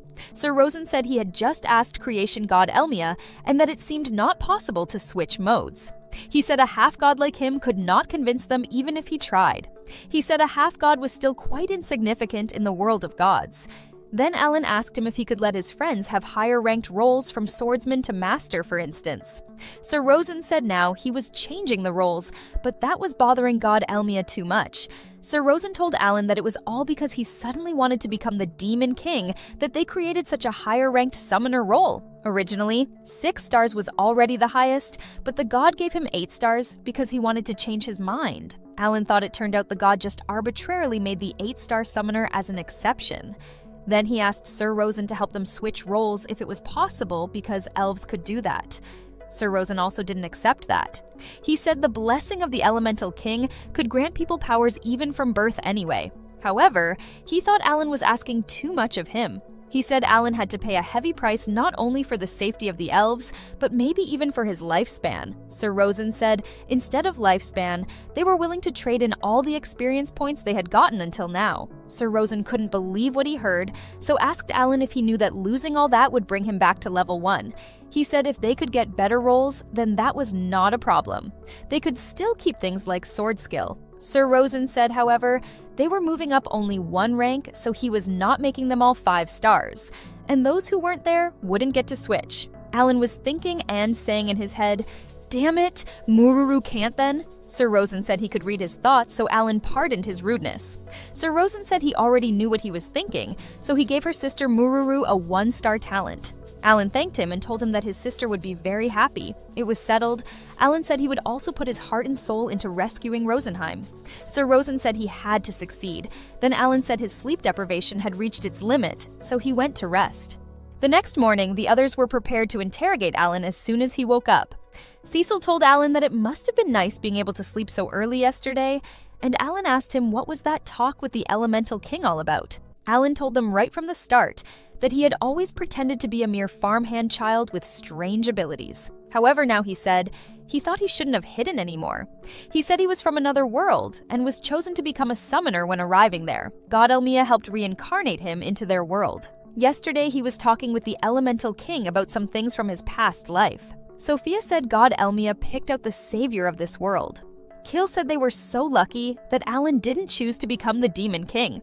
Cecil asked Alan how old he was in his world. He said 35. Dagora said when they were 5, they were playing with a 35-year-old uncle. Alan told him not to call him uncle, and he was only telling this because they were all teammates now.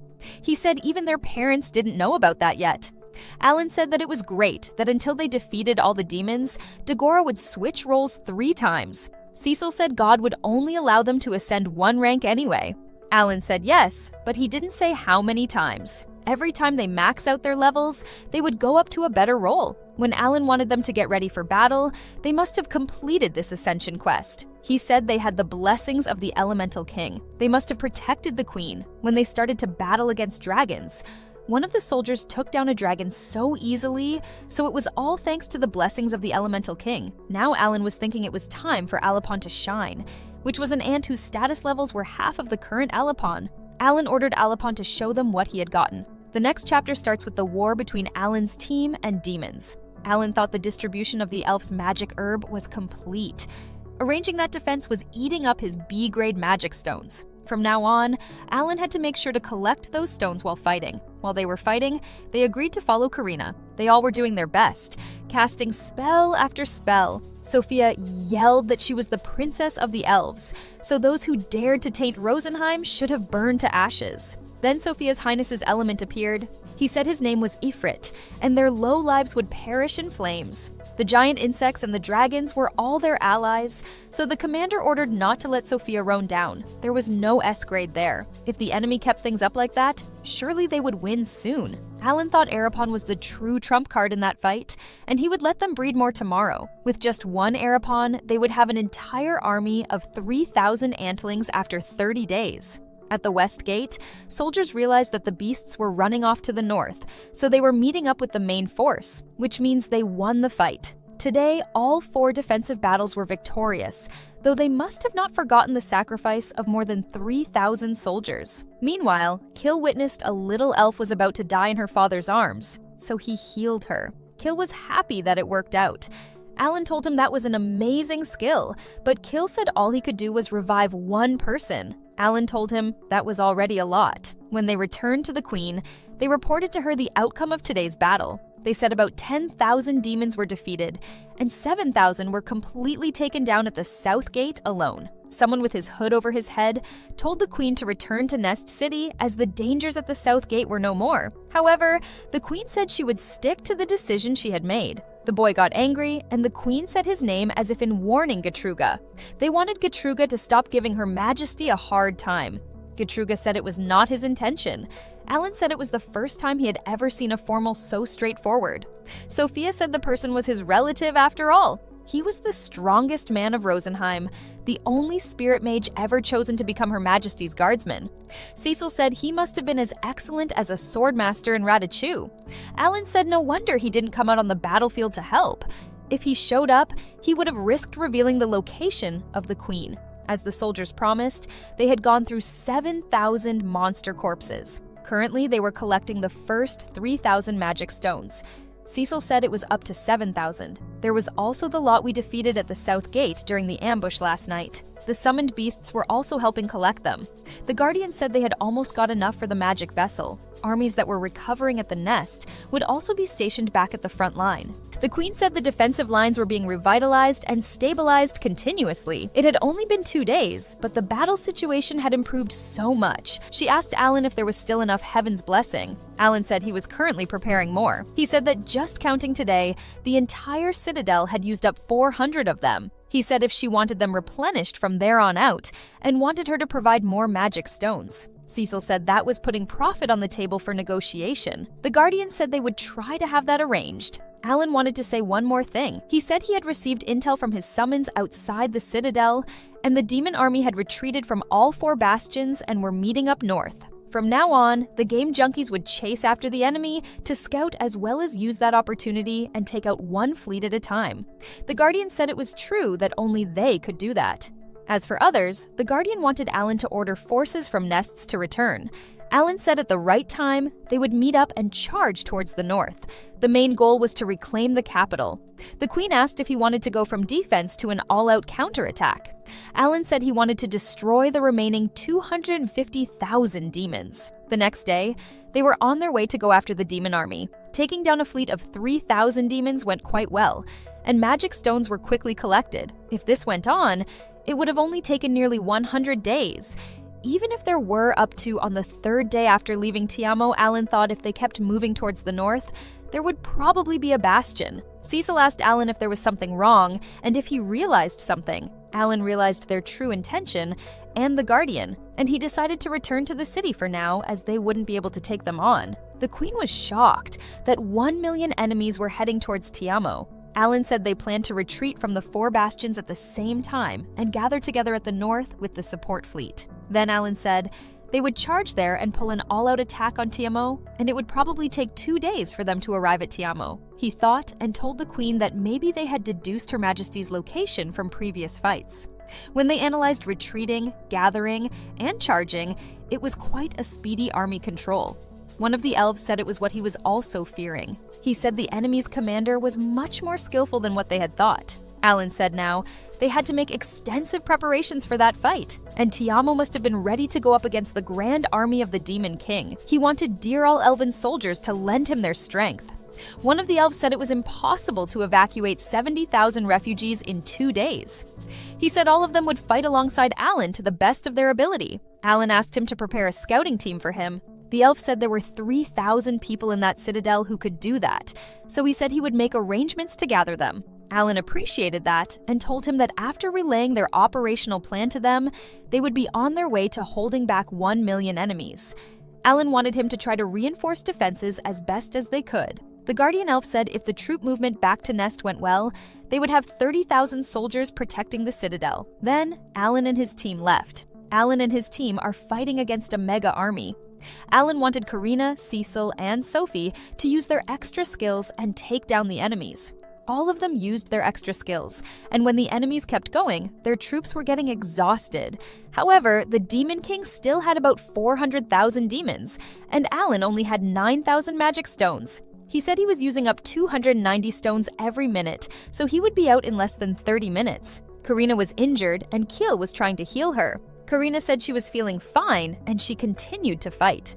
Alina saw the fact that delegating all those A-rank beasts to Karina and Dogora was taking a toll on them, and he thought that plan would soon prove effective. At the close of Northgate, a 1-star scout appeared. He was carrying a huge bag and put the magic stones in a well, and then Alan's magic stones were getting refilled. The reason why Alan wanted to work with the elves this time was so that after they took down the first 400,000 demons, a fleet of 3,000 scouts would collect the magic stones from the enemy's corpses. Now Alan had 300,000 magic stones. They kept up the attack and destroyed them with flames of rage. The demon army was getting pushed back. It was the power of humans. Some hours later, the demon army had temporarily retreated from the front of the Tiamo citadel. The Elemental King hadn't abandoned the elves, so they thanked and appreciated Sir Rosen also. Alan arrived at Citadel, and Alan said even if they let 200,000 escape unscathed, they still took down 800,000 enemies. Everyone had worked hard. The Queen appreciated them for saving their homeland. She said, as the Elemental King had predicted, Alan was their savior. Alan wanted to send his thanks to the scouting team, as they had contributed a lot to today's victory. One of the Guardians asked Alan if he had thought about the next steps. Alan said there were still 1.7 million demons left in Rosenheim. He said they could not let their guard down, and the demons might have been planning to meet up with the reserve fleet and attack together. The Guardian Elf said 400,000 demons were waiting near the Zhongying continent.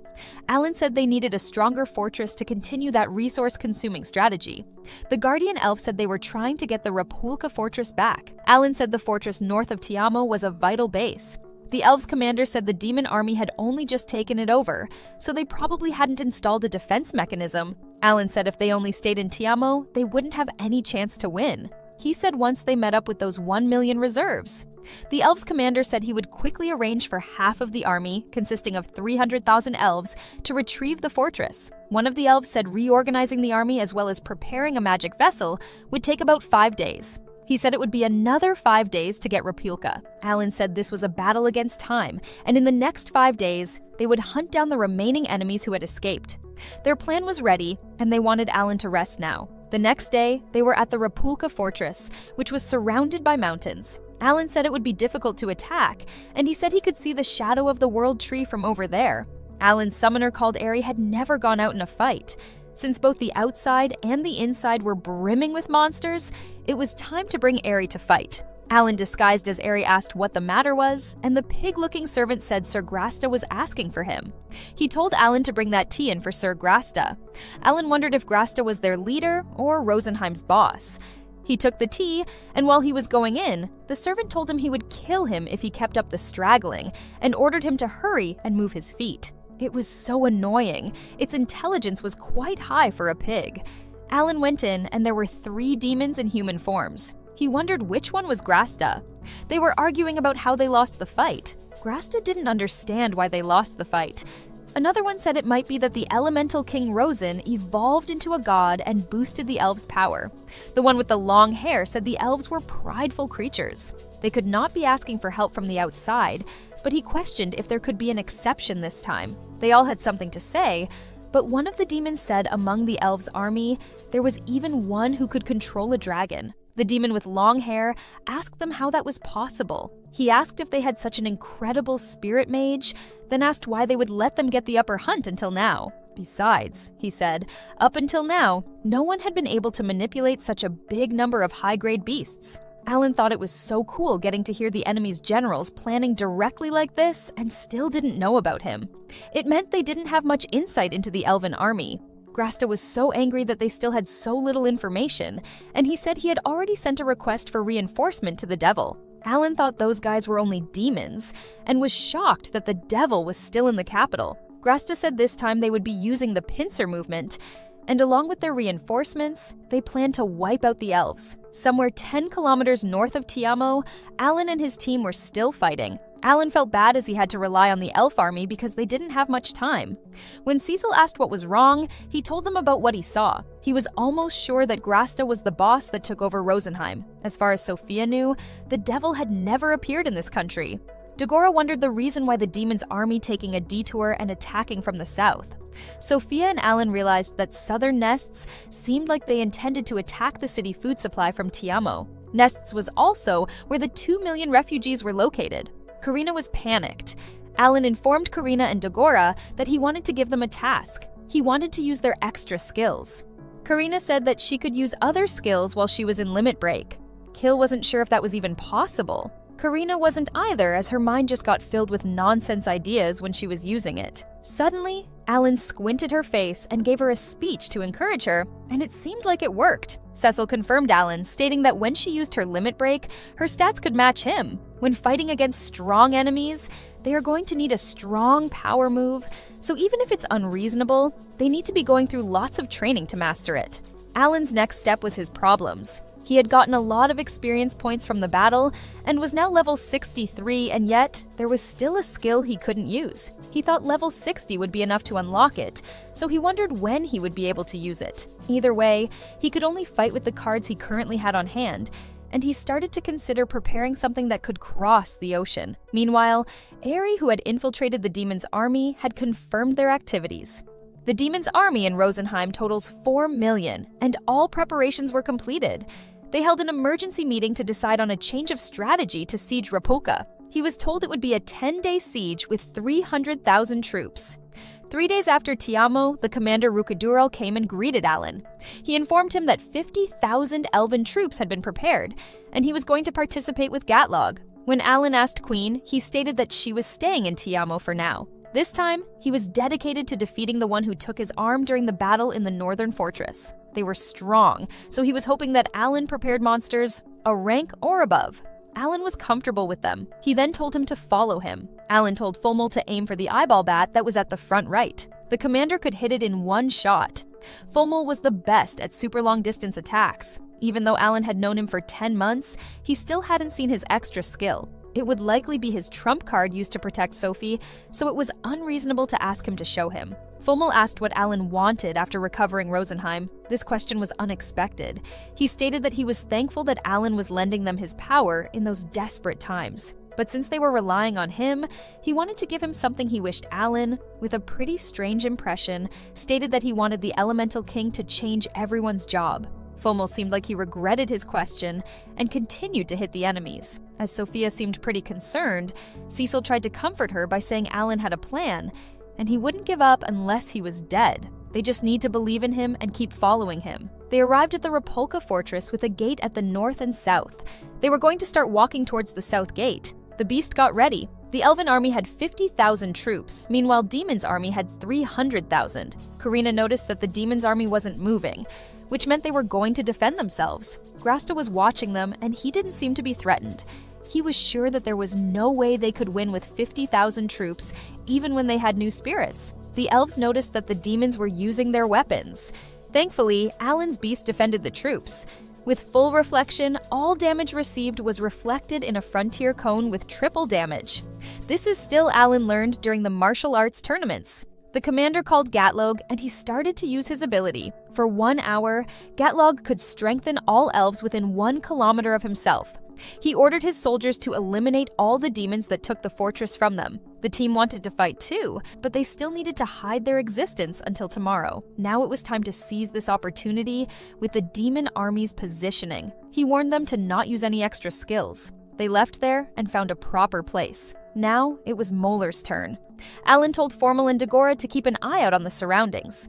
The preparations were ready when it got dark outside. Alan was pleasant about the sturdy fortress. It was unfazed by all their attacks, as it was constructed by greater spirit mages. Alan wondered why they constructed this fortress, because it didn't feel like it was made to fight against demons. Sophia stated that it was actually as he said. A few thousand years ago, their continent was ruled by elves, and dark elves both had their kingdoms.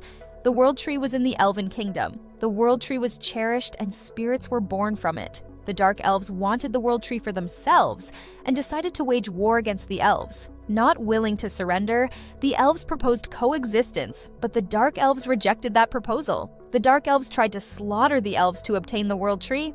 It was around this time that the replica fortress was built. Those two species continued to battle it out for thousands of years, but the Elves were gradually losing ground. While the Elves were praying to the World Tree and asking for help, a girl discovered a spirit. She named the spirit Rosen and formed a contract with it. The girl's hair turned silver, and witnesses who saw her called her the Praying Witch. The Praying Witch turned the tides of the battle against the Dark Elves, so the Elves asked to coexist again. If not, they would be banished from this continent. And once again, the Dark Elves rejected the proposal to coexist. From that moment forward, the continent was known as the Elven Kingdom Rosenheim. Now the elves were living in peace, but that was their dark history. Alan wondered if the Praying Witch was the queen, but Sophia's hair, just like Mother's, was the proof that they were the descendants of the Praying Witch. The elves could exist because this country had a contract with Rosen.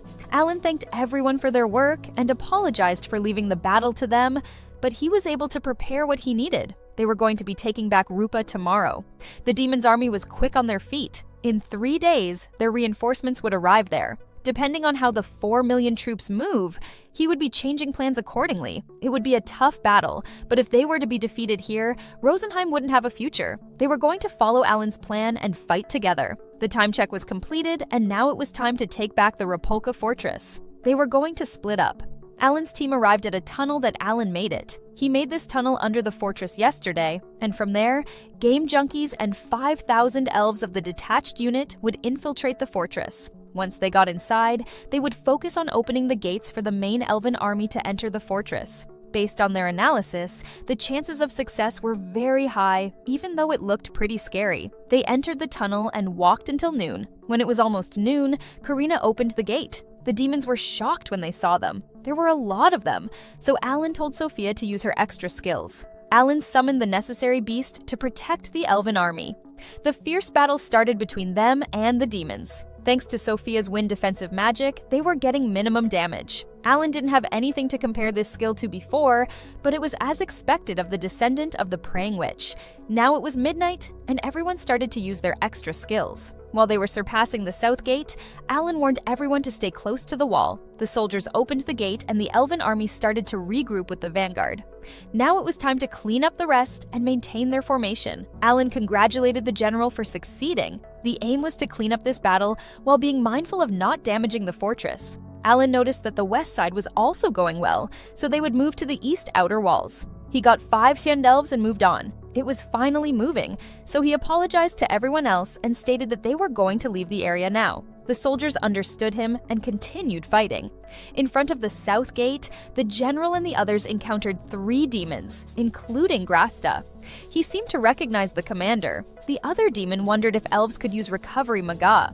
They assumed they used elves as magic herb, but they were still confident that elves wouldn't win with this. However, the general stated that they weren't their opponents, and at that moment, Alan and his team entered the area with the beasts. Grasta still didn't seem to be intimidated by anything and petty them.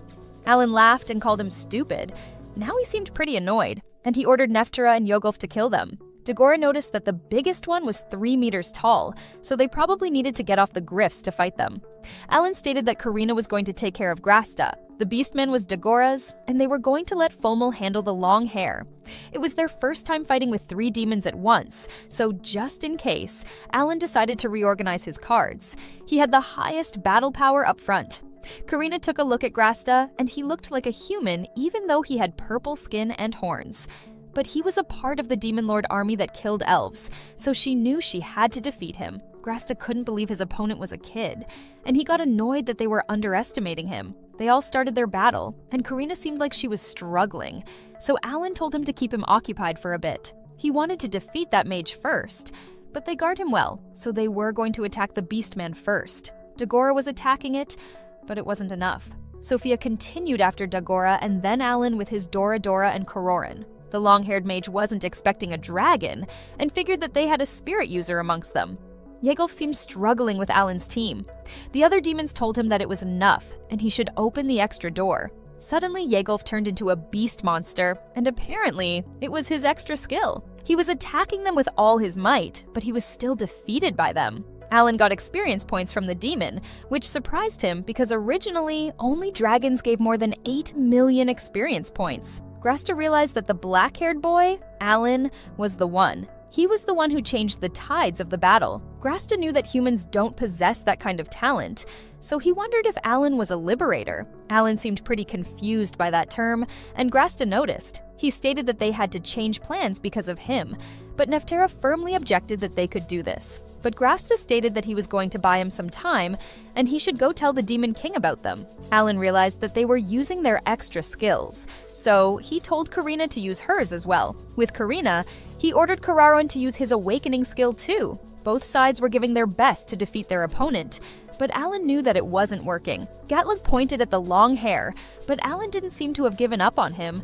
But Dora Dora wasn't enough to stop him. Sophia told Fomel to use his extra skills. Dagora came to Karina to protect her. Karina's extra skill had been cancelled, and it didn't seem like they had the advantage. He told everyone to focus on their attacks and defeat the old man. Suddenly, Grasta kneeled. He considered this as their win because Neftera already managed to escape. While disappearing, he told them to not ever think about winning against the Demon King.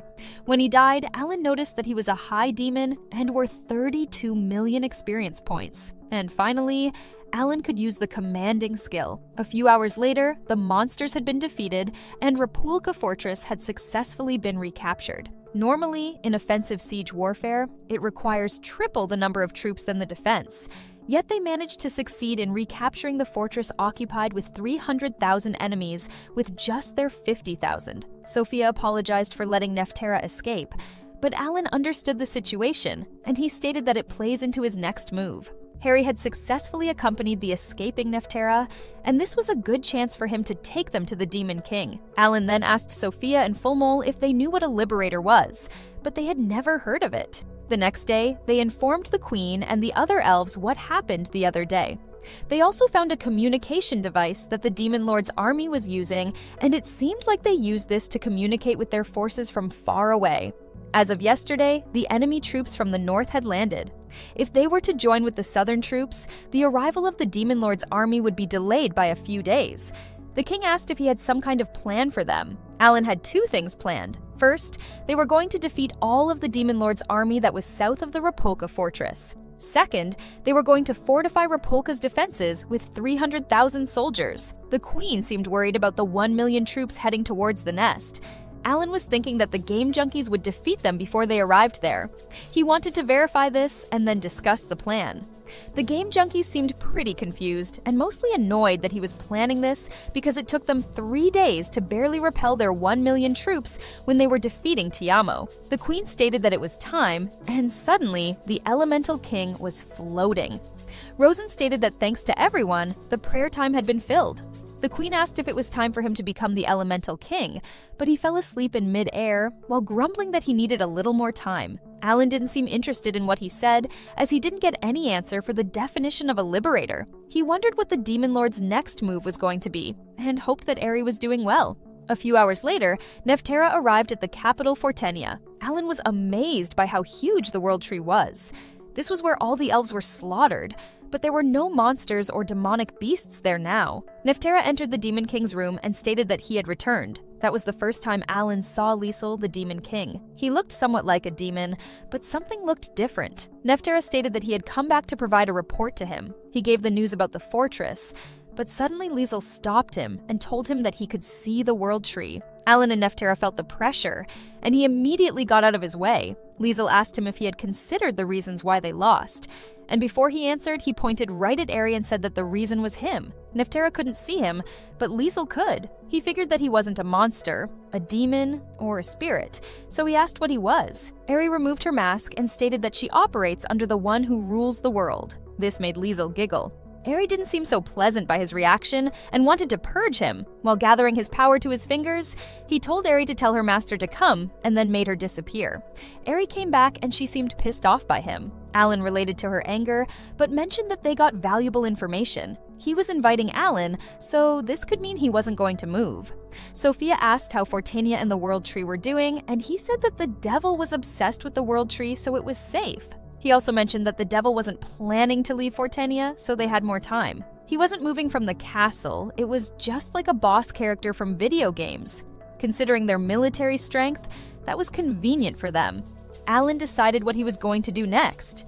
The problem was the remaining 4 million enemy troops. He decided to continue with verifying how the commanding skill worked, and hoped that it was a skill that could be used more than high-speed summoning. It had been 3 days since they rescued Rapolka, and Alan wanted the king to help with retrieving all the magic stones. The elves understood him, and the king stated that they were going to advance their army quickly.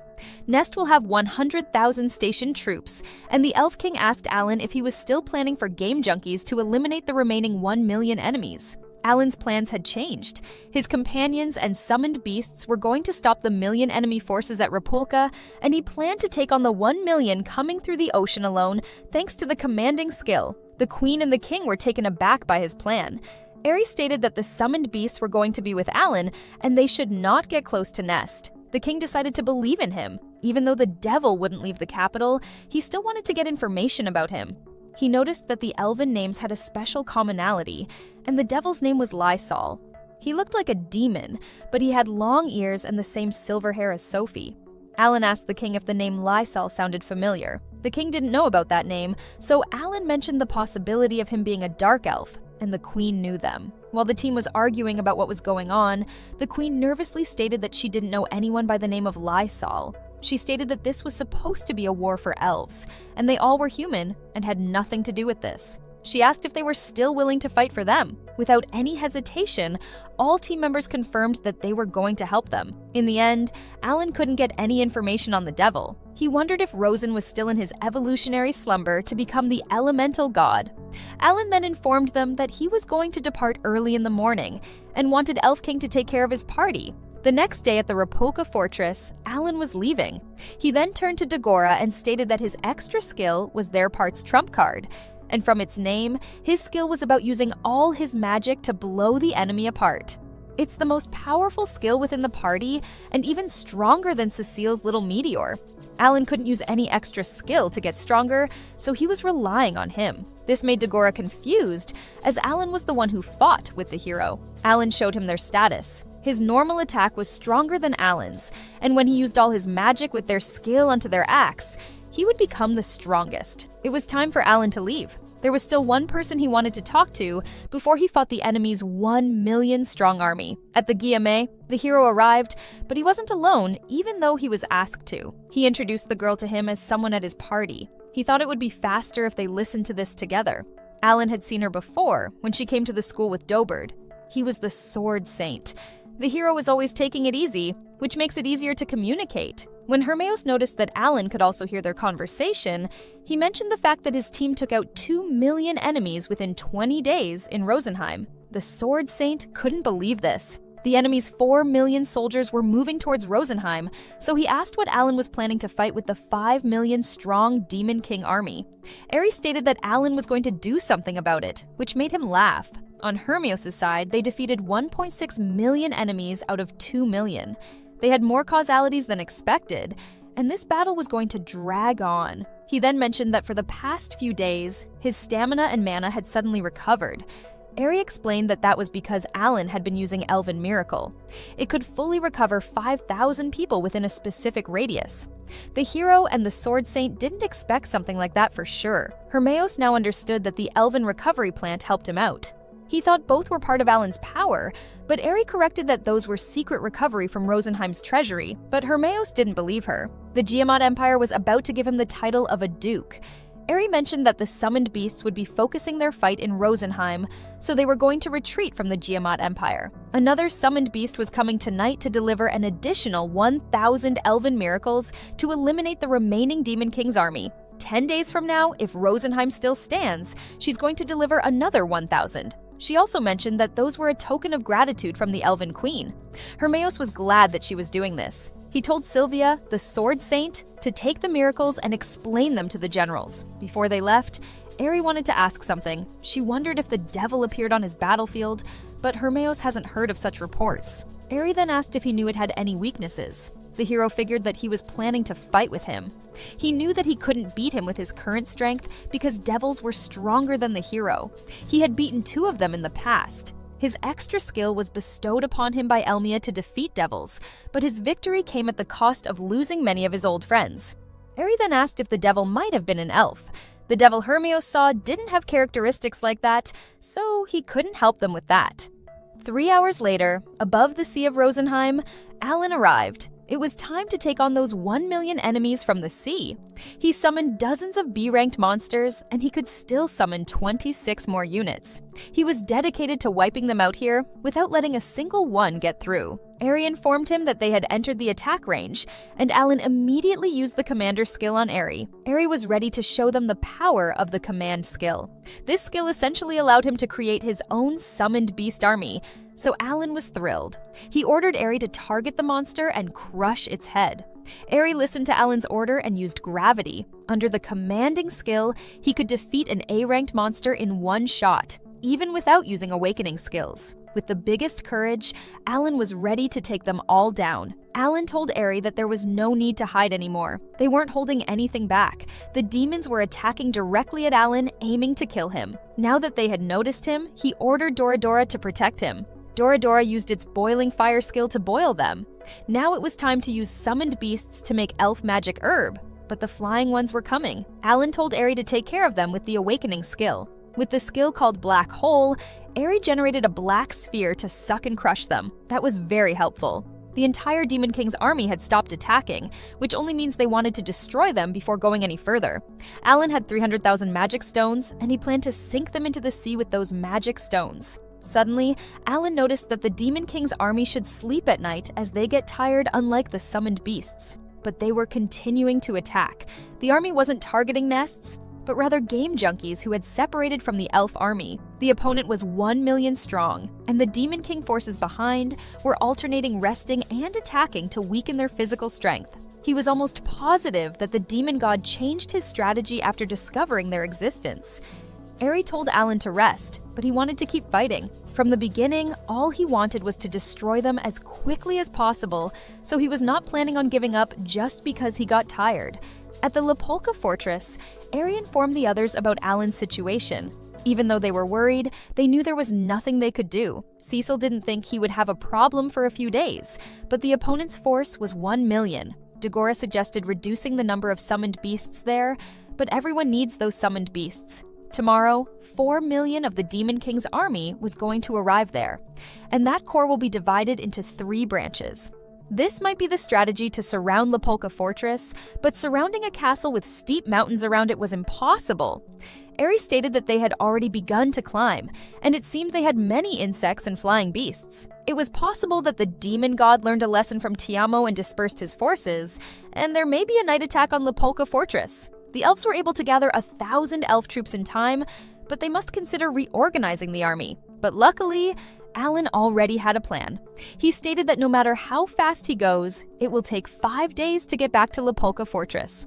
They need to defend the base for 5 days without adding additional summoned beasts. Eri showed them the layout of the Demon King's army, and it seemed like they were surrounded, and then showed them the summoned beasts they had now. As expected, they were going to be very useful there. Eri then mentioned that the summoned beasts would bring wood and 2,000 bottles of elf magic herb. The next day arrived, and just as Alan predicted, they were surrounded by 4 million troops. On the east coast, Dora was ordered to clean up the magic beasts flying in the sky.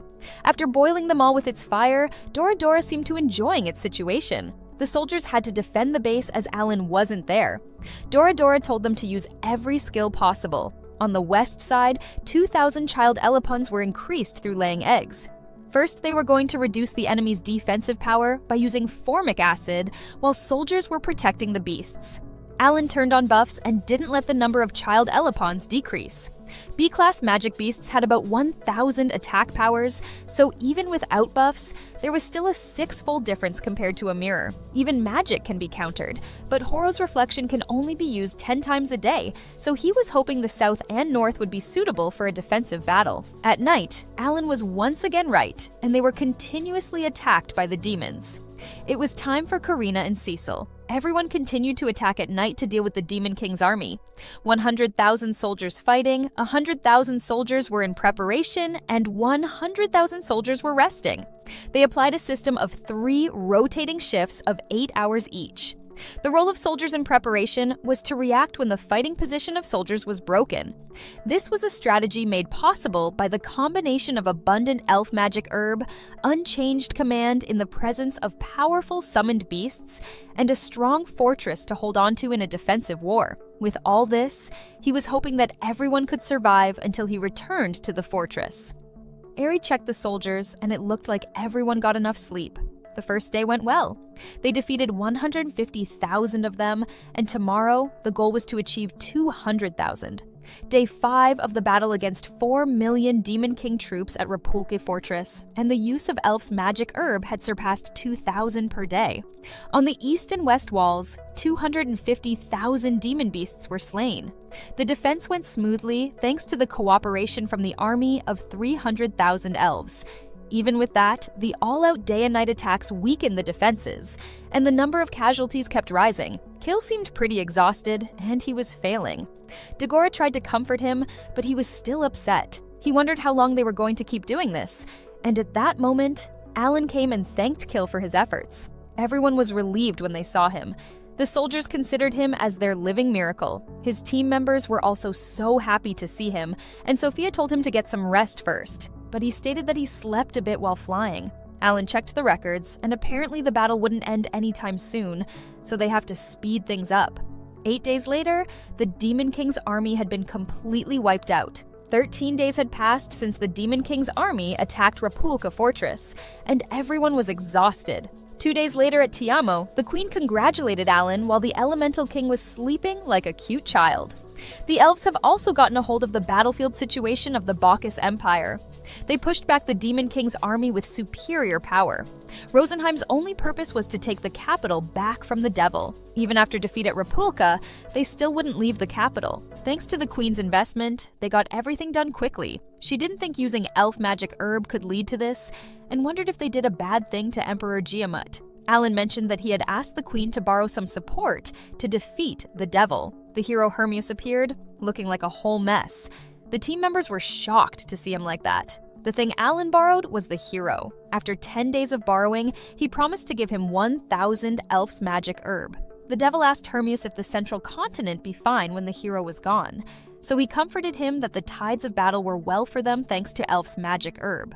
Without the presence of the devil, they had managed to defeat commanders of the demon army, and they were on the way to clean up any leftover troops from the Demon King's army. So even when Hermias wasn't there, they still wouldn't lose. Alan jokingly told them to not be afraid to do anything for the win. He then asked to use the boardroom to review the plan. The Elf King asked if Alan and the hero were good friends. He was hoping those two could regain the capital from the devil for them. After reviewing their plan, they had a great meal. The last time Hermias got a feast like that was the time he saved elves on the battlefield. If they are not invited, humans actually aren't invited into this country.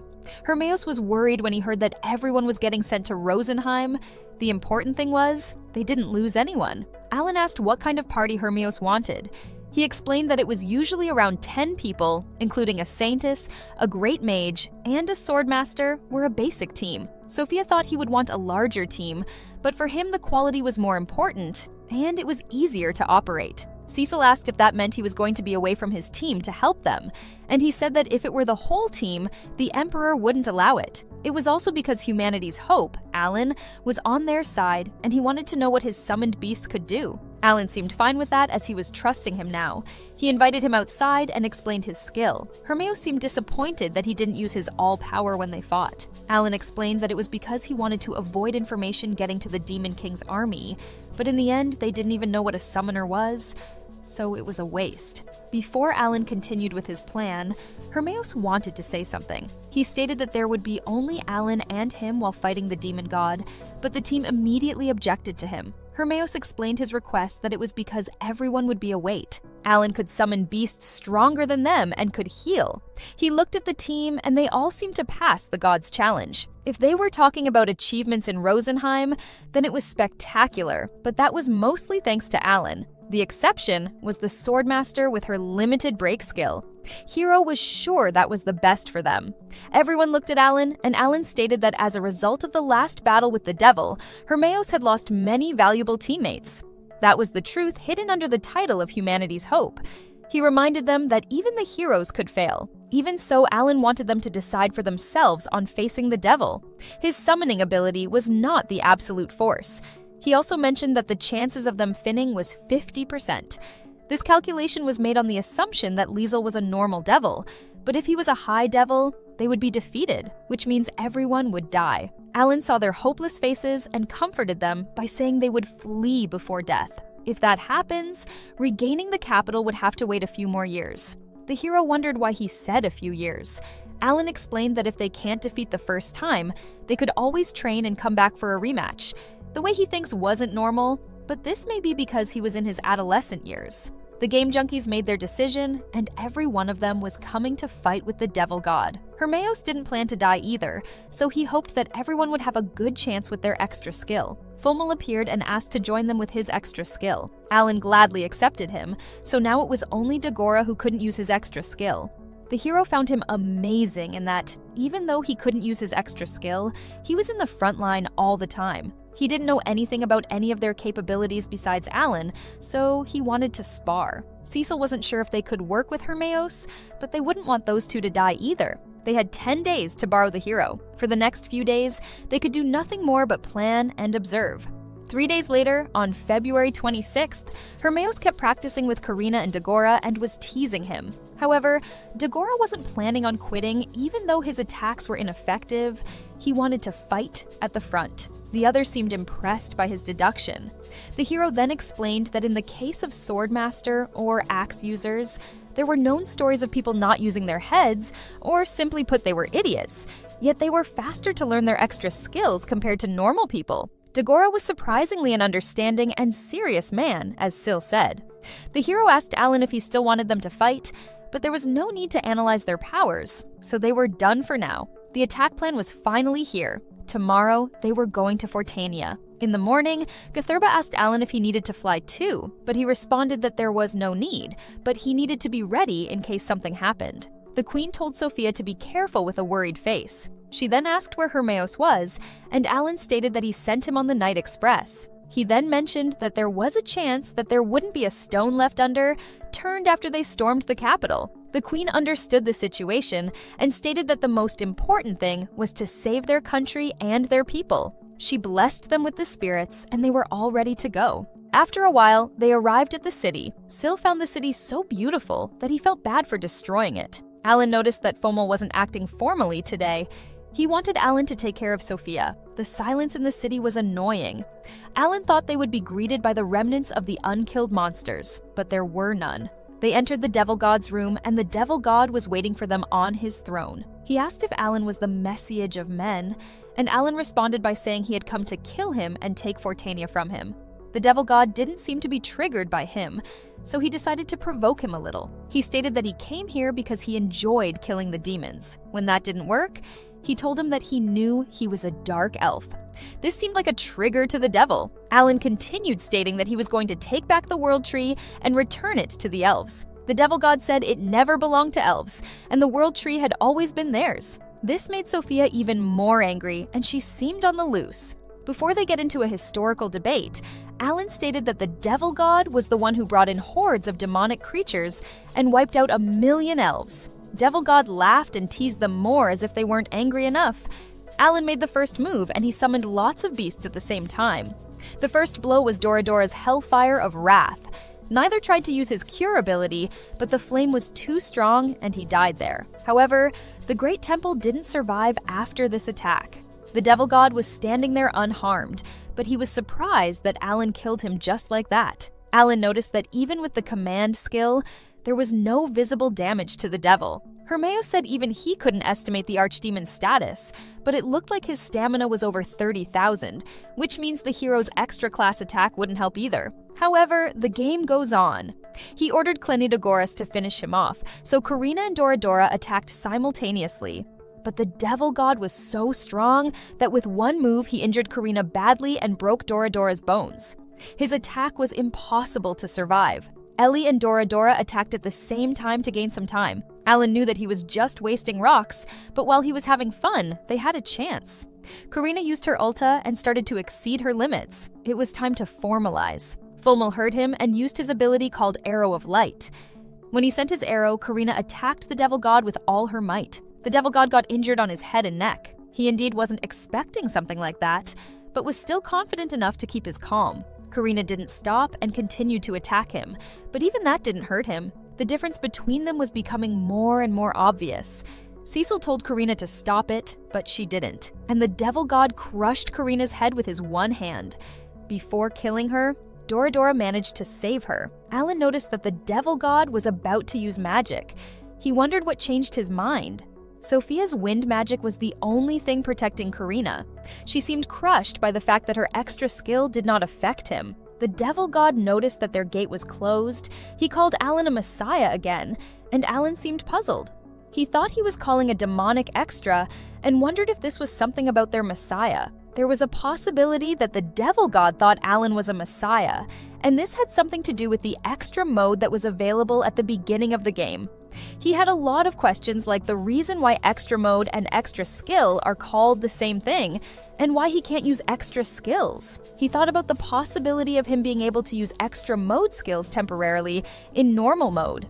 And in extra mode, extra skills were normal skills. Also, those skills he got after level 60 were additional skills. He then realized that this dark elf in front of him also plays in extra mode, but he didn't choose it the same way he did, so that was the point he got confused, because he didn't know how to go from normal mode to extra mode. The team members were worried that they might lose because this dark elf demon didn't even lose any health points. They asked what they were going to do, and Alan stated that they were going to change their strategy and show the enemy the ass. Alan announced that they were going to escape, which surprised everyone, including the Devil God. He asked if he ran out of clever strategies and questioned if he wasn't the Messiah, but he was sure of himself that even though he built up a huge army and tried again, the World Tree would remain in his hands, and that was the key to winning this war. He told Alan that he dared to challenge him, but it wasn't time yet. Alan made a surprise attack, but it still wasn't effective. The Devil God noticed that Alan used all his cards. Suddenly, the hero appeared out of nowhere and made a surprise attack. With his smiley face, he killed the Devil God in one hit. The others seemed pretty relieved and happy that he got killed. Hermeos stated that even though their group is weak, letting their guard down and strike unexpectedly strategy worked, and it was a good thing they implemented it before he started fighting for real. Alan thanked Hermeos on behalf of all of them. They were still a weak group and didn't have the punch to take on an archdemon. He could prolong the fight, but eventually, he would get tired of playing with them, and Alan was afraid to predict how it would end. He didn't notice Alan secretly activating a hero. The game was played out like a score, but something was weird. They still haven't gotten any experience points for him. He told Hermeos that he was still alive and he should kill him, but Hermeos was sure that he stabbed him through the heart. However, shockingly, the Devil God stood up like nothing happened. He congratulated him for striking one of his heart, which made everyone shocked once again. Alan was brainstorming to find a way to kill him, but Hermeos had 24 hours to roll back the skill. The Devil God asked if he was just planning to stay there, and then awakened his real form. They needed a new strategy as soon as possible, but all Alan could think was to run away. The Devil God attacked Hermeos, and Alan used the reflection. However, it didn't work, and they got injured badly. Kill immediately started curing them. The Devil God once again stated that no matter how strong they could be, they could not defeat him, and at this point, he decided to not let anyone escape and kill everyone. Alan tried to think of a way to stop him. He used as many beasts as possible, but it only delayed it for a few seconds. Hermeos asked if there was room for one more opponent. He then used his Finista sword to attack, but unfortunately, the new form of the Devil God wasn't something they could handle. Formal grabbed Sophia to protect her, while Alan told her to call the Great Spirit immediately. However, even though Sophia tried, no one was answering. Alan told her to keep calling while thinking of another way to escape. He thought he would just expose the spirit and run away, but this didn't seem so likely to happen. The fact that the demon defends itself against the hero's attacks and ignores the other tells him that Hermeos is the one who's been getting rid of the demon. He suddenly called the demon and started yelling at him. He told him to come here and settle this on one like true messiahs. The others were both shocked and puzzled, and they questioned what he was thinking. Cecil tried to convince him to stop, but Alan didn't seem to be listening to her. He kept calling the demon and telling him to come to him. He wanted him to use his magic on him, to give their friends the time to escape.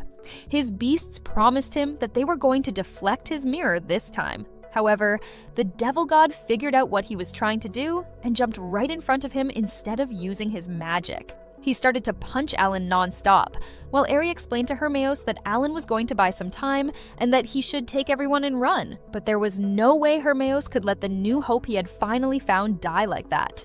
The beasts were trying to take them away, but Dagora and Karina wanted to help. Dagora was so mad at Alan that he was trying to protect them like that. He always felt like he was behind him as Alan was too talented and seemed to know everything like a 35-year-old man. Dagora found him inside the mess and helped him to get up. He asked what they were going to do now, but Alan couldn't even see because of the blood on his face. He told Dagora to tell his parents that he was sorry. The Devil God decided that it was time for Alan, the black hair kid, to die and started running towards them to kill him. Dagora ignored Alan's calls and started running too, and the most unexpected thing happened. He unlocked his extra skill and injured the Devil God. The whole crew was so happy to see him finally using his extra skill. However, the devil was not so badly injured, so he was about to hit him. Alan tried to warn Dagora to dodge his attack, but it was too late. He passed through Dagora with just one finger, mortally wounding him. Alan caught Dagora, who was falling to the ground, and started healing him with Ari. Even though he stopped the bleeding, he still had a huge hole in the middle of his body, but this wasn't a big problem for Alan. Seeing her childhood friend fatally damaged, Karina looked like she didn't know what to say because she was crying. Alan called Kill and told him to do what he had to do. Kill understood the message and used his divine intervention to heal the hole. Alan and Karina left them alone to get their revenge. Seeing the devil alive made him question once again how many hearts he had. Hermeos told Karina that her blows may pass him as he was weakened by Dagora. Meanwhile, Ari and Doradora were attacking him simultaneously. Alan regretted his decision not to come there alone. He then noticed that Kill's ability was not working. Sophia finally managed to get an answer from the Great Spirit, but she was shocked when she saw Great Rosen in front of her. He asked what she wanted. She was too stunned to speak, and Rosen said that all the depressed gamers were here. He then used the blessings of the Spirit King, and suddenly everyone was surrounded by midichlorians. Alan noticed that their stats were up 30%. Karina didn't know who the midichlorians were, but she could feel the power flowing through her. The devil god didn't seem so happy to see the Spirit King and told him that he was breaking the laws of this world, but the king said that he was the one who broke them by his existence. The devil god got angrier and asked how long this was going to continue. The king said that he wouldn't stop until he stopped hurting his elves. He decided to give Alan a little guidance. He said that for the hour that the blessing lasts, the world of doors would be a world without doors. Alan's eyes popped out. He told everyone to get their ultras and go. He told Kill to do that too, but he was still planning on bringing Dagora back to life.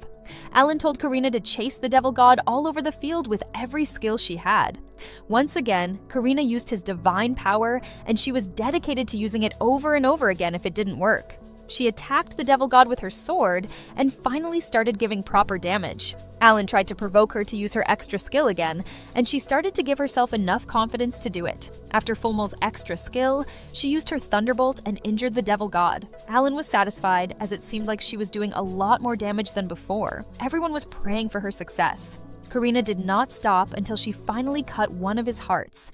Hermeos told her to leave the rest to him, and he was going to finish him with one blow. The devil god knew he was in a weak position, but stated that he wouldn't give the world tree to them. Alan tried to understand what he was aiming for, but no matter what he was planning, he wasn't going to let him go for nothing. Soul of Darkness was his last chance.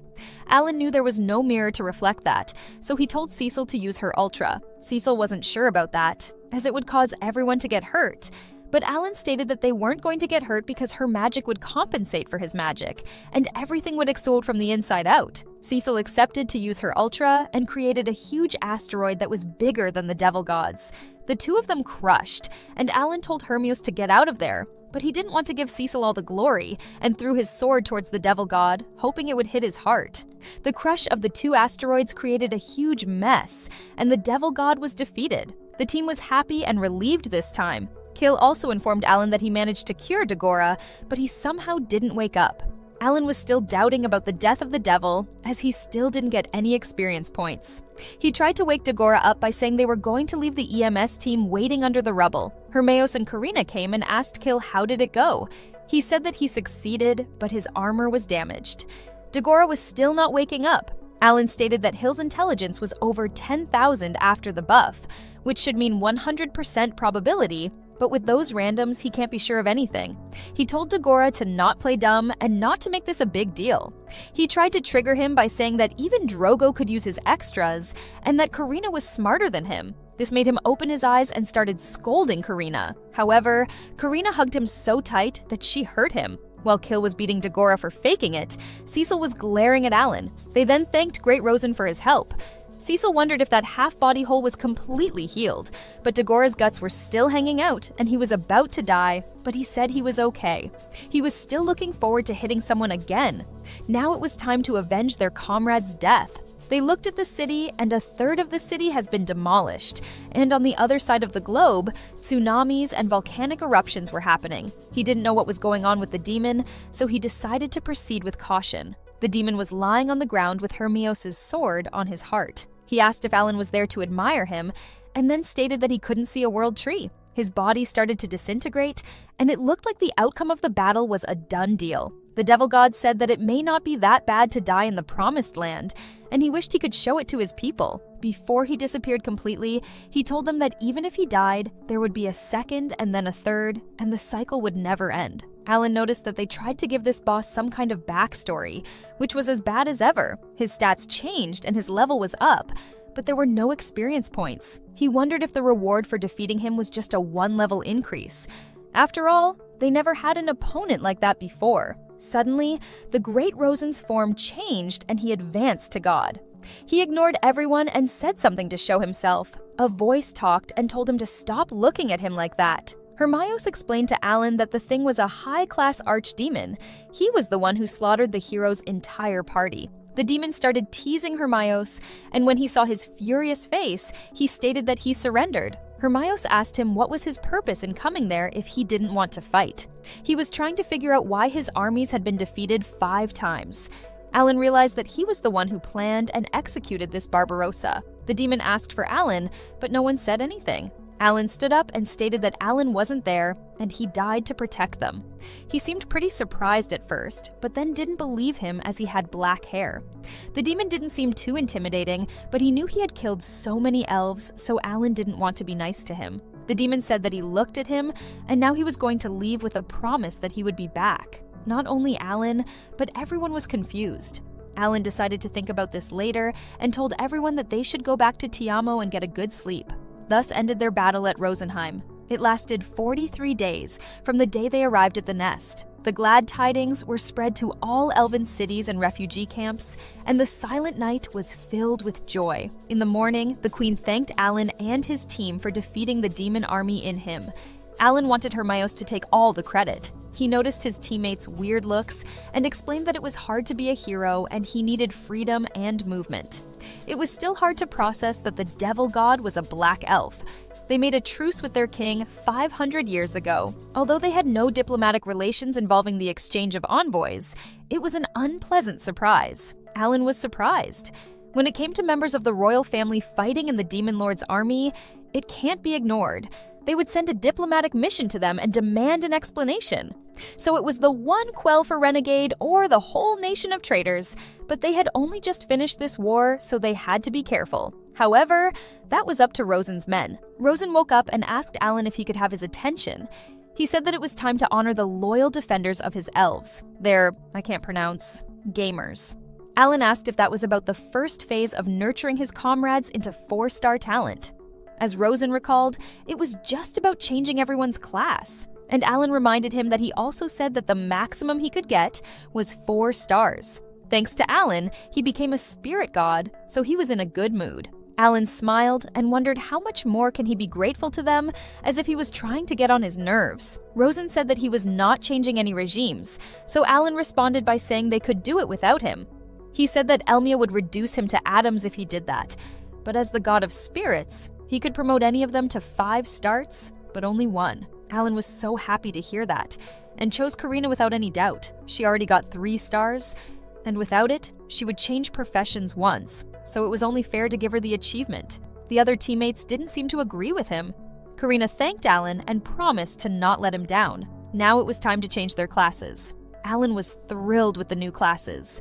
Even half of the characteristics had been transferred and they got extra skills. Sophia was now priestess, Formal was marksman, Karina was queen of swords, Dagora was berserk, Cecil was archmage, and Kill was bishop.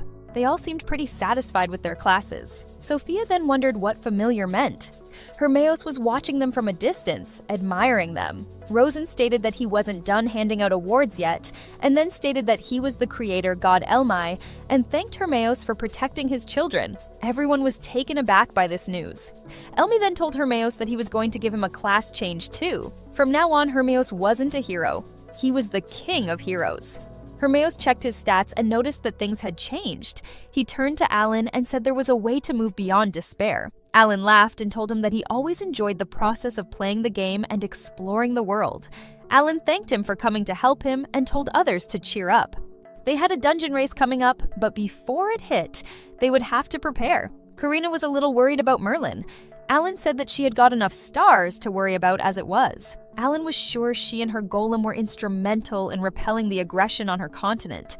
The important thing was that she was safe. Now, their next target was the Bacchus Empire to see how their Merle was doing. A few days later, after the big war, the Elves' Queen announced to the world that their country had ended this battle, and the game junkies returned to the capital and shared their joy with everyone. Not only the people, but even the spirits were happy that the battle ended. Alan noticed that fruits grow in the blink of an eye. Sophie explained that they were the fruit of the world tree, the spirit's favorite food, and it was used to make a true elvish potion. Alan knew that it would be hard for elves to rebuild the country, considering how poorly elves reproduce. Losing Sophie, the heir to the throne in the war, would be the final blow. The Elf Queen told Alan that she heard from Sophie that his goal was to defeat the Demon Lord and stated that they believe in Rosen's prophecy. She told Sophie and Formal to follow Alan wherever he goes and fight for peace without end. They agreed to do this without hesitation. The Queen then gave Sophie a bag of jewels worth 1,000 gold coins in here as a small thanks from them. When Alan said they didn't need it, she jokingly offered to marry her daughter. Alan wanted them to just keep using the elf elixir in their diplomacy, and he had a few other requests. He asked if they could give him some sort of nominal position equivalent to a title of nobility in the Kingdom of Latosha. Sophia asked if he wanted to be Alan of Rosenham, and he explained that he had little idea how to take advantage of that. Hermeos then stated that his contract was up, so he was going back to the Central Continent. He was thinking about going to the dungeon for the Divine Trials. While others were worrying if they would be able to see him again, Alan asked for tips on capturing him, but Hermeos wanted to keep those to himself and advised him to keep trying. When he left, Alan told others that it was time to get some goodies from the king. Cecil claimed that Karina could be made a baroness, nominal. Dogora wanted to be a knight, and Karina joined him. Alan told them that they were going to consult Viscount Granville first. When Sophia asked about Cecil, she said that she was already in the privileged class and exempt from all taxes. But Alan mentioned that he already knew what to demand from their golden saint with an evil smile. At the end of March, the Central Continent declared victory in the war, and they had to get back as they needed to finish the academy. 10 days later, they had an audience with the king at the capital of Latasha. Alan found the city pretty simple, while Kill denied it as more convenient. Kill was worried that the king would be angry at this insolent demand, but the others comforted him, saying that they should be demanding twice as much and get what they deserve. They entered the king's palace, and firstly, the king thanked Elf Princess. God of Spirits also spoke and thanked them for their wise decision to save his sweet elves. Everyone was shocked that this little creature was the god of Rosenheim. The old elf explained that if the arrival of the hardcore gamers had been delayed even a day, they wouldn't be standing here in front of the king. The king said that this was because of their priority of saving Rosenheim. Sophia stated that they would repay his service. The old man passed on the words of the queen. The letter started with thanking Alan, and then it stated that as a token of gratitude and appreciation of the entire elven people for his outstanding services in the war, Alan was given the honorary position of Elven NGH.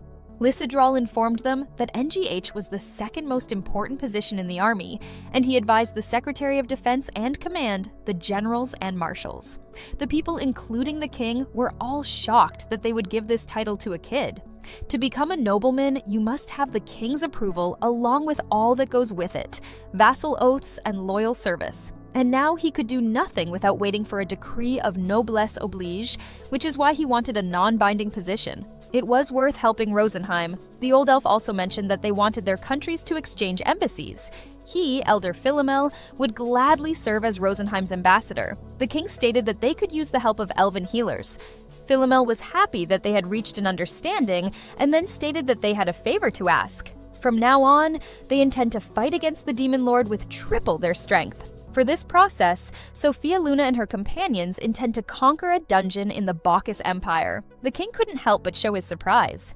Their holy Mecca was priceless and they can't risk this. Philomel said that if that was true, diplomatic agreements were out of the question. The king stated that they would let the whole company go to the Bacchus Empire.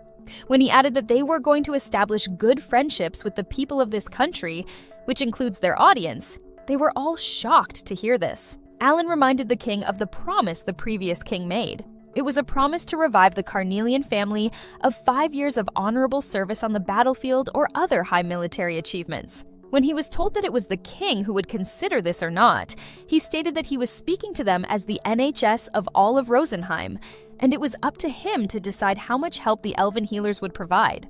Chancellor was shocked that he dared to say this, but Alan did not step back and requested him to consider their petitions carefully. He showed the official record of Gia Carnell's exploits on the battlefield. After reading it, Chancellor stated that he had a very distinguished merit. But what Keel's father did was unforgivable, and in front of other nobles, he could not show how easily forgiven a crime was. So he was going to be returned to half of the original Carnelian estate with the title of Baron. Afterward, balls and other events were held for several days to mark the beginning of diplomatic relations with Rosenheim. Kill wanted to get his title and estate back, so his family had a place to come back to. But when the White Dragon came, he heard there were a lot of people who were homeless and foodless now, so he knew he needed more gold to help them all. Cecil stated that this is why he was their golden saint, and Alan comforted him. 4 days later, it was the second year of Hedman Rodan's pioneer settlement fields were being sown and houses were being built. At the Hedman's house, Alan saw his family. His siblings greeted him and they said that they had been hunting hogs since last year. Formal was shocked that Alan had an actual family, as he always seemed out of this world to him. Alan then introduced them to his team. His father was getting used to all this, even though he was still nervous. Karina and Drogo also met with their families, and they had a huge feast together. This place was Alan's favorite place for sure. He was talking to his siblings while eating to catch up with their lives. He asked Mira what her favorite talent was and suggested monks so she could heal others, and she agreed. Spirit God was also there eating. He blessed Alan's sister, and now she had a talent. His father was confused and asked if she really had a talent while she was thanking him. That was how Alan accomplished everything they had achieved, thanks to Viscount Granville. And now they had assembled a junior band. Karina and Drogo went to their own house, and the rest of them stayed at their parents' house. In the morning, Alan asked if his father was happy that Drogo was a knight, and Drogo said that he spent the night cleaning his axe. Hill wondered what Alan received as a reward from the kingdom. He said that he was satisfied with Rosenheim's reward, and he refused all attempts to bribe him. Cecil wondered if it was okay to kill him without telling anyone. They were at the White Dragon Mountains, Baron Carnell's domain. They saw the White Dragon, and it was so huge, twice the size of any dragon they had ever seen, but the design was as peppers as ever. Now it was time to defeat the creature that had been plaguing their land for hundreds of years. The plan was to defeat the White Dragon and have a feast in honor of the new Baron Carnell. When the White Dragon saw them, he questioned the creatures they were riding and who they were. Alan suggested Cecil and Kill announce themselves as they were lifelong enemies. When they did, the dragon was surprised that Granville and Kleiner were working together to take him down. Apparently, he had been waiting for this battle for hundreds of years. Alan told everyone to stay on their ground and reminded them that they had the levels to win. The first attack was from Drogo and Karina. Drogo was having a hard time adjusting to his shield. Alan noticed that he was using the breath attack, so Cecil received it with an ice ball. However, the White Dragon was so strong that her magic got pushed back. Alan then ordered Fomel to use his extra skill on its mouth while it was open. While he was doing that, Karina and Drogo attacked simultaneously. When the dragon said their tricks wouldn't work, Sophia asked if they should ask for the spirit's god power, and Alan agreed. The plan was to restrict his movement and then defeat him with Karina and Degora's extra skills. Sophia called the Great Spirits, while Alan was grateful that they had Rosen on their side. White Dragon wasn't expecting this move. Alan acted and used Dora and the other beasts to restrict its movements. Now that he was confused, it was Degora's turn. Degora used full body, full soul, but it did not work. Alan told Degora to get back and told Karina to use her extra skill. Following the limit break, she used Heavy Slash, and this time it worked perfectly. They were all relieved and even started to observe it chopped off. Alan noticed that he could see through his intentions. When he died, they received the same amount of experience points as a high demon. Karina and Degora leveled up quickly. Kill thought they couldn't defeat it, but the White Dragon seemed easy now that they were stronger. Cecil agreed and wondered how happy the people would be when they told them this news. At the capital city, Kelner, the people who saw them coming with a dragon panicked, but Earl Hamilton, an acquaintance of the Granville and Kleiner families, told everyone to calm down and expressed his surprise. Alan said that it was slain with minimal destruction. Now they were going to dissect its body while putting their head on display in the town square. Alan told Degora and Kill to get dressed. The people were surprised that a young boy like Kill was the one leading their new lord. They admired them a lot. Alan noticed that no one was saying anything negative about Kill's father, and from Granville's standpoint, he was an enemy. But that wouldn't mean he was a tyrant of a lord. At Kellner's house, Alan and Cecil were impressed by how big their house was. Kill's sister was glad to see her brother okay. Alan noticed that the royal messenger was there. The royal messenger congratulated Kill for restoring the Kellner family and killing the White Dragon. He mentioned that the Majesty would be very happy and he must dedicate this to the royal family. The atmosphere changed after this statement. They were all shocked. The messenger claimed that it was their duty to offer their profits as a noble. Alan called Earl Hamilton and said that they should be repairing the mining site and start hiring laborers, and profits should be what they earn after deducting the necessary funds to maintain their land. If there was any profit, they would gladly offer it up. Though he mentioned that His Majesty just got thrown, so he understood why he would want something to show for his authority. He then questioned why he wouldn't just buy the dragon's head in that case. On top of that cost, when they got annexed into the royal territory, the royal family sent a conquest task, and he stated that he would be glad to claim the prize. After Lord Messenger left, Lethal could not stop but laugh because Alan made the royal family pay for the head while also receiving the task's payout. Kill thanked him for watching over the kids for him and hoped that he would continue doing that. He gave him 1,000 gold coins and a bunch of elf's magic herbs as a thank you gift. They were honored to do that for the hero who defeated the White Dragon. Lethal mentioned that they had already picked a good judge to be the lord in his place, so there was nothing to worry about. He then expressed his surprise that Dagora became a knight for Hamilton. Earl Hamilton heard from Viscount Granville that he was aiming for a larger fish, so he would be glad to send him away. Dagora blushed and thanked him. Kill called everyone and thanked them for allowing him to return home. Later that day, they stayed overnight at the Culners before getting approval to leave the country for the Bacchus Empire. They gave the dragon meat to the pioneer village and got the greetings from the Granvilles, and they were finally off to the Bacchus Empire. They were now on their magic ships towards the Bacchus Empire. While they were eating dinner, they were talking about the number of dwarves in there. Suddenly, Alan said that his summons that he left in the mountains to kill the remaining monsters found another white dragon, a baby one. Cecil remembered that dragons lay eggs. Alan wondered if that was what they called retaliation repop in his previous life. When Karina asked what he was planning to do with the baby dragon, Alan decided to raise it and named him Haku. He didn't think killing it would help if one more was going to pop up. Also, they could learn something about the Demon King's power. He said that the Demon King increased the rank of every demon beast in the army, so they should take this opportunity to learn if it was born immediately or if it would turn aggressive after a certain period. There was another and quicker option that somebody could just tell them, which was the spirit god, but he told Alan to not rely on him and he wouldn't answer anything. He gave up on him and noticed that they had arrived at the Bacchus Empire. The Bacchus Empire used to be a normal kingdom on the continent. They produced great techniques of magic tools that couldn't even compare to other dwarven countries. But around 50 years ago, the Demon King's army attacked, and the kingdom held them back using magical tools and golems. To fight the army, the kingdom consumed every neighboring country and became a great empire with a population of more than 200 million and the world's strongest military force. Alan and his team arrived at the capital Danbao and were amazed by the hugeness of the palace. Visiting another country was so exciting for them, as this sensation was the best part of an adventure. They decided to stay there for today and look for Mururu tomorrow. The next day arrived and they were back at the lounge. Alan was surprised that they had elevators. A man named Nuka Kai, the Minister of Foreign Affairs of this country, greeted Sophia and wished her a good day and informed them that they had prepared a breakfast. Alan wondered the reason behind a minister being there. They sit at the table, and while Karina is being charmed by the food, Alan is almost sure that they are showing off their riches. The minister thanked them for supplying the elf's recovery potion. Thanks to that, the casualties were kept at a minimum, even when facing one of the largest invasions ever. Alan was not looking at the minister friendly, while Sophia was talking.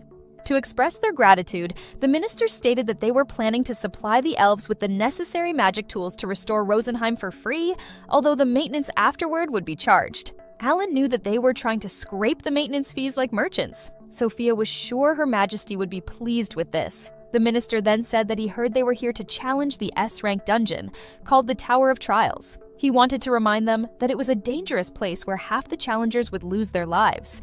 Karina seemed bored of those warnings. Sophia stated that they understood this, and they were planning to take Mururu with them. The minister said that she had contributed actively to the war and had graduated from Bacchus's academy so she could join them. However, the emperor would be worried sick for her, so their country would wish for something of equal value in return. Sophia said that money would be a problem because she can't afford Mururu, but the minister said that it was much simpler than that. They had learned that there was a stronger healing called Elf's Magic Herb and wanted that. Sophia didn't say she would not consider, but the amount was quite limited. They wanted to have what was available. She said that she would try to prepare some for the benefit of their friendship. Their conversation ended there, and the minister told them to wait in this room while he went to get confirmation about Maruru. Dogora and Karina were worried. Cecil also had a bad feeling about this. Sophia heard that the Bukus Empire was infamous for always seeking profits and national benefits, but from a tradesfold standpoint, that was a good negotiation. They then heard the door opening slowly, and there it was, Maruru. She was so happy to see everyone that she teared up. Alan embraced her with happiness. Maruru was shocked by the news, but was so happy that everyone was okay. Dagora mentioned that they were looking forward to seeing her riding a golem. Alan wanted to borrow her golems, but she was told that it was impossible, but they could acquire the golem slab in the S-rank dungeon. Alan decided to talk about this on the move, and they started to head for the S-rank dungeon. Maruru was an honorable baron now, and she even participated in the triumphal parade. Alan noticed that she got more confidence after the academy. Her status also confirmed that Maruru was a 3-3-star talent. She got stronger, but her attack didn't change much. Perforation Fist means like a punch that drilled through walls. Alan was excited about the golem slab. They saw the Tower of Trials, which was much bigger than the World Tree. They landed, and it was crowded. Karina pointed at the Beastman. He seemed like an adventurer. Dagora had never seen one on the central continent. There were a lot of beastmen there. Alan assumed that they probably came from the beast country to the south. They were all taken aback by the fact that there was a whole city inside, even bigger than the capital. It was even strange that there was light without any windows. Alan saw the Degrini's temple, which was also the entrance to the S-rank dungeon. He said that they wouldn't be taking on the dungeon today, but they should hear the story at the temple. While walking among the people, they were looking at them with curiosity as they were all kids, and Alan had black hair. Alan found it amazing that this many people had conquered 5 A-rank dungeons. They went to the receptionist and stated that they wanted to conquer the S-rank dungeon. The receptionist asked if they had a magic disc, and if they didn't, they could rent one there. She gave one to Maruru, and she explained that they were going to insert the slab there. Then they would be able to create a golem. The slabs would be available in the S-rank dungeon. She then asked what Maruru's talent was, and she said that it was Magic Earth General. The others who heard her talent were shocked by that. Alan guessed that it might be because it was only 1 in 10 million people. The receptionist then asked if she participated in the last battle, and she confirmed her. The receptionist woman explained that if she had that talent, she could move a mithril-level golem with copper or silver. With the magic disc, if she was an iron rank, then she would need an iron slab. There were 10 holes, so gathering that much would be a problem for them. Alan asked if he could buy the disc instead of renting it, but as they were national properties, it would cost them 10,000 gold coins. Alan figured that they gathered the slabs and then retrieved the finished discs, making their country hold the strongest golem army ever. Alan made his decision and gave her 10,000 gold coins. Not only the receptionist, but also the other members were shocked. After leaving the temple, they rented a nearby house and made it their base while in the Tower of Trials. Karina wanted to be the first person to conquer the S-rank dungeon. Alan agreed, but it was also to help them defeat the Demon King army, so it would still be very difficult to fight demon generals after that. Cecil was confused because they had changed their class, and Karina was a 5-star like the hero. Besides, Dagora's extra skill could defeat the demon general in a slash. Alan explained that the demon general didn't know who they were in their fight, so even if they upgraded their gear to orichalcum, he expected their chance of winning to only be around 50%. It would also be a different story if it was a high general. Even so, Sophia wondered if taking on the S-rank dungeon would still be valuable. She then asked Maruru if she was okay. She said that she was fine, but did not seem like she was. She also mentioned that Tam Tam was so strong. When they gave her the confused looks, she explained that the golem user would name the golem they control. Her dad was growing a Tam Tam tree in his garden, and her 4 brothers say it tasted bad, so it was a very familiar name for her. Alan asked if she told her family she was going to be there, and she said that she didn't tell them because they would be worried sick. She wanted to be stronger for her friends and family, and she realized this the hard way. Alan's priority was getting his hands on a golem. He suggested trying to upgrade their talents as soon as possible because he suspected they would need a year to finish the S-rank dungeon. Karina realized that the best case was that Demon King's army didn't arrive until then. Alan was pretty sure that they wouldn't call for another attack because they caused a bit of damage to their army. The next thing was going to be Alan's mission. He had to improve his summoning skills and get the newly summoned beast by all means. If he kept this up, then his summons attacks wouldn't do anything against the generals. Cecil asked why he didn't stop evenly splitting the dungeon loot, as they all knew he needed crystals and gold coins the most. She wasn't the only one who thought like that. Alan was grateful for that. The next day arrived, and it was time to go. What they were looking for? Collect the golem's slab or a calcum weapon, and items to increase stats over 1,000 points convenient magic tools. The game junkies make their entrance to the S-ranked dungeon. They noticed that other parties had more than 20 people. The usual cube that manages the dungeon's floor greeted them and asked if they wished to go to the second floor. It had been a while since Alan had seen a cube. If the next floor was the second, that would mean they were on the first floor.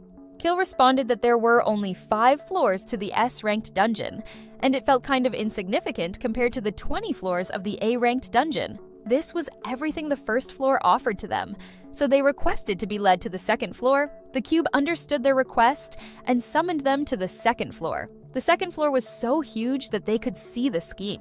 The design was so different from other dungeons. Kill assumed that the other parties were on the same floor too.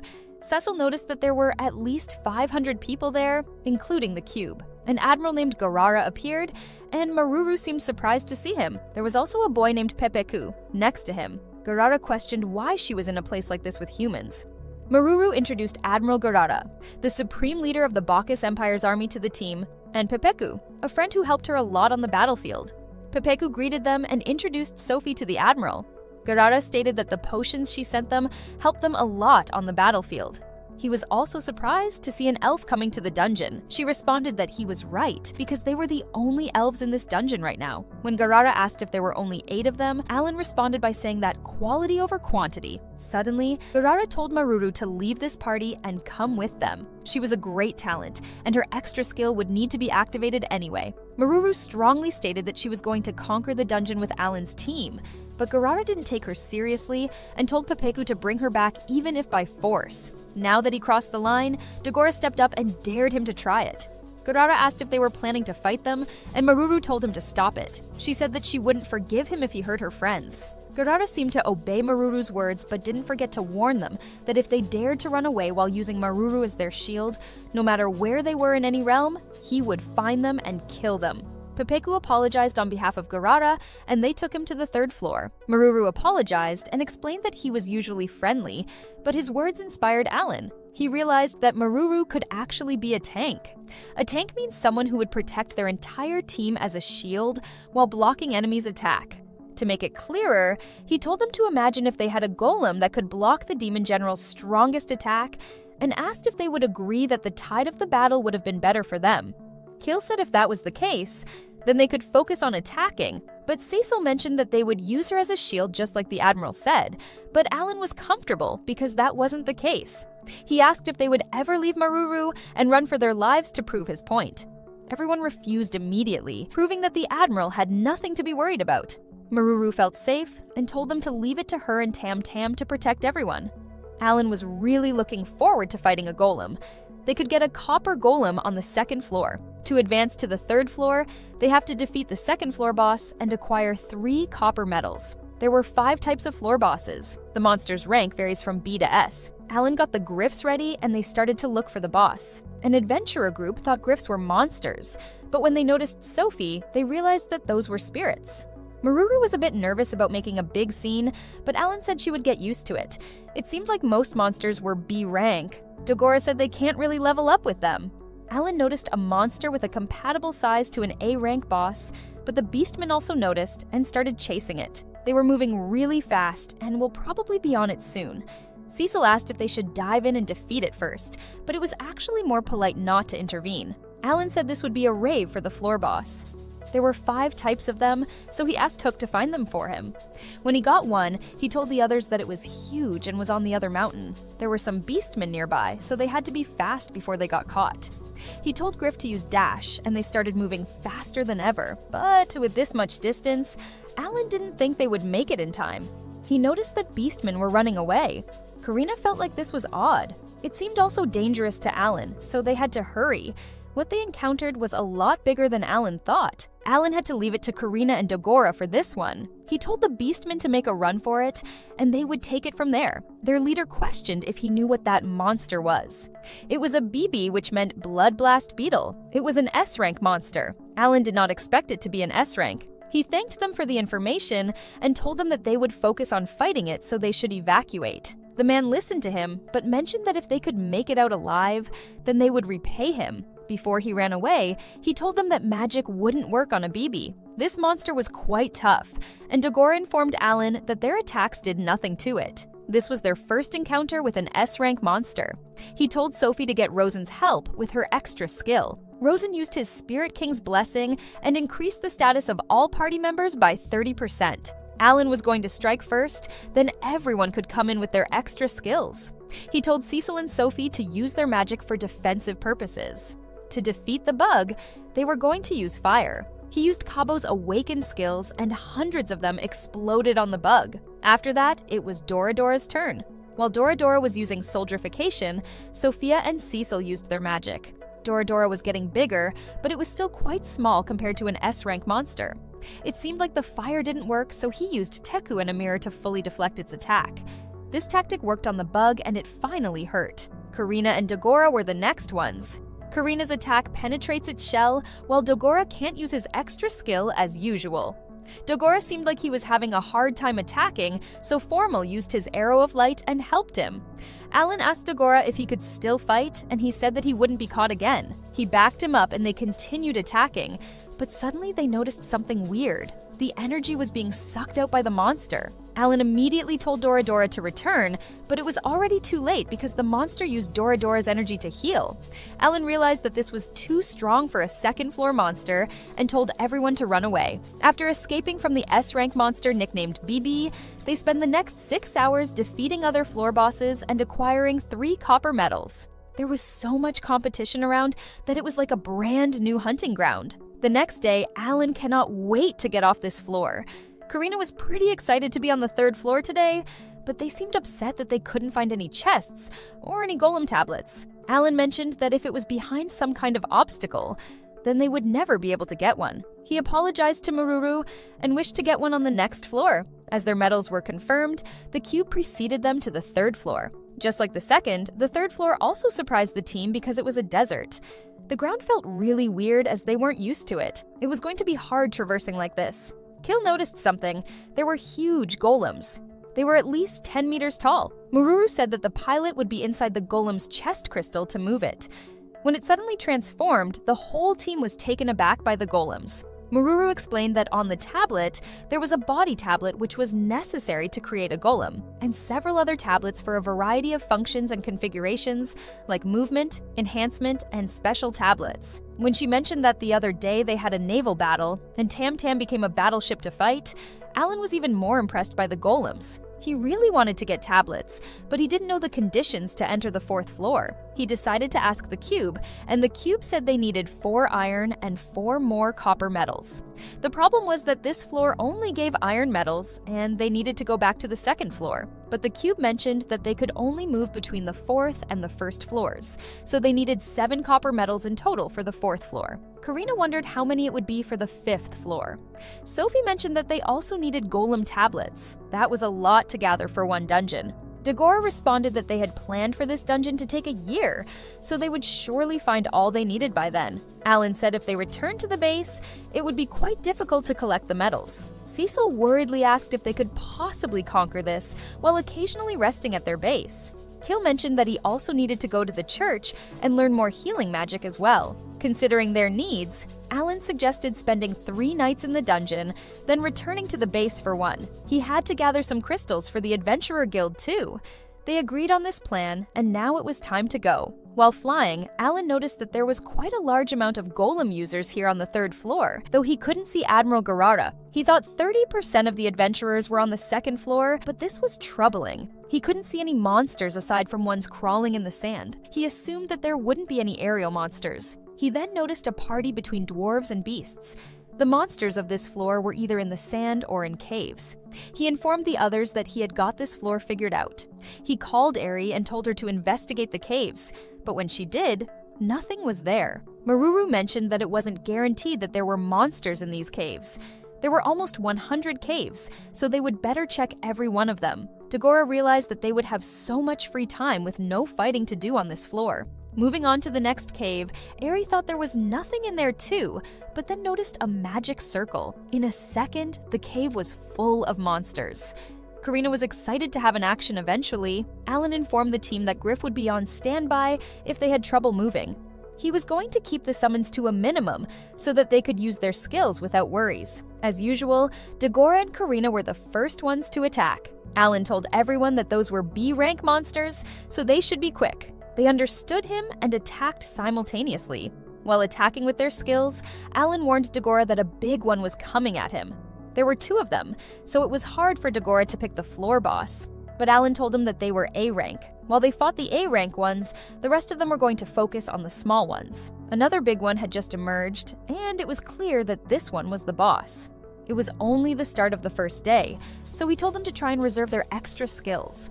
Except for Dagora, an A-rank monster was still too tough for someone not using extra skills, so Alan decided to hold the first floor's boss with a mirror, and they would finish the small fries later after taking down 2 A-ranks. Cecil used her ice needles and confirmed that those things were vulnerable to ice magic. Alan told Cecil to help Karina, and he would head to Dagora's side. Dagora was doing well with the A-rank. It didn't take any longer for them to take down both of them and focus on the boss. When they looked at the boss, they were shocked to see it messed up like that. Alan explained that he spammed a total deflect 3 times. Using this opportunity, the team took down the floor boss and gained 4 million experience points. There was a crystal and a medal.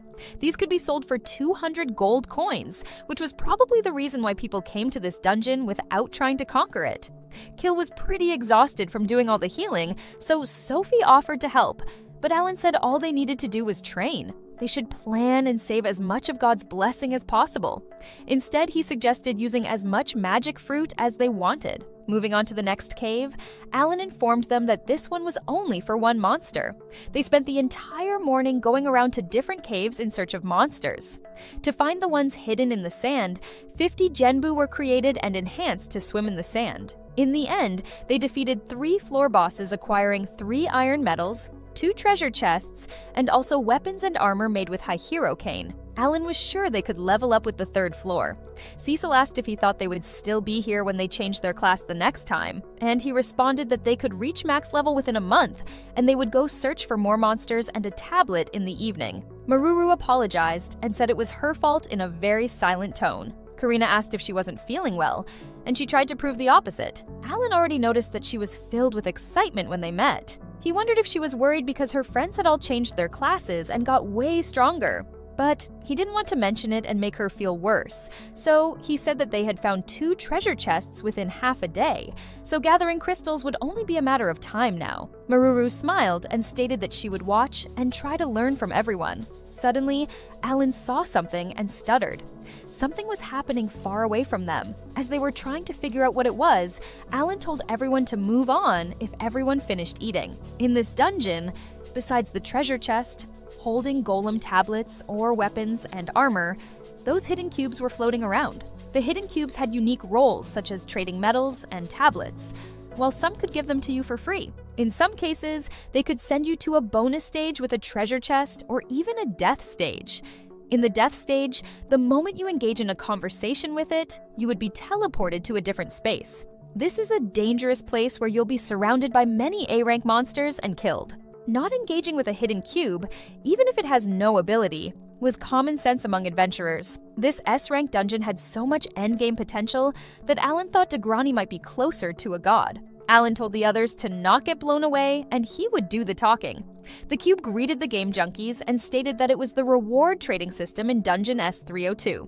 It asked if they wished to trade their tablets and medals. Dagora seemed relieved that it wasn't a trap, and Alan responded that they would like to trade. The tradable tablets and medals must be iron, and they could trade with either of the 2. But they could only trade once with 3 medals or 1 tablet, and they would be given a random body tablet in exchange.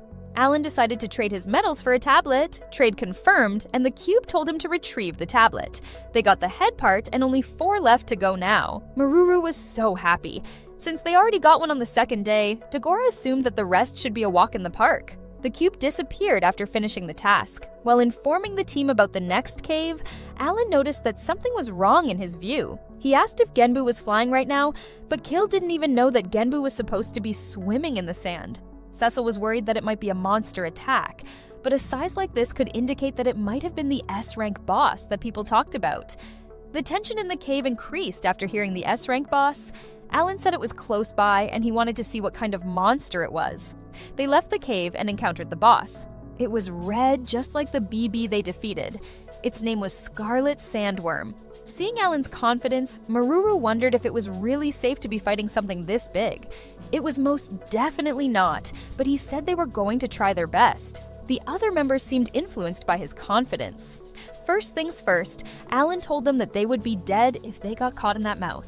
He told Karina and Dagora to try aiming for its body with their extra skill. The backline team would aim for its head, so he warned them to not get in its range. After settling the plan, they started attacking. When Karina attacked the boss, it surprisingly got a lot of damage, but without letting them figure out the reason, it started regenerating. Cecil was shocked and confused because their combined magic did a lot of damage. Alan figured that it probably had low defense, yet high natural regeneration, which was pretty rare. Now, even a minute later, the monster was fully healed. Cecil asked Alan if he had any plans for this. He said that they'd just have to outdamage its regeneration. They told them to forget reserving magic and go all out. The magic spells were flying in the air, and no one held anything back. When he decided that it was enough damage, Alan told Cecil to blast it with her extra skill. Using small meteor, she crushed its head, but it wasn't over. Alan told Sophie to cast the Spirit King's blessing. Before they knew it, the crushed head was back in the monster's body again. They were going to try again, and this time he wanted them to launch a full attack with a 30% status boost. 30 minutes later, they decided that they didn't have enough firepower for that thing. Everyone was exhausted, and it was time for them to flee again. A few days following, after searching for treasure chests and hidden cubes, while also leveling up on the 3rd floor, they returned to the base to organize their stuff. They traded at the Adventure Guild while also getting some rest. Their objective to secure golem tablets went smoothly. Though they were still missing the right arm, it had only been a few days. 20 days later, they were still on the 3rd floor, and were praying that this time the cube would give them the right arm. Kill asked if he should do it as he was quite lucky. Even though he didn't believe him, he let him do it. Right before Kill did it, he tried to stop him because he might succeed this time as he failed his pulls. But to his surprise, Kill got the right arm on his first try. Even though he was freaking out on the inside, he tried to smile and act like he was so happy for Maruru. Maruru couldn't help but tear up a bit. Karina asked if she was okay and would like something to eat and worry. Alan poked Karina's cheek and told Maruru that she could show them the power of a magic earth general now. They left the cave, and Maruru calmly summoned Tam Tam. She said that Tam Tam's ability should be shown behind the magic disc. While checking the disc, Alan noticed that the golem's health and magic got increased by her alloy skill, so it was like increasing the pilot's stats. Next, Maruru tried and added the enhanced tablet that she got. This should be the tablet that enhances the golem's attacks. When she added the tablet, it increased by 2,000, confirming that it could change quite significantly based on the tablet. Though she can't use her extra skills, Tam Tam could use her other skills. Alan asked if she could try out Flying Arm. They did not expect her to extend her arm like that. Alan was shocked because it was a freaking megaton punch. He was sure they must consider a name change for that skill because it was a lot scarier than it sounded. Kill reminded Alan that it was noon, which was the time to return to the 1st floor. Dagora mentioned that Hermios would come to the Tower of Trials today. Alan suggested clearing their stuff and then going to see him. The girls wondered if they would see the heroes' party. At the base, Hermios and his team welcomed them. The team was confused as to see them in their base with their luggage, while Alan swore he locked the door. Rosetta apologized for unlocking her skill, while Hermios' team realized that they weren't supposed to be there. A good-looking woman apologized for sneaking into the house and introduced the team. They took a look at the heroes' party, Sacred, and noticed that there were a lot of powerful people. While Karina was surprised that Doberg was also there, Alan noticed that Hermios had a whole harem with 8 women adventurers and only 2 male members. He told them that they had some spare rooms, so they didn't mind them staying there. though they would like their share of the rent. The women members thanked Sophie for her supply of Elf's magic herb for their last fight.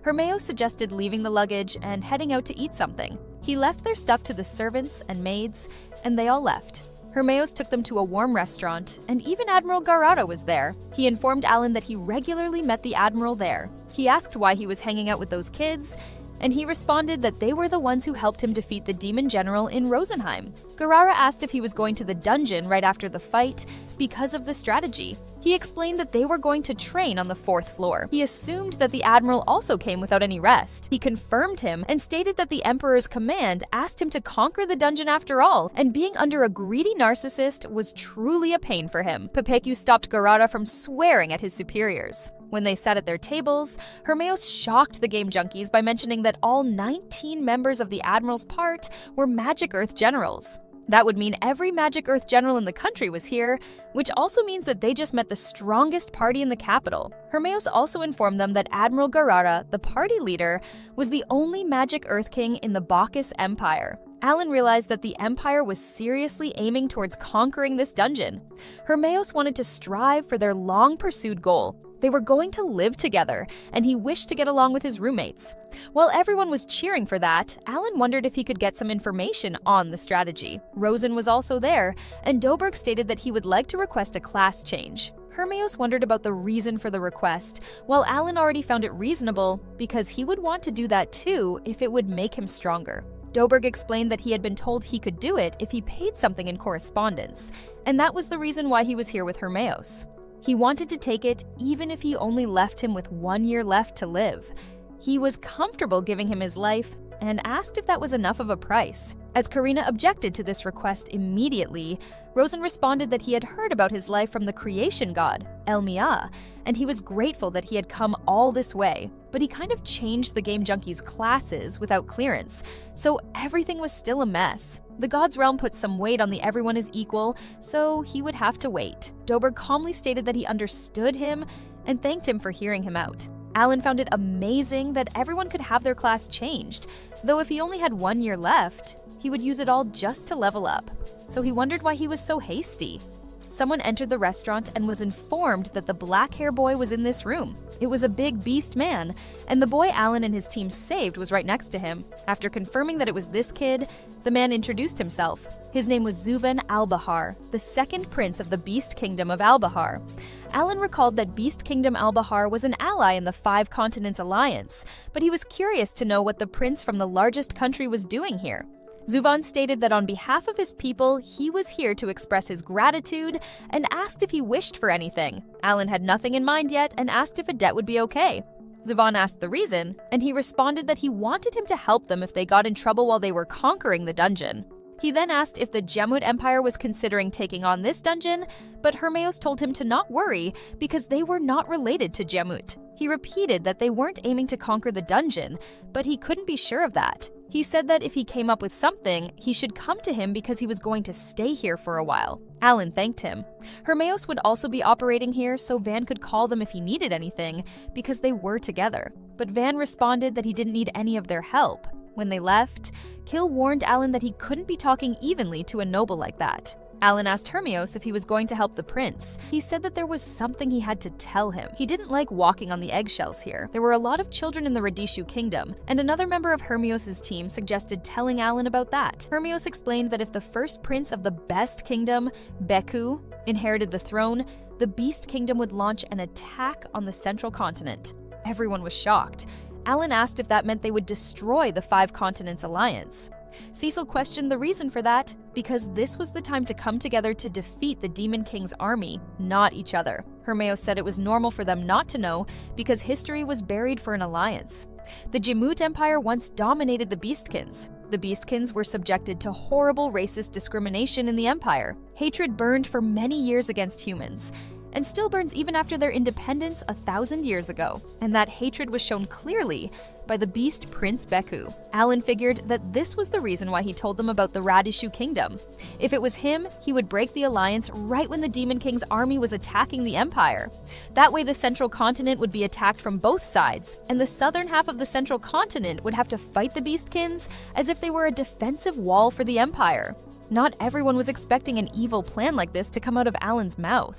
When he wondered about that whole thing about siding with the Beast Prince Zu, Hermios explained that the Guillemot Empire believed that if Zu became the next Beast King, then he wouldn't break the alliance. Some were also supporting the warrior princess, but any option was better than the Beast Prince Beku.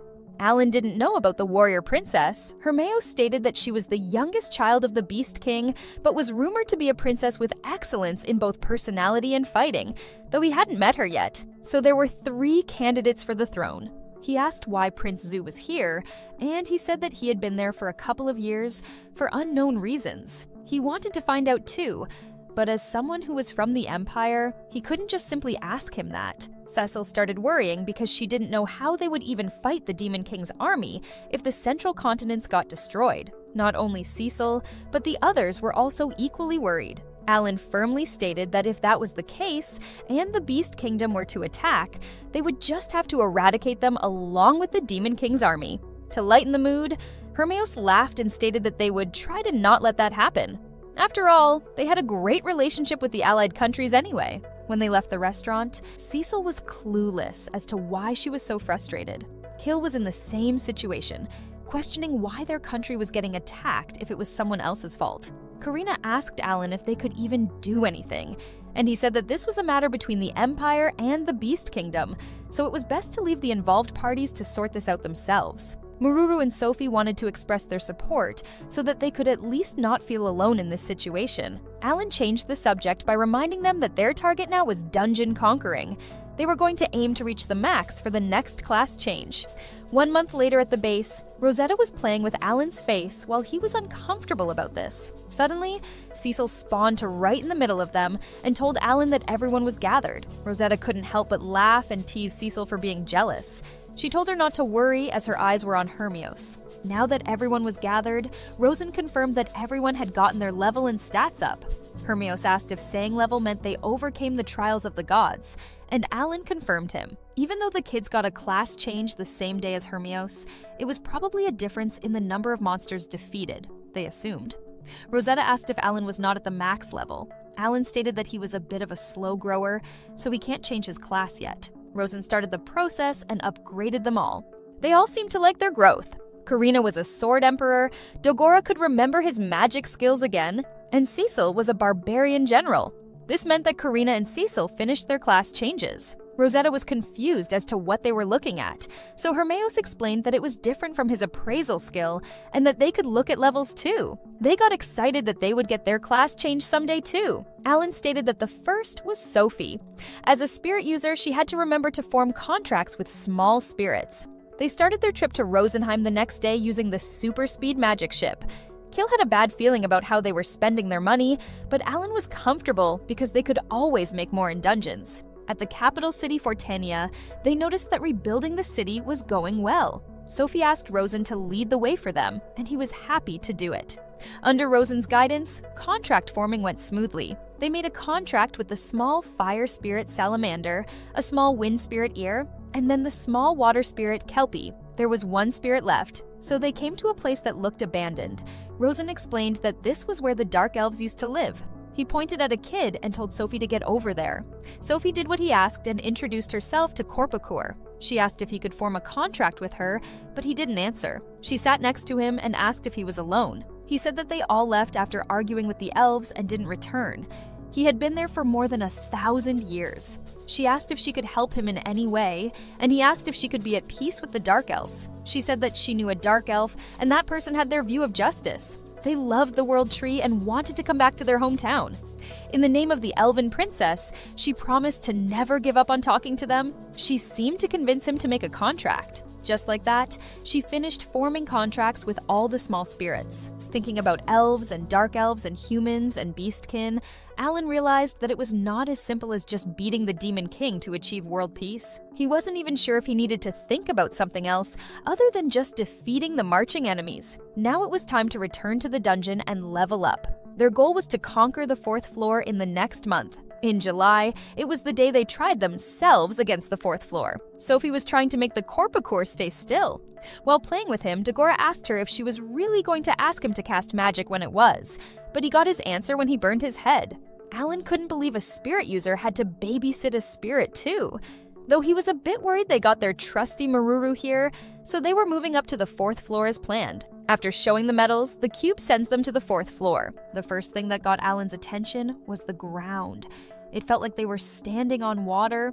He used Hook to see, and Hook confirmed that they were on the water, which meant the monsters should be underwater. The hero said he found orichalcum on this floor, so everyone was curious to see what they would encounter. They had a lot to do, so they started the conquer plan. First things first, to reach the 5th floor, they must defeat all the bosses of the 2nd, 3rd, and 4th floor, while collecting 5 copper medals, 5 iron medals, and 5 mithril medals. The team didn't expect this requirement. Alan realized that this is why Hermeos didn't want to conquer this dungeon. The hero had the whole Demon King army to worry about, so risking his life would be meaningless. S-rank monsters would be their next challenge while leveling up. Alan mentioned that there were only 1/3 of the adventurers here compared to the 3rd floor. They saw the Admiral's team operating, and the hero's team was also on the move. Thanks to Maruru's golem, they had a ship now. It would be a chore if they had to walk, so this was a very good idea. It was all thanks to the summoned beasts that they didn't have to. They spotted a monster, and it was a group of A-rank ones. Alan wouldn't be using his summons, so he warned everyone to be careful. He also wanted to see what would happen when everyone got their level up to 50. Maruru joined them with Tam Tam. Tam Tam was much larger than an A-rank monster, and her stats could still be improved. First Maruru and Tam Tam, then Cecil, and then Karina and Dagora attacked. There was only one left after a while.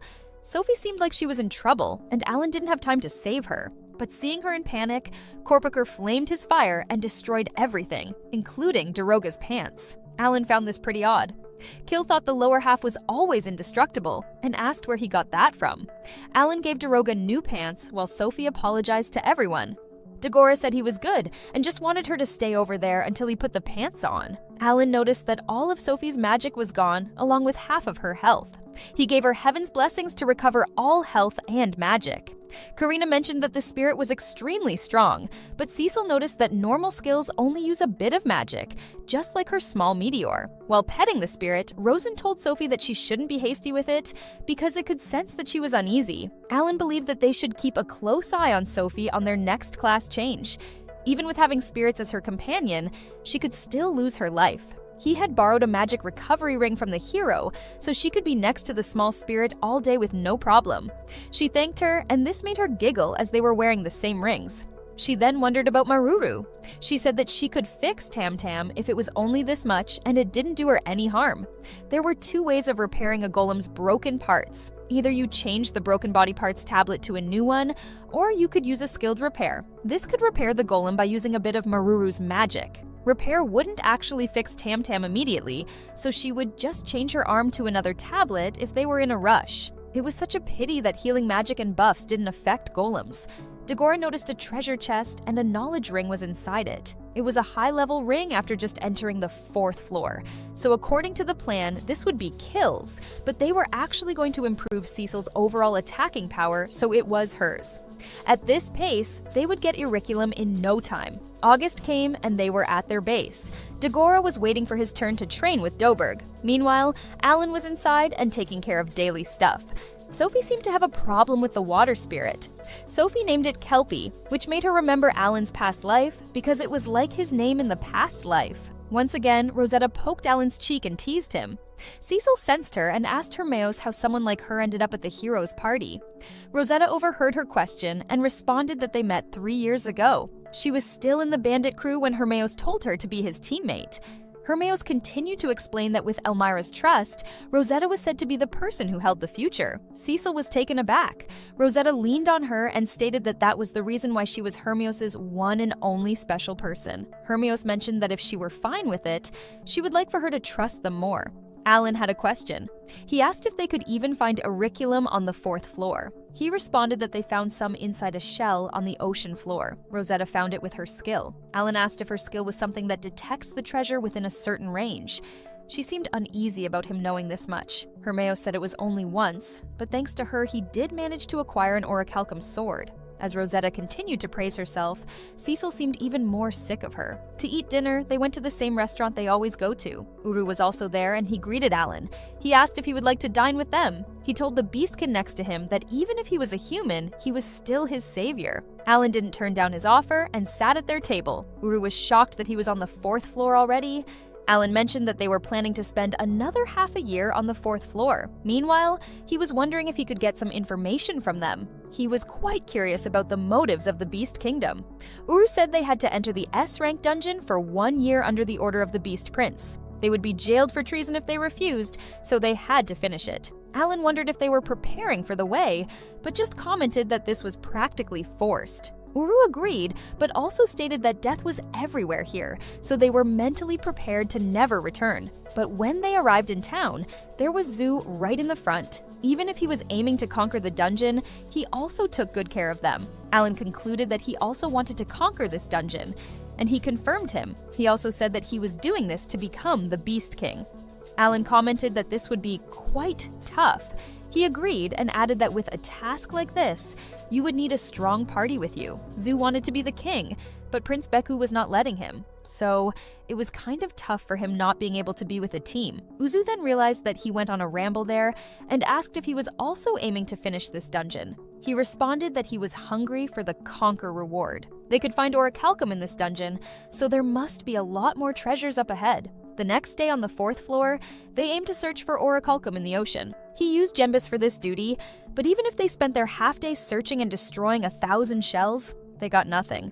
Karina suggested asking Rosetta, but Cecil didn't want to owe someone like her. Alan wondered if he should be changing his approach now, but then noticed a big, strange shell. Genbu couldn't destroy it, so he sent the Eri team. When Eri left, they spotted enemies coming at them. It was an S-rank floor boss. The red body that was approaching them was nothing other than a Crimson Kaiser sea serpent. The Eri team got destroyed quickly by the little ones. Alan didn't plan to face an S-ranks today, but he wanted that shell. So he decided to hold off the Crimson with his summons. He told everyone to save their extra skills and clear out the smaller ones first. While Doradors were buying them time, the game junkies were ready to take down the little ones. Everyone worked together until they defeated a Kaiser sea serpent. Now it was time to take the shell, but the boss growled and called its friends. They were back at square one within a minute. Alan decided to just leave because they were even stronger. He told everyone to turn back and get Maruru. The water spirit Kelpie seemed stubborn and didn't seem to like Sophie looking so nervous and unhappy, so it went into the water and captured every monster, including the boss, with water. Alan was taken aback by how strong this spirit was. Rosen explained that even being small spirits, they were still the gods' descendants. The price to pay was huge, so he wouldn't recommend fighting like this for long, but they started escaping, so he told Eri to secure it while they could. When they were finally safe, they tried to open the shell. When they succeeded, Alan saw a lump of orichalcum, so now they would have to work the orichalcum. Alan had already decided on the first thing, which was to use this to make a great sword for Coriana. Coriana was amazed. 3 days later at the base, Hermeos was shocked to see the orichalcum. Alan said they only got one for now. Rosetta seemed annoyed that he was so comfortable with talking like it was easy.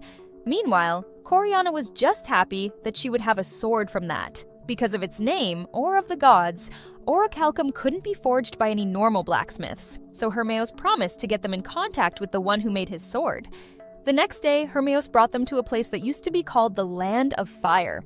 It had been 3 days, and they arrived at Gouverne. He took them to the workshop where he went to make his sword, but then noticed that there was no smoke coming out of it. He saw the owner Habarak and greeted him. He didn't have a dominating aura like Alan imagined. Hermeos introduced Alan to him, and Alan stated that he was there to ask him for a sword crafted out of the orichalcum they found in a dungeon. Hearing the word dungeon, Habarak started attacking him because he was blaming them for not being able to forge orichalcum anymore. Alan was confused, but didn't do anything back.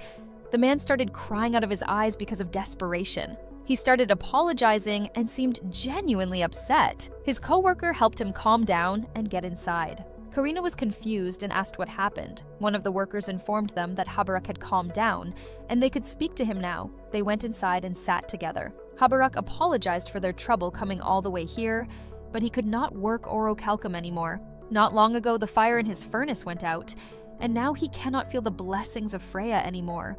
Alan asked if that was because of Degrani, the dungeon master. According to Haberuk, that was the only explanation. Ever since this continent merged, the Empire had pushed worshipping him to sell magic tools. He asked Karina if she was a follower of his, and she had to tell the trust. While he was blaming himself, Rosen interrupted and told him that there was no way that was the case. He couldn't stay quiet like that because Freya wouldn't ever give up on the dwarves. He decided to go to the gods' realm and ask her himself. Haberuk was shocked and curious about who he was. Sophie explained that he was Rosen, the elemental spirit king who protects the elves. When Rosen came back, he told Sophie informal that they knew his whole existence was for the elves. While they were fighting with the Demon King's 10 million troop army, the main army, including demon generals made from S-rank demon beasts and high general demons, launched an attack on the gods' realm. That's why they didn't see any S-rank monsters on the battlefield. The fight on the ground was to direct the gods' attention to humanity, so the Demon King's army was more interested in the gods' realm. Alan asked how the gods' realm was now, and he responded that a bit of damage was done, but destroying what the creation god Elma created was not a simple task. They planned to attack the Temple of Freya, one of the 4 great elemental gods. She did manage to hold them back, but not without taking a few hits. But an important sacred treasure was stolen. A god without his or her sacred treasure was no longer a god, so Freya would turn into stone in the next 3 years. If that happens, then not even Mithril could be forged. Humanity would have to fight the demons with iron. Dagora mentioned the one they got in the dungeon, but Hermes explained that it wouldn't be enough for all the soldiers. Alan was still thinking about why they chose the god of fire. When he asked if it could be about the fact that the dwarves no longer believe in the god of fire, Rosen could not answer. He said that she might have gotten weakened due to the prayers being lessened before the Demon King's attack, and that's why she got targeted. They seemed shocked and guilty, but if that was true, then Alan knew the true intention of the Demon King's army. The Demon King wanted to destroy this world along with God's realm. Because of Elmia, they can't just destroy the God's realm that easily. That's why he was waiting for the gods to be weakened. If that were the case, Elmia could just defeat the Demon King. But Alan stated that they probably got the case of class change because she couldn't do that. He didn't know why, but he thought humanity had to do something. Eradicating humanity would be a breeze for the Demon King's army. Someone, or something, had predicted the gods' intent and moved on it. It was about time they made their move. And Hermione was agreeing with Alan this time. In the next scene, the game junkies were in the Tower of Trials. The team was pretty upset about the fact that they might not be able to cook again, and even imagining the winter without heat was scary, and not everyone could own magic tools to help themselves. The Demon King's army's biggest challenge would be taking down Elmia. They hadn't made their move yet, so Alan couldn't predict what they were going to do. Hermione came and told Alan that he had gone to the temple and negotiated with Degrani. He sounded like a true hero now. Hermione said that Degrani would grant them whatever they wanted as the first conquering reward. Alan was excited about this special reward from the Dungeon Master. That was more than enough for them to strive for. He then wondered if Degrani mentioned anything about the sacred treasures. Apparently, he said that he was really happy when he received it from Elmia. That sounded kind of lighthearted to Alan. He assumed that every god would have one, and asked if he had ever seen a sacred treasure before. Hermione didn't even know about them. He said that if the gods had anything similar, he would notice it. A hero was a great warrior that the whole empire loved, but he was not a god. Alan concluded that a sacred treasure was simply a vessel that gathered faith. The creation god Elmia would grant a sacred treasure to anyone worthy of becoming a god. The receiver would gather faith in his or her vessel and become a god. Without faith, you could not be a god, and this was how the world worked. Cecil stated that this would mean without her sacred treasure, worshipping Freya wouldn't even do anything. Kill worriedly asked Alan if that also meant they should prioritize retrieving the sacred treasure over conquering the dungeon. Alan responded that retrieving it from the Demon King's army with high general demons and S-ranked monsters was impossible because they were too weak for that. If they couldn't even conquer an S-ranked dungeon, then they would surely be stomped on trying to fight the Demon King's army. Aside from conquering the dungeon, the only thing they could reasonably do was craft weapons and armor without the use of fire. For example, they could process the monsters' corpses in Rosenheim, like how in the Kalner and Granbiel's territories, they would process armor. Hermeos agreed to Alan and decided to request that the Jin Empire take action. Zhu came and said he must have some guts to ask to meet him somewhere full of the Empire's people. Alan calmly stated that he had something important to tell him. Alan told him about the Demon King's army attacking the god's realm, but Uru wasn't sure if they were reliable. But there was no choice but to tell the truth, as the spirit god was right there. He didn't know if the people of the Beast Kingdom would believe his words, but Xia, the third beast princess, might. He said that after capturing the leader of the evil god cult that was secretly operating under the Beast Kingdom challenge, Xia went to a different country. Alan had heard of the evil god before. Zhu stated that a few days ago, he received letters that she finished her duty, so she had proved worthy enough for the throne. Zhu, with a proud expression on his face, stated that his sister was outstanding. Alan asked what he was going to do and if he was returning home. He responded that he wasn't, and his goal was still the same: to conquer the dungeon. He thanked him for sharing that information and mentioned that if there was anything he could do, he would be glad to help. Alan happily thanked him. When Zhu left, he told Hermeos that he wanted to tell Admiral Garara about this too. If they were also conquering this dungeon, then they would easily meet him there. 2 months later, Stinger, the strongest party of the Empire, faces the bosses at the highest floor. Before the temple were dwarves, awaiting the moment that the dungeon finally gets conquered. The Game Junkies team seemed a bit upset about this because they wanted to be the first ones to conquer the dungeon, when Dagora said they should have conquered this thing by now as they beat an S-rank monster. If that was the case, they would be the ones to get the first-time conquering reward. Hermeos greeted them, and they congratulated Alan's 15th birthday. Rosetta offered a drink now that he was legal, but he refused firmly. A true gamer doesn't drink, he thought. Alan mentioned to Maruru that the Admiral team took their time. She agreed and stated that it had been half a day and wondered what they were doing. When the Admiral appeared, he was heavily injured but still wanted to go inside as Pepeku and Bobogai were still in there. Maruru and Alan immediately went to help, and he gave Garara the heavenly gift. His arm healed in a second, leaving him in shock. He wondered if he had more of that, but his other team members didn't want to let him go in there again. He said that it was pointless because it was a place where once you leave, you can never enter again, so even reinforcements or Kill's revival skill wouldn't work. But Garara insisted that he would be able to save them. But once again, the members had to stop him with tears in their eyes because no one in this country could replace him. When it comes to them, everyone was willing to give up their lives, but he needed to not let their sacrifice be in vain. Realizing that he must stay for the sake of the others, Garara couldn't stand straight and fell to the ground in anger. Ju wanted to have a chat somewhere with Garara. When they finally calmed down and sat together, Garara told them what happened. 6 people lost their lives, and Pepeku was one of them. Garara said he had made it through so many battles, but this one was the hardest. His comrade asked what they were going to do next. Garara stated that the party had disbanded.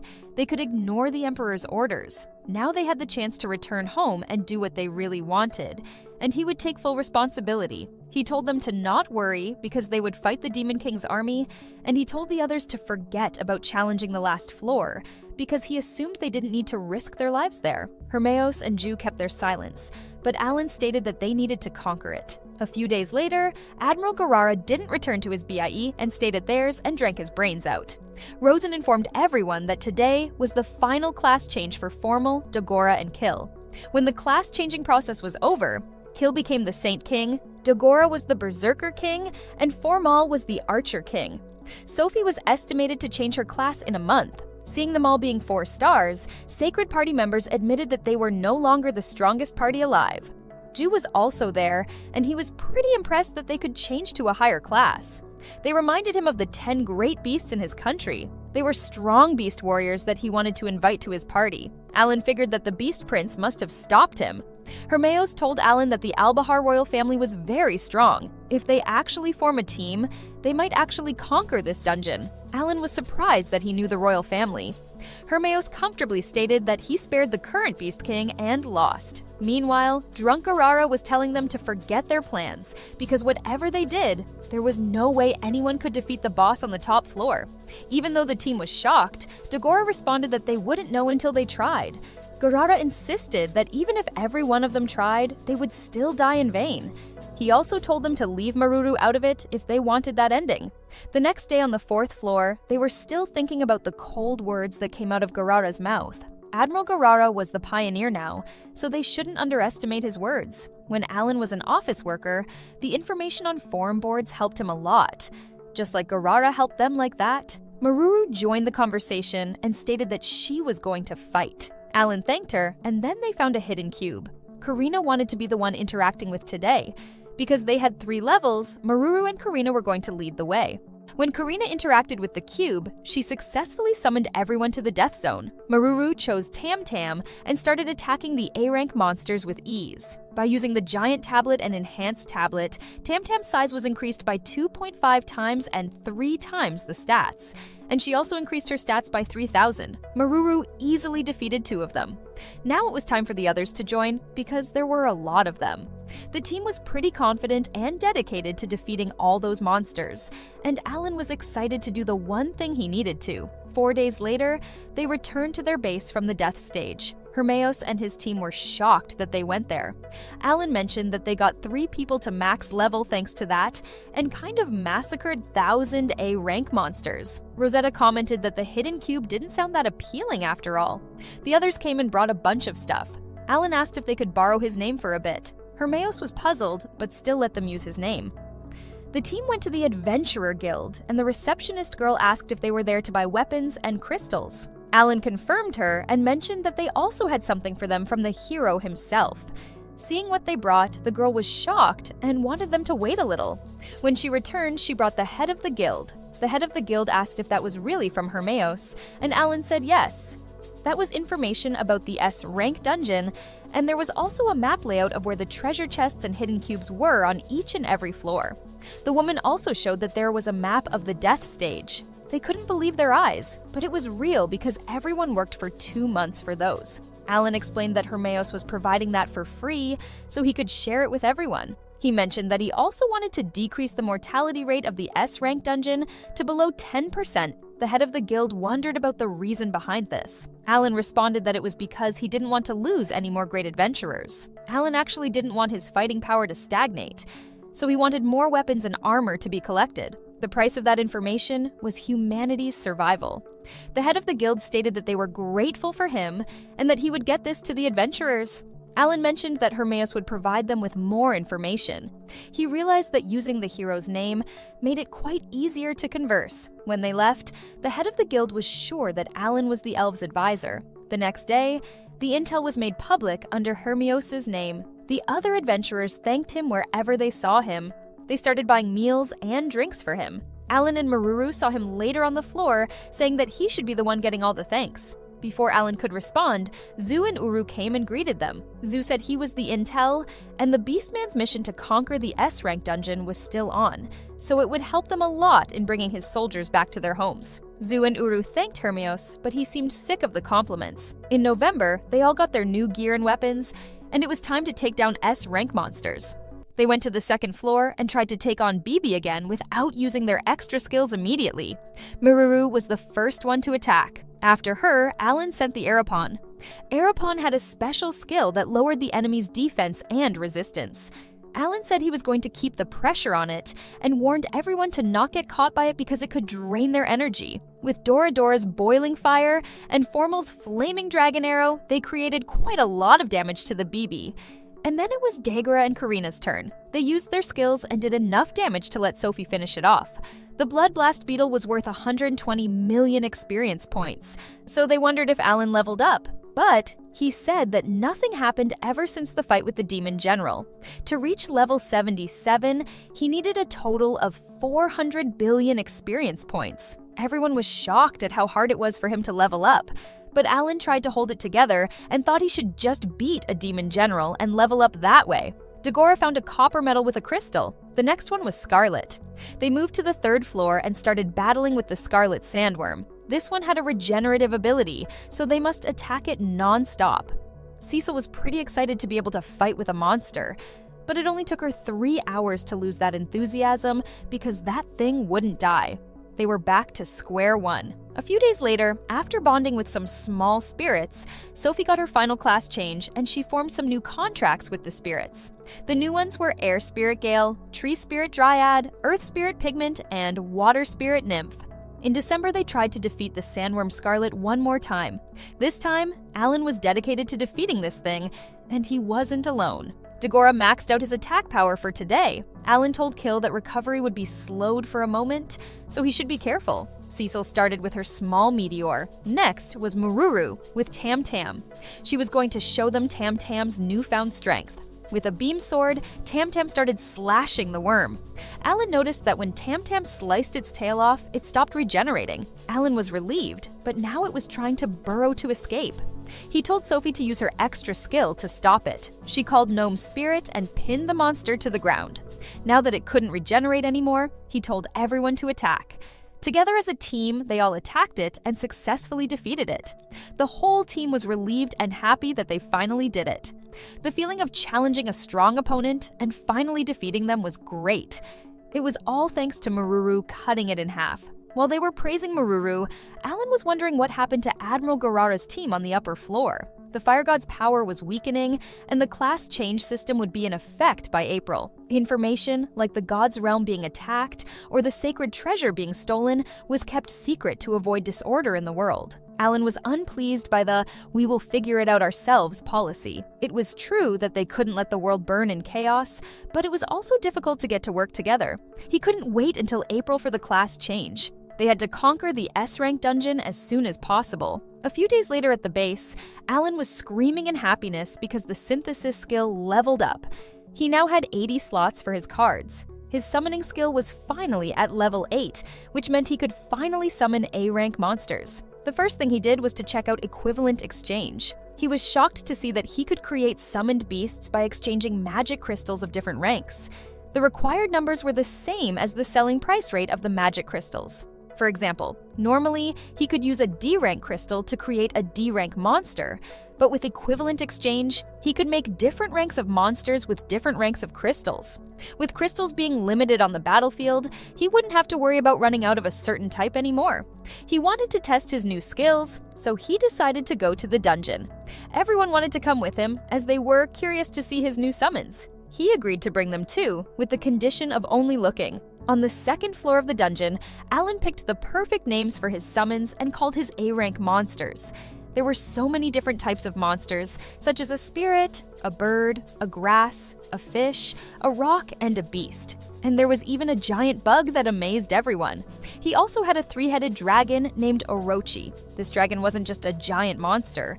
It could also reach its stats to 10,000 without any enhancements. They all had blessings and 2 special skills.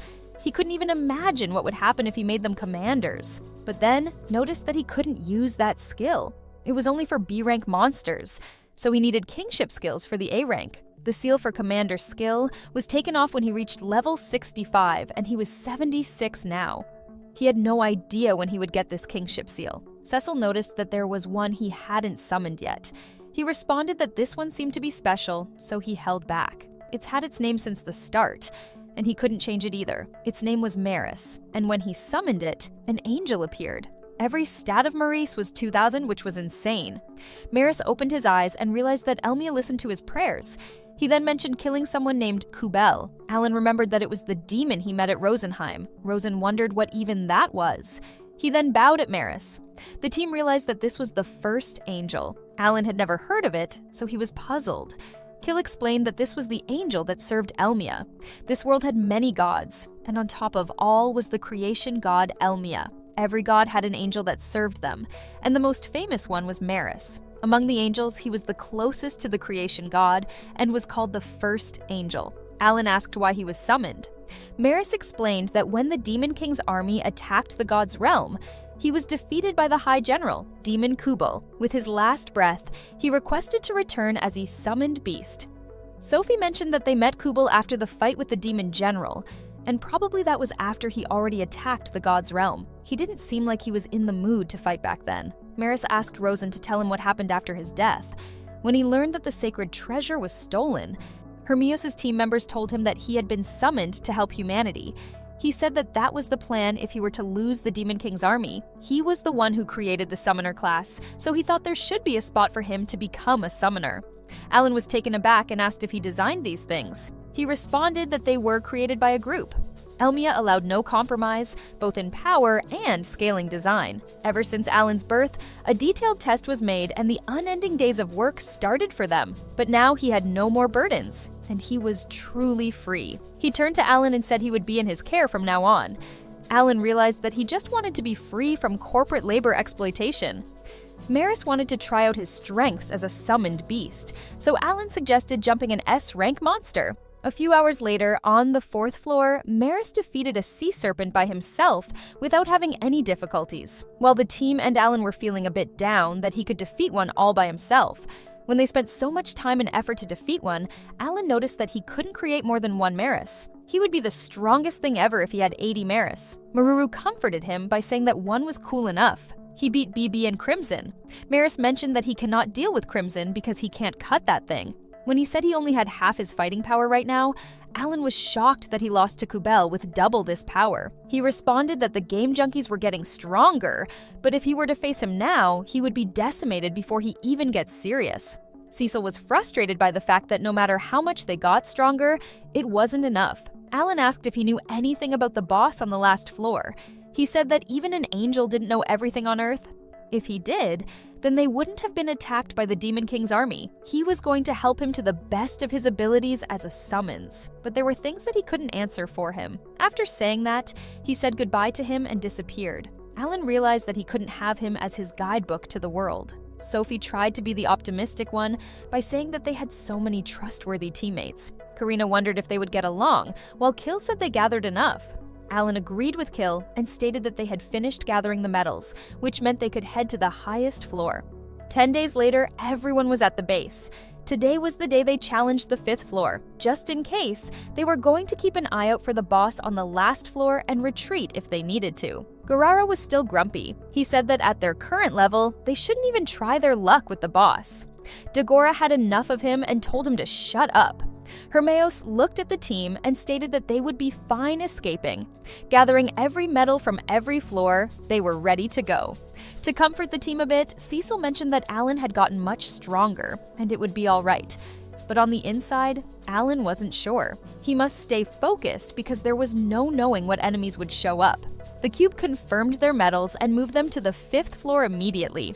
The 5th floor was a pitch-dark place which no one expected.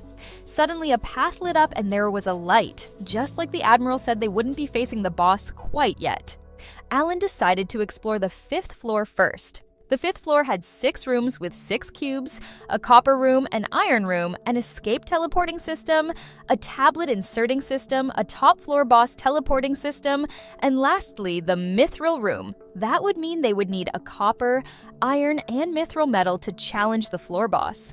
The S502 teleporting system came and asked if they wanted to be transferred to the copper room. When they transferred to the copper room, they encountered a golem that was at least Orochi's size.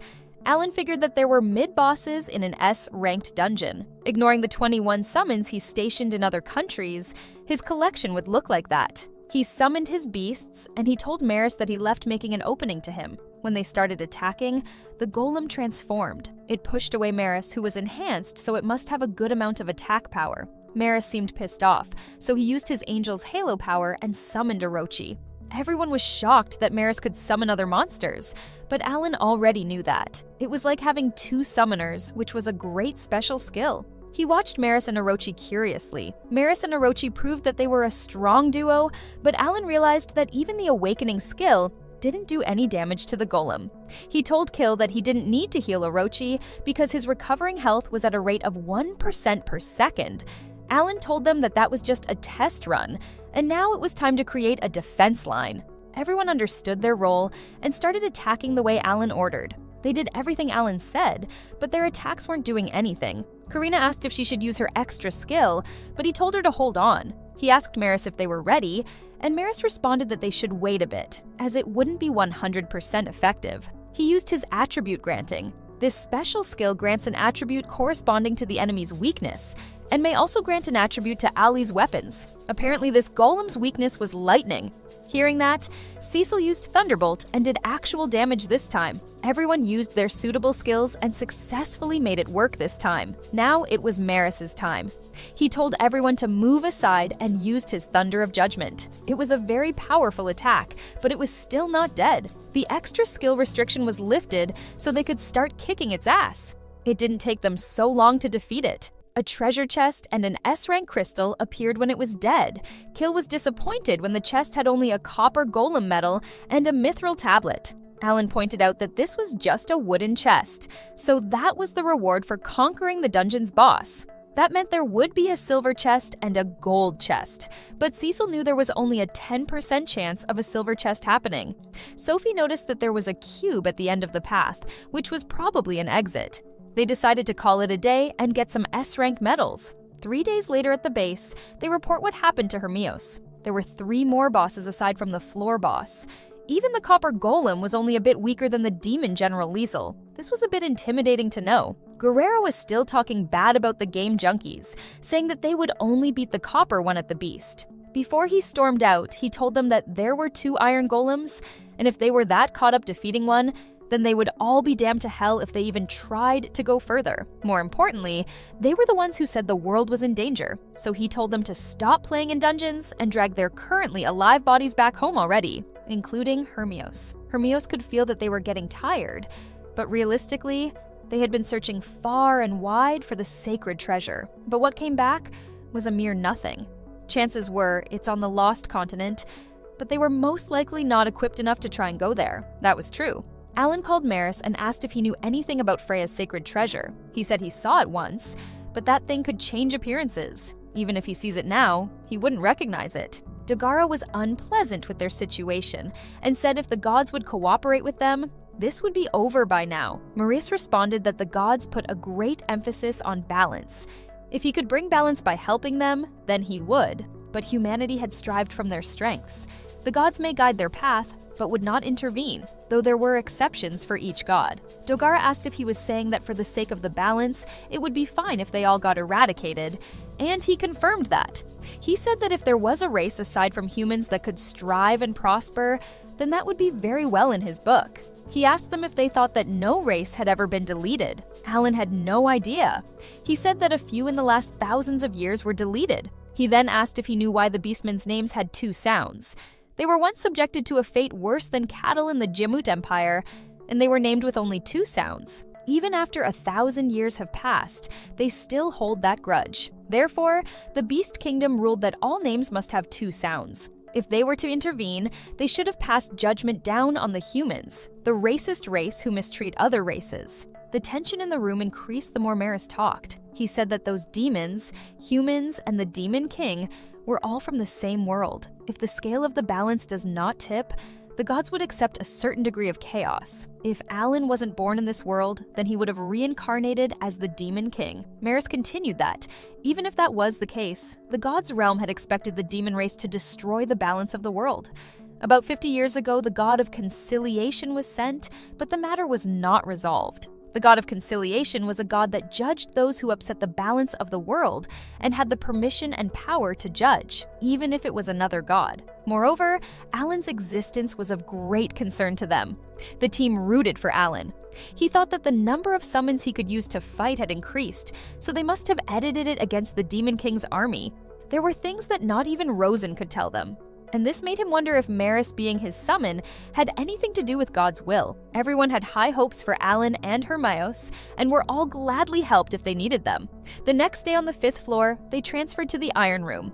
The room was like the Copper Room, except there was a cube at the end of the path too. This room's monsters were 2 giant iron golems. They got ready to battle it out with them. In the Iron Room, Alan informed the game junkies that this will be their first battle against 2 S-rank monsters. Everyone, including the monster, was ready to battle. Alan figured that the monsters could transform too, so he told Maris to test it out. When he went to attack, the 2 monsters transformed, and now they had a spear and shield. Cecil asked which one they should take down first. Alan told them to split into 2 groups and focus on the spear golem first. He told Dagora and Maruru to stop the shield golem with Orochi, and the rest of them would isolate the spear golem. They were going to use the same strategy as they did with the copper golem. Orochi attacked the shield golem, and the golem was so strong that its attack could reach all the way over where the rest of the group was. Alan decided to increase their dodge change and call out tacos. He wanted to use its smoke bomb. Smoke bombs reduced the chance of being attacked and critically hit by half. Alan asked Maris if they should do it now, and he said they should. He used his attribute granting, and Melis, Sophie, Fermal, Cecil, and Karina all attacked at the same time. The spear golem couldn't stand against their power and was defeated. They gained over 1 billion experience points. But Alan was surprised because it wasn't even as strong as he thought it would be. Unfortunately, his surprise didn't last long because the spear golem repaired its energy and it was alive again. That was the first time he had seen something getting revived. He told everyone that they would take down the golem next and instructed Dagora and Maruru to switch sides. Maris changed the shield golem's attribute for him. Alan told everyone to beat their friend up. They did defeat the other one, but it also repaired its energy and was reborn. They could try taking both down at once, but that was beyond their capabilities. The best case was to try and prevent their revival process. Alan wondered if the trick was a usage limit or a range limit. He told everyone to head to the right-hand passage and told Orochi to halt the golem's advance. Karina asked if he was going to flee, and he said he wasn't. He told Sophie to ask Nomu to hold the spear back. Sophie called Nomu and asked him to aid them. The next room was exactly like the other room. Alan told everyone to defeat this one before the spear golem arrived. When they were defeated, the golem didn't revive again, so they confirmed that the way to prevent this was distance. Now that they knew they could easily defeat the spear golem, they went back to kill the golem and saw the golem stuck in there. After easily defeating it, they opened the 4th chest. The chest contained an iron medal, a mithril tablet, and a health ring. Alan was silent, so they were worried, but he said that those things produced infinite experience points, and he was so happy to find them. He excitedly told everyone to grind 100 of these things each day. 10 days later at the Radishaw Kingdom, the weather was lovely. Dagora asked Alan if they could hunt something aside from just golems because he was sick of them. Alan didn't seem so unhappy because he was leveling up. He said that was why he was going to grind alone, but Sophie couldn't let him do that. Doradora came, and he wasn't alone. He was with an angry dragon that roared them, but Doradora warned him. His name was Haku. Alan told Haku that he wasn't allowed to attack people as a whole. The girls seemed shocked that this was the white dragon's child. Kurena gave Haku meat to calm him down. Orochi came out, and Alan told Doradora that he could hand that over. He also told Tsubami to build a nest here. With its special skill nest building, Tsubami set up a best and assigned 1 nest for each summoned beast. Cecil asked if that meant wherever he was in this world, he could always come back here, and Alan confirmed her. If he brings his teammates, then he could only use it once per day. This would make traveling so convenient, so he was glad he had this skill. But he wondered what the flight blessing did. Sophie guessed that he might be able to fly with it. Apparently her guess was right. Alan started flying like a hero. Alan realized that this was totally a different thing when he could fly for himself, but Maris wasn't surprised as he thought Alan was just getting what he needed the most. Alan then asked Maris if he thought he could tame Haku. Maris believed it would be challenging.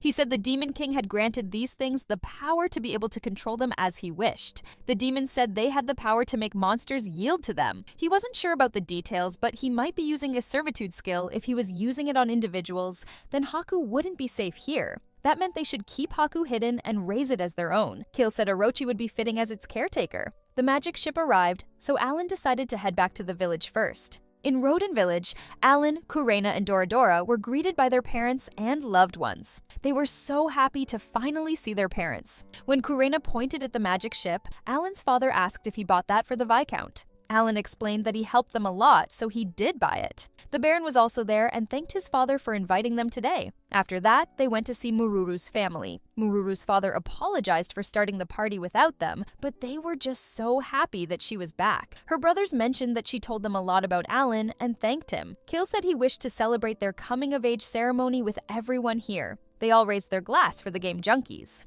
While everyone was eating, Alan was grateful to have this big feast just for coming home. The Elf King thanked Alan for giving them such a valuable thing and informed him that the Queen was over the moon since they could focus on rebuilding. Alan was happy to hear that, and he gave them 2 beans. One was a special skill called silver beans, and the other was an awakening skill called golden beans. Silver ones would grow after planting and prevent B-rank monsters from entering a 1-kilometer radius, and the gold ones could prevent A-rank monsters. He gave them to Rosenheim because the Demon King's army was still scattered about. The elf reminded Alan that Rosenheim wouldn't forget his contributions and told him not to hesitate to call for the elves if he needed their help. Alan thanked him. After that, he started chatting with Mashu. He asked if he would be enrolling in April, and Mashu said he was. He was so excited and couldn't wait to face some dungeons. He was aiming to be a great adventurer just like Alan. Alan smiled at his brother. He didn't want to tell his family about the Demon King's army because he couldn't have them living in fear. He then showed the rings he found in the dungeons and mentioned to Mashu that there would be some quite dangerous missions, so he better take something. Mashu saw the rings and declined him because he wanted to get stronger all by himself. Alan was surprised that he turned it down, but he didn't give up and told him that there were lives out there he failed to protect, even when he fought with everything he had. He didn't care how he won or lost, he just wanted his Mashu to live, so he gave him the rings forcefully. He said he would have some teammates in the academy, and Lily would enroll next year. He told him to use the rings if he could do everything with his strength and be a man that could protect his loved ones when it comes to that. Mashu's eyes teared up and he thanked his big brother. Seeing Mashu cry, Lily worriedly went to him and asked if he was all right. Alan looked at everyone and realized that he wanted to protect everyone there. After 15 years here, everything about his past life was getting blurry except for gaming memories. What was important was all right there with him. He decided to make sure that nothing would get in the way of his happiness. In the next scene, they returned to their base, and they were going to try their luck with the Mithril Golem. Admiral Garara once again told them that long-range attacks would wipe them out before they even scratched the golem and left. Dagora was so annoyed by him, so Alan reminded him that Admiral Garara had always been like this. The layout of the Mithril room seemed to be the same, so they weren't really surprised by anything yet. Alan told everyone that they would try to attack from range first, and he would reinforce their defenses. They only needed to scout it for now, so he told everyone to stay cautious. The first abnormal thing about Mithril Golem was that it could fly and had cannons. Maruru and Doradora were the first ones to attack, but the golem was so powerful that Maruru's arms were broken. Dagora and Kirena decided that it was time for them to attack, and they simultaneously started attacking. Maris joined them, but the golem was so fast. That thing flees away if they approach it, so they can't keep up with it. The battlefield was so harsh. Everyone was doing their best to defeat the golem. Sophie and Kill were healing the other members while they fought. Cecil told Alan that magic attacks couldn't even hit it properly and questioned if this would be enough scouting for him. Alan agreed with Cecil. This was a new type of enemy, and that attack wave was enough. He told everyone to stay back and summoned Rokanel. Rokanel successfully stopped the attacks with his special skill called Absorption. It absorbed magical attacks. Alan was worried because recovery magic and items couldn't heal Rokanel. He started to realize that one wasn't enough, but then Rokanel healed himself. It seemed like another special skill of his activated. Alan told him to use his awakening skills. With Back from the Dead, the damage he had absorbed had doubled, which means the firepower of the awakening skill was doubled. His awakening skill was called Convergent Bombardment, and it was basically attacked with the absorbed magic power. With his amazing skill, the Mithril Golem was defeated, and everyone received 1.6 billion experience points. Alan was so glad that he finally had a cool attack skill of his own. This time, the monster dropped a silver chest, which shocked Kill. Unfortunately, even though the chest was silver, it contained only one attack ring. Everyone already had one like this, so they were kind of sick of seeing one. They finally had enough medals though, so they decided to see where it would lead them. The top floor boss teleported and told them that each medal would be placed on its relative station and asked them if they would like to challenge this with one party. They were confused, so the system told them that to challenge the boss on the top floor,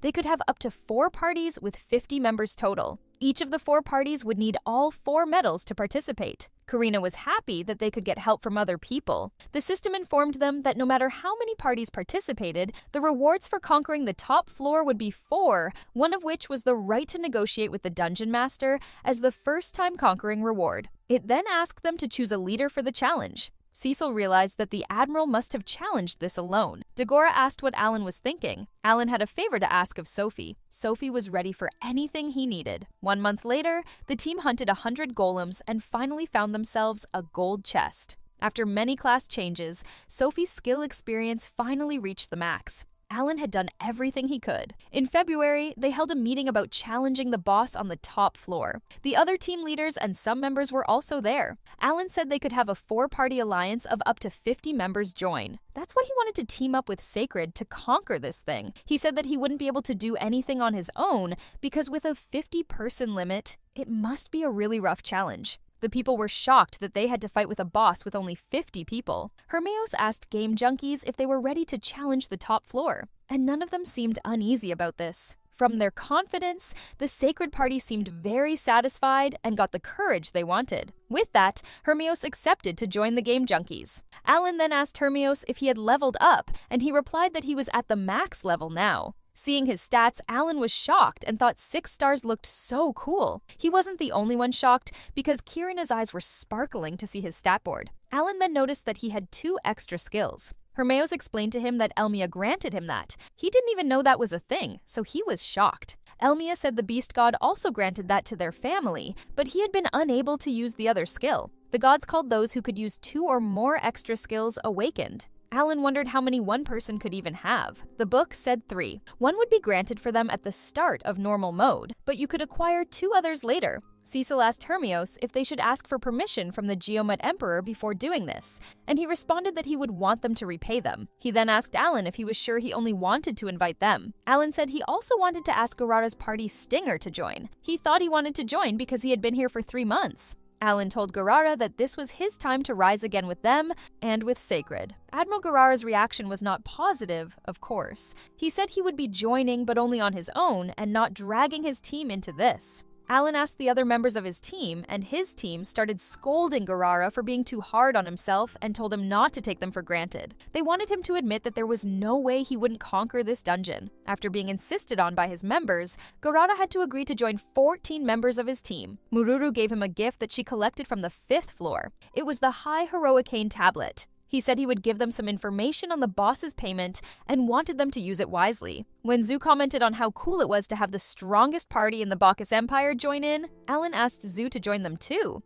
Zu's reaction was exactly the same as Garara's. He said he promised his maiden that he would conquer the dungeon and become the new king, but he wasn't planning to do that using a handout. Alan corrected him that it wasn't a handout. It's a tough opponent that they can't defeat without help from the mighty beast Prince Zu. Zu's voice started shaking because the point was that he didn't have a party that could reach the top floor. Alan seemed to have a plan for that. 10 great beasts arrived in the room, and they all seemed pretty excited to see Beast Prince Zu. They were glad to see him safe and sound, but they weren't so happy to see humans. Zu was still in shock and asked how they were there. Alan explained that they were here to fulfill the roles of the Beast Prince Zu's party members. Zu couldn't believe what he was hearing. Alan said he would explain everything as the official advisor of Rosenheim. He said that to capture the remnants of the Demon King's army lingering around Rosenheim, he called for the aid of the 10 great beasts. In return, he offered 3,000 elf's magic herbs, and that's why they were here. It was true that those things were valuable,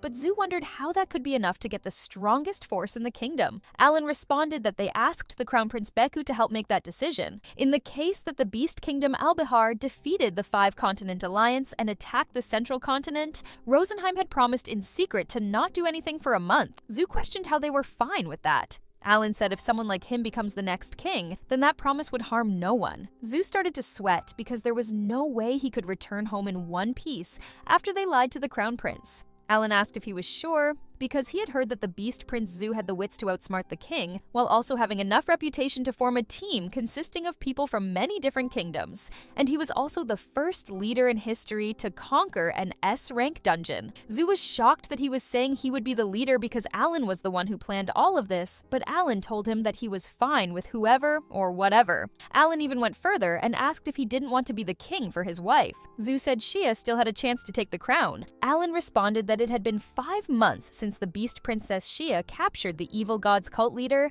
yet she didn't seem to want to make a move on the crown yet. Her achievements do show that she had what it takes to be a general, but what he needed would be what it takes to become a king. If she gets frustrated that he schemed something up against her, then it would be like saying it was her fault for getting deceived. While Zu was processing the plan he made, the other beasts started laughing because they were quite satisfied with how shifty Alan was. Zu couldn't see one reason for Alan to go this far, so he wondered what his plan in all this was. Alan said that the party who made the plans wanted the first conquering rewards. He then smiled and told Zoo to be patient and wait for his throne. The beasts were so happy about this because it was a perfect opportunity to show the world their military's might. It was time to do something about the king constantly calling Zoo weak. Zoo knew it was hard to join people from the Geomud Empire, but if it was for his own sake, he was willing to fight together as one. Alan was glad everything went smoothly after gathering all these people for a month. After settling that, Alan wanted to discuss the world's crisis. They carefully strategized, aiming for conquering,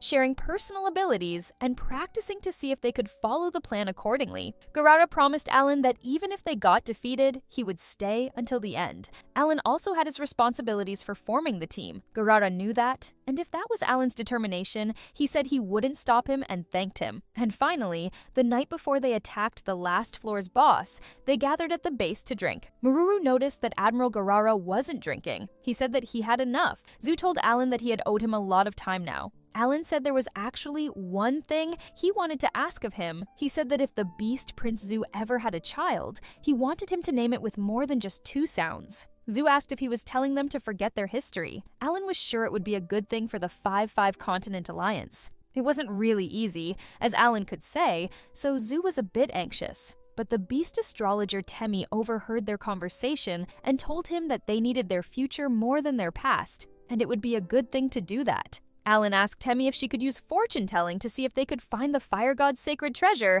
and she said she would take a look. She took out her stones and then told him that she couldn't say anything. That was pretty rare. It was a vessel hidden by a god, so he asked how to activate Dagora's extra skill. This time, she could see something. She said that if he headed southeast, he might find his answer, but she warned him that there would be a challenge that may take his life there. After hearing this, Alan told Dagora not to use his extra skill tomorrow. The next day arrived, and people greeted the strongest team in existence. Everyone was so excited to see the S-rank dungeon being conquered today. They were sure about that because Stinger was making their turn, Hermeos and his sacred team were there, and the Beast Prince Zoo would be the one who changed the world. Dagora wasn't so happy about the situation because he thought Alan should be the one who got credit for this. But they told him that you can't hide what makes him a hero. Based on states, game junkies were the strongest, so all hopes were on them. On the 5th floor, the system asked if the leader would be Zu Van Albahar, and confirmed it. After confirming the leader, the system moved them to the boss's room. Looking at the golems on the top floor,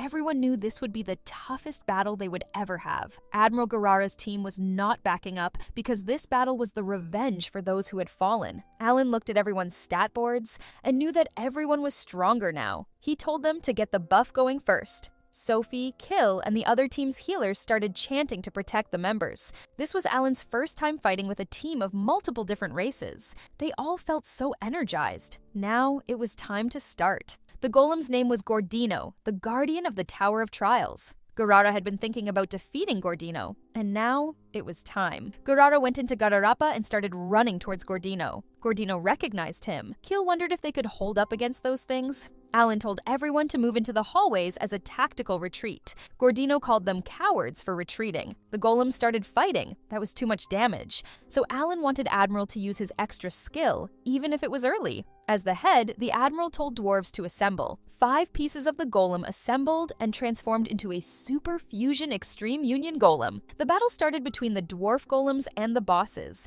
and Alan sent Rockinell for help. 2 Rockinells were enough to defeat 1 mithril golem. Unlike the last time, Alan noticed that the golem was still there. The golems told them not to think they would win from just that and repaired their energy. This time, Alan observed that it was more of a healing skill than a reviving skill. This would be tough considering there were 2 golems who could use that. He figured it would just revive everything, even if he defeated Gordino. Alan told the Admiral that they must retreat and rally up. Gordino ordered the other golems to chase them. Gordino was having fun with them, but it seemed like Alan's group successfully lured them in. Alan asked Maris if they were ready, and Maris responded that attribute granting and the nest were ready. It was time for their attack now. He ordered Subamin to go, and everyone started attacking. By using human instinct skill, he captured the Gordino and the other golems. Hermeos told Gordino to prepare for a beatdown. Gordino found their tricks cheap, but was still unable to move. Alan told his team members that it was all theirs. Karina and Dogora were the first ones to attack. Zu and the 10 beasts joined them, and everyone started attacking. Hermeos was there too, using his lightning destruction sword. The hero's second extra-skilled emperor's talent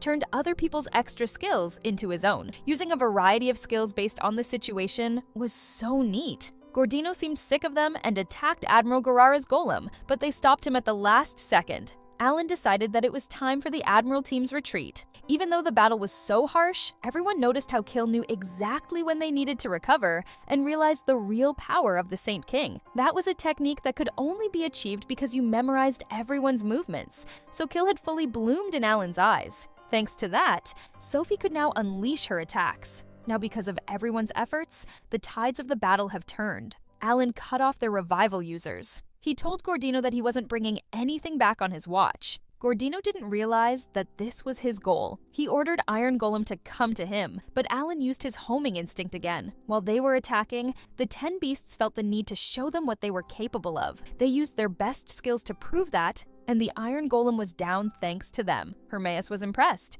As the Admiral said, those things wouldn't revive again. Alan told everyone to take the other one down next. Sophie and Cecil attacked the other one and were defeated. There was only Gordino left. Dwarves started to think that they could actually win this, but this one was on a whole different level, so they needed to be cautious. Gordino said they had done something. He called 4 of his parts, and the golems they had defeated started assembling him. Everyone was shocked and realized why they didn't disappear. Gordino was now a lot bigger and stronger. He ordered them to tremble in fear and die in despair while laughing at them. Alan had to admit that this was a perfect villain monologue. Worried, Cecil asked what they were going to do next. Alan didn't seem like he was going to give up. He told the backline to prioritize defense and the Admiral team to constrict Gordino's movement. Hermeus didn't seem so scared either and was dedicated to fighting this thing off. Gordino started to get mad and he attacked from both his front and back. The barrage was so powerful that Alan had to ask Maris to bring him more Rockinelle. He ordered them to focus on the cannons.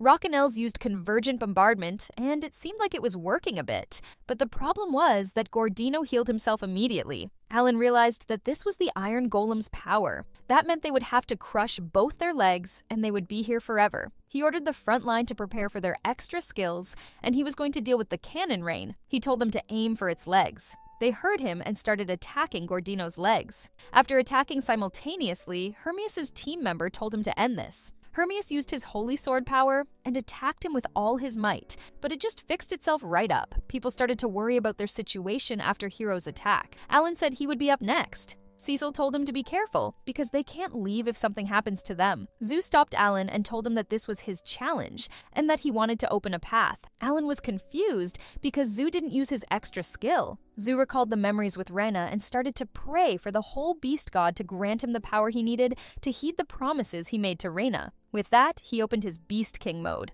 Alan was shocked, because that was the second extra skill that he said he couldn't use. The beasts were so happy because the beast god finally accepted Zu. Seeing him like that, everyone also transformed themselves into a better beast and started attacking. That was amazing. So Alan thought they would be able to destroy Gordino now, but suddenly Gordino appeared right in front of him and captured Alan with his hand. Kill started to heal Alan. Alan corrected Gordino that he wasn't the leader and he was just a supporter, but Gordino didn't believe him and started throwing him to the ground over and over again. Everyone panicked and tried to rescue Alan, but Gordino was just too powerful. Something happened and Alan appeared with a sword in his hand. He rescued himself and shocked everyone with this move. He told everyone to press the attack. Alan was glad that Gordino only stomped on him. He decided to leave defense for Admiral Garara's team and Maris, and he was going to come for Gordino. Furthermore, various buffs had been added because he gained the blessings from his summons. Alan started attacking Gordino continuously with his summoned monsters.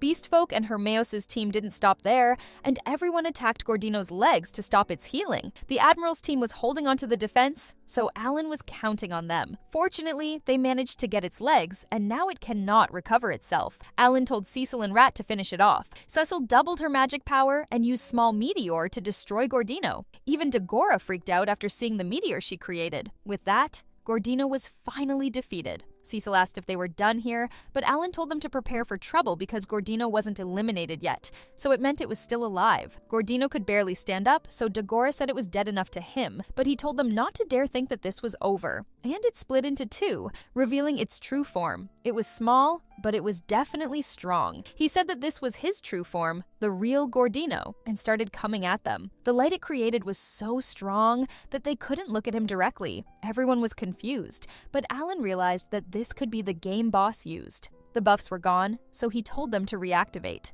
Admiral's team tried to block the front, but it was kind of useless. The members started to panic because they wouldn't be able to fight without buffs. They also started doubting they would win against something like this. Gordino's disabling ability must have an effect range, so Alan told Subamin to build a nest. He told the others that they were going to split into 3 groups, and told them to prepare for each one of the groups. With this plan, Gordino cannot disable all of them. The enemy can't heal anymore, so if they drain its health, then they would surely win. Even though they weren't sure about his plan, they went for it and started attacking. Alan tried to encourage them by telling them that it wasn't too early to give up, and they should hand in and fight with all they had alongside their comrades. His speech seemed to affect the leaders, so they were encouraged enough to attack Gordino again. Gordino was too fast for their attacks to keep up. This was dragging on longer than anticipated, but they had to hold on no matter what the cost. The Admiral team's super fusion was the only thing that could withstand it, but they were running low on time. The tablets can't run forever, and he already saw the summoned beast's attacks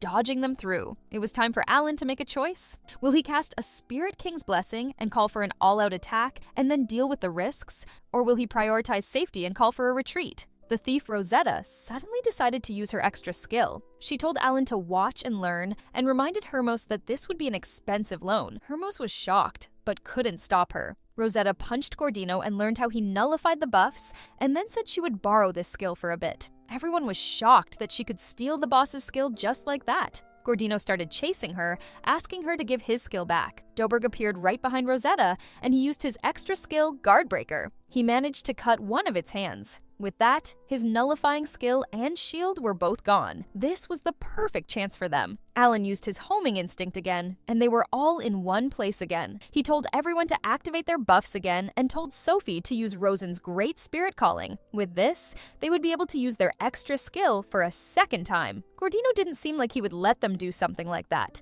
Admiral told Stinger to block that thing and hold it until their very last breath. Gordino managed to get rid of 2 of them, but when he encountered Maruru, she used her Megaton Punch and stopped Gordino. Alan told Subamin that it was time. He thanked the Admiral and Maruru for buying them time. It was time for Cecil and Maris's attack now. Thunder of Judgment and Thunderbolt combined and drained Gordino enough to let Zu and his 10 great beasts destroy Gordino. Everyone jumped on Gordino, and it was almost confirmed that this was Gordino's end. The last attack was from Hermios and Corena. They defeated Gordino, and everyone received 4 billion experience points. In the next scene, the Stinger team was crying out of happiness because they finally got their revenge. Alan had 5 S-rank crystals in total and said they should split them evenly. Dagora seemed annoyed again, so Alan teased him by asking how his extra skill was coming along. Kill joined him and commented how unfortunate they couldn't see him at his maximum potential. Alan told him not to worry because he could not be more forgotten than Fulmul. Dagora yelled at them that he was going to show them what he could do as soon as they headed toward the southeast.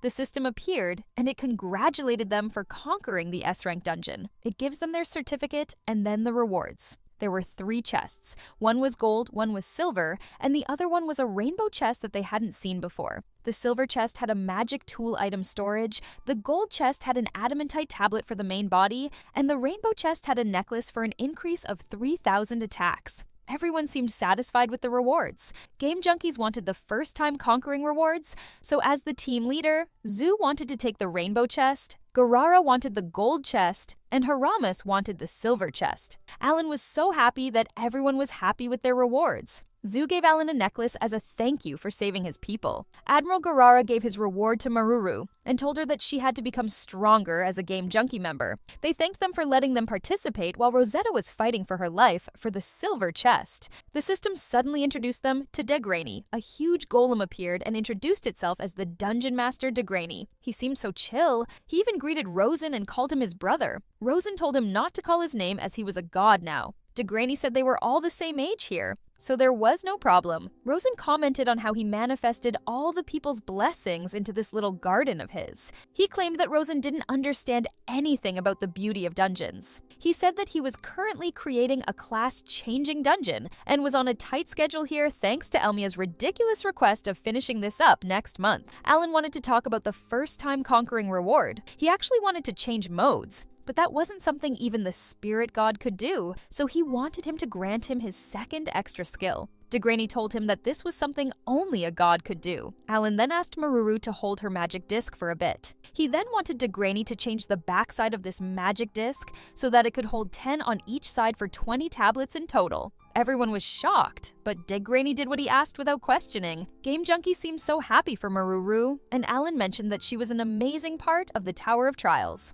Maruru couldn't help but tear up after this beautiful jest and thanked everyone for their support. While the others examined the tablet excitedly, DeGraney mentioned that they wouldn't get bigger even with more tablet spaces. He told them to play around and see what they could and could not do. Maruru asked Alan and the others if they remembered what he told her. She also wanted to stand side by side with them against the Demon King's army and defeat the Demon King together. While Game Junkies were excited that she was as ambitious as they were, the others were frozen because of their big goal. Alan suddenly recalled what the system said about challenging the Dungeon Master and asked if they could challenge DeGraney. DeGraney confirmed him and added that he forgot to mention it because no one ever did that. And after that, Alan could receive his first-time conquering reward too. DeGraney found him pretty interesting and promised to answer anything he needed if he won. Alan said they would start the fight once he upgraded his team. He was sure the next time he saw DeGraney he would own him. DeGraney stated that he would have to report this. After they went out of the dungeon, there was a huge crowd waiting for them to celebrate the S-rank dungeon being conquered. Everyone cheered for DeGraney. Admiral Garara's team made DeGraney's cool pose. Hermeos and Zu greeted people and the Game Junkies joined them. That day became an anniversary, remembered as the first successful conquest in history. The whole town went all out with celebration. 10 days later, Kill and Karina noticed that Alan was so happy after he leveled up. At the Adventurer Guild, Alan complimented Maruru's weapon. She said she got a lot of new tablets after the battle, and they promised each other to check it out after they sold all those weapons. The receptionist woman said the guild wanted to have a word with him, and guided them to the meeting room. When he got inside, everyone was there waiting for him. Alan was surprised, so they explained that it was because they were summoned there. A bald-bearded man appeared and introduced himself. He was Macallan, chief of the Adventurers Guild. He was here to see them, the team that conquered the S-rank dungeon. Alan was a bit surprised that he had come all the way across the continent from Geomet headquarters to meet them. Macallan heard Beast Prince Zu was the team leader. He said that the Adventurer Guild would like to honor the commander for achieving this great feat. They had elected to appoint him to be an S-rank adventurer. Everyone was shocked because even Hermeos was still an A-rank. Zu said he was looking at the wrong person because the man who took the lead was actually Alan. Hermeos backed him up and said if he had to pick someone, then it was definitely Alan. One of the chief's men mentioned that he was the center of attention for everything that's happened in the Tower of Trials for the last half year. Drogo realized that just like what Doberg said, you can't hide what makes you a hero. However, Alan comfortably turned them down. Macallan asked the reason, and he said he was not keen on getting extra attention from unnecessary titles. Macallan then mentioned that this title would help with his goals. First off, there were only 2 S-rank adventurers in the world, one of whom was Macallan himself. Hermeos reminded Alan that Macallan's title was God of War, and apparently his party was quite legendary. Macallan said he was just an old retiree now. The other S-rank adventurer was Basque. He was chosen to be an S-rank 20 years ago, but he had been missing for the last 10 years. He was always a troubling child, so they weren't surprised. Macallan then explained that S-rank adventurers didn't have any responsibilities, yet they would be granted the same authority as the deputy chief of the Adventurers Guild. Alan started doubting his decision because this was practically being a country-level authority figure. Besides, he didn't think they would give him this much benefit without a catch. Macallan assured him the position was more beneficial than being Rosenheim's advisor, the country with a weaker diplomatic scene. This was simply a system to grant benefits and a title to those who held great power. If he truly wanted to operate at his own free will, Macallan suggested becoming an S-rank adventurer. The adventurers started to whine about how long this topic was going on and told him not to be so hesitant. Karina told him that it felt good to have their leader Alan as an S-rank adventurer. Alan finally agreed with them and stated that he wanted that rank. McAllen suggested that his title should be Summoner of the Beginning, and they were all okay with that. McAllen had something going on, so he was going to leave first. So he told Alan to give the guild advice and terminate monsters occasionally. After that, it was time to celebrate. The Beast noticed that Beast Prince Ju wasn't around. Meanwhile, Ju was furious to see someone. It was Reina. She was here to scold his brother about why he wasn't home yet. Ju said he had a promise, but she knew he had already conquered the dungeon, and she hadn't seen him in literal years. She was actually more than upset about not seeing her brother for so long. Ju comforted her that he would be back after the audience with the Emperor and told him to wait for him at home. 10 days later, an audience with the Emperor of the Bacchus Kingdom begins in the capital, Dongbao. The royal palace was so shiny that everyone was amazed. Even the admiral's team was in their uniforms. Alan asked the admiral how the response from the Beast Kingdom was, and Ju responded that it was just as he predicted. Ju has some explanations to do about the 10 Great Beasts situation, but he could go back home with his head intact. He then invited Alan to the Beast Kingdom. Alan said he would get going after finishing the class change for Mururu. As they talked, the others noticed that they got along quite well. A while later, they were invited to the inside to see their great emperor of the Bacchus Empire.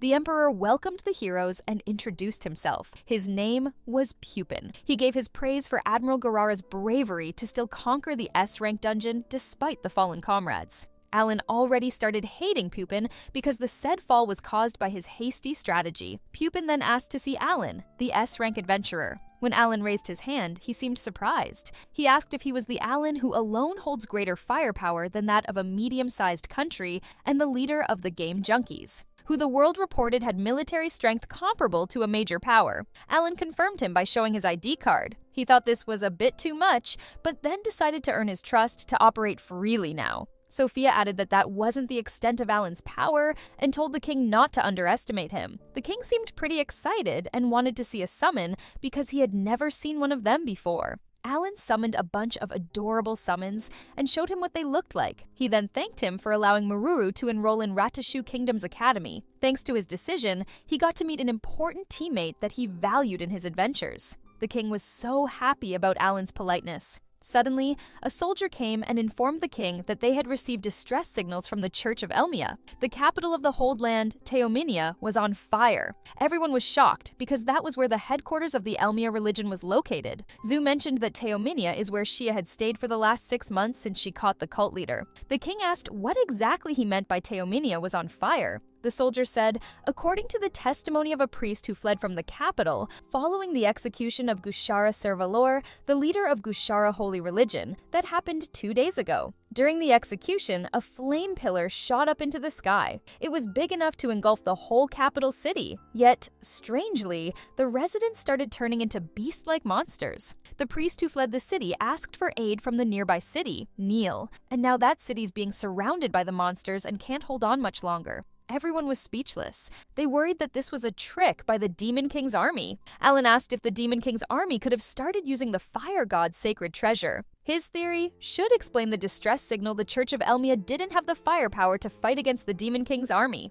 Hermeos immediately said they must save them. The king was pleased by Hermeos' approach and asked Admiral Garara if he was going to. Admiral said he was. Alan was surprised that the Emperor actually cared about saving other countries. There was another emergency from the Geomud Empire on the central continent. The Demon King's army was invading the Forgotten Continent. Their estimated number was 2 million. If it was like any other year, they should expect 100,000 of them to start invading their country. They can't just ignore the 2 million troops, and that was probably their intention to begin with. They wanted to keep them from going to Elmia. Alan started brainstorming ideas. He wondered if the Game Junkies could possibly save both continents at the same time. Subamin had set up more than one nest around, so if he utilized the mobility properly, it didn't seem so impossible. Ju asked Lepi the reason why they allowed him to leave the Beast Kingdom in the first place. He said that their job was to clean up the remnants of the Demon King's army in Rosenheim. Ju then told everyone that it was time to fulfill their promise and fight the Demon King's army.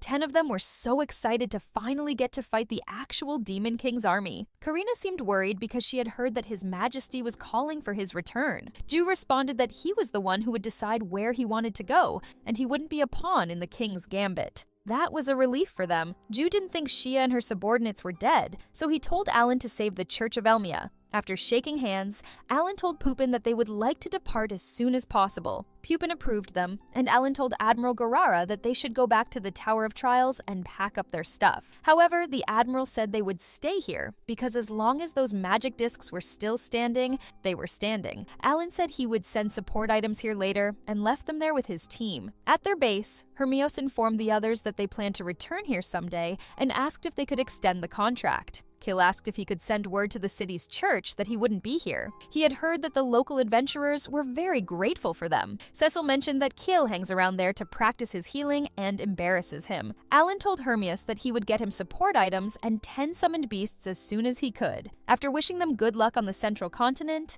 Hermias' team left. Game Junkies decided that they should go too and went to Rosenheim. They went to see the Queen. The Queen thanked Zoo and the 10 great beasts for coming to Rosenheim's aid, even though they had deceived them. Zoo said a promise is a promise, and they planned to help them as best as they could. Alan told Dogora to stay here too. He reminded him of Temmie's fortune, so that was where he should go to use his extra skill. Alan reminded him that that was also where he would die. Karina was worried that Dogora might be in actual danger, and Cecil agreed. Dogora was annoyed, and he stated that he wasn't anyone's chess piece, and that he would decide for himself. He was dedicated to saving Elmia along with them. Alan said he also had things he valued, so if he was in critical danger, he would force him out of the battle. Dogora didn't seem like he would listen to him, though. Spirit God Rosen stopped Sophie before she left. As the descendant of the Praying Shrine Maiden, he finally got the green light to reward her for defeating the demon general. He gave her a Spirit Master praying robes, which was the same outfit that the Praying Shrine Maiden used to wear. It was as strong as orichalcum, according to the appraiser.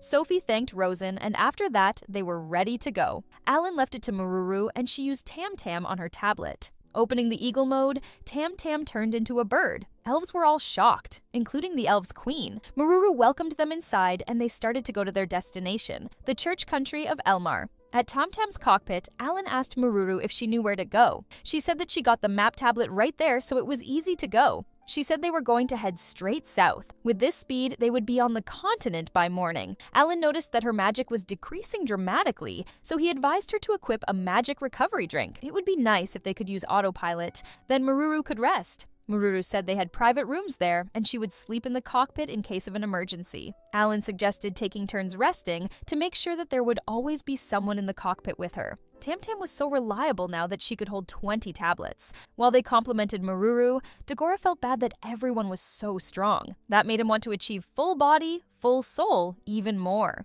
Alan asked Maruru if he could insert the map of Elmar Church Country that they got from Rosenheim. She said that would be great, and they could head straight to the destination then. The name Church Kingdom Elmia came up when he was researching about beastmen. It is a place south of Rosenheim, a country that is one of the allied powers that make up the continent, and is home to the headquarters of Elmia religion. Roughly 1,000 years ago, there were many races on the central continent. But under the reign of the Geomet Emperor, or as they called him, the Terror Emperor, a lot of races that were not humans were repressed. Dwarves and elves left the central continent. Their traces were destroyed, and the only things left were the useful dungeons and magic tools. Among the many races that stayed in the central continent, the Beastmen had it the worst. Those who stood up for them were the Adventurer Guild and the Church of Elmia. The Church of Elmia follows the doctrine of philanthropy, that all races are equal. They directly opposed the Terror Emperor. With no priest who could put up a fight, the struggle against the Empire led to massive bloodshed. Thus, they fled to the Geriat continent. After the death of the Terror Emperor, they still did not move back to the central continent. The Church of Elmia went on to prosper with the world's most faithful god. Even after the birth of the Demon King, the Geriat continent was never once attacked. After a while, they could finally see the continent. Cecil asked where they were heading first. Alan responded that they were going to Neil City, where the priests fled to. Kill seemed angry and asked why they would do that. Alan responded that 3 days have passed already, and Theomenia was beyond saving. To Kill, this didn't matter. Alan told him that he was going to send Maris to Theomenia. Their priority was the search for survivors, so he wanted him to understand his point here. Now they must move quickly to Neil City because they might still be holding on with their last breath. Alan asked Maris if he could rely on him, and he said he had been there a few times and there was a light beaming from the city. They didn't notice that, so Maruru zoomed in. As Maris said, there was something that looked like a fire pillar. Without waiting any longer, Maris took off.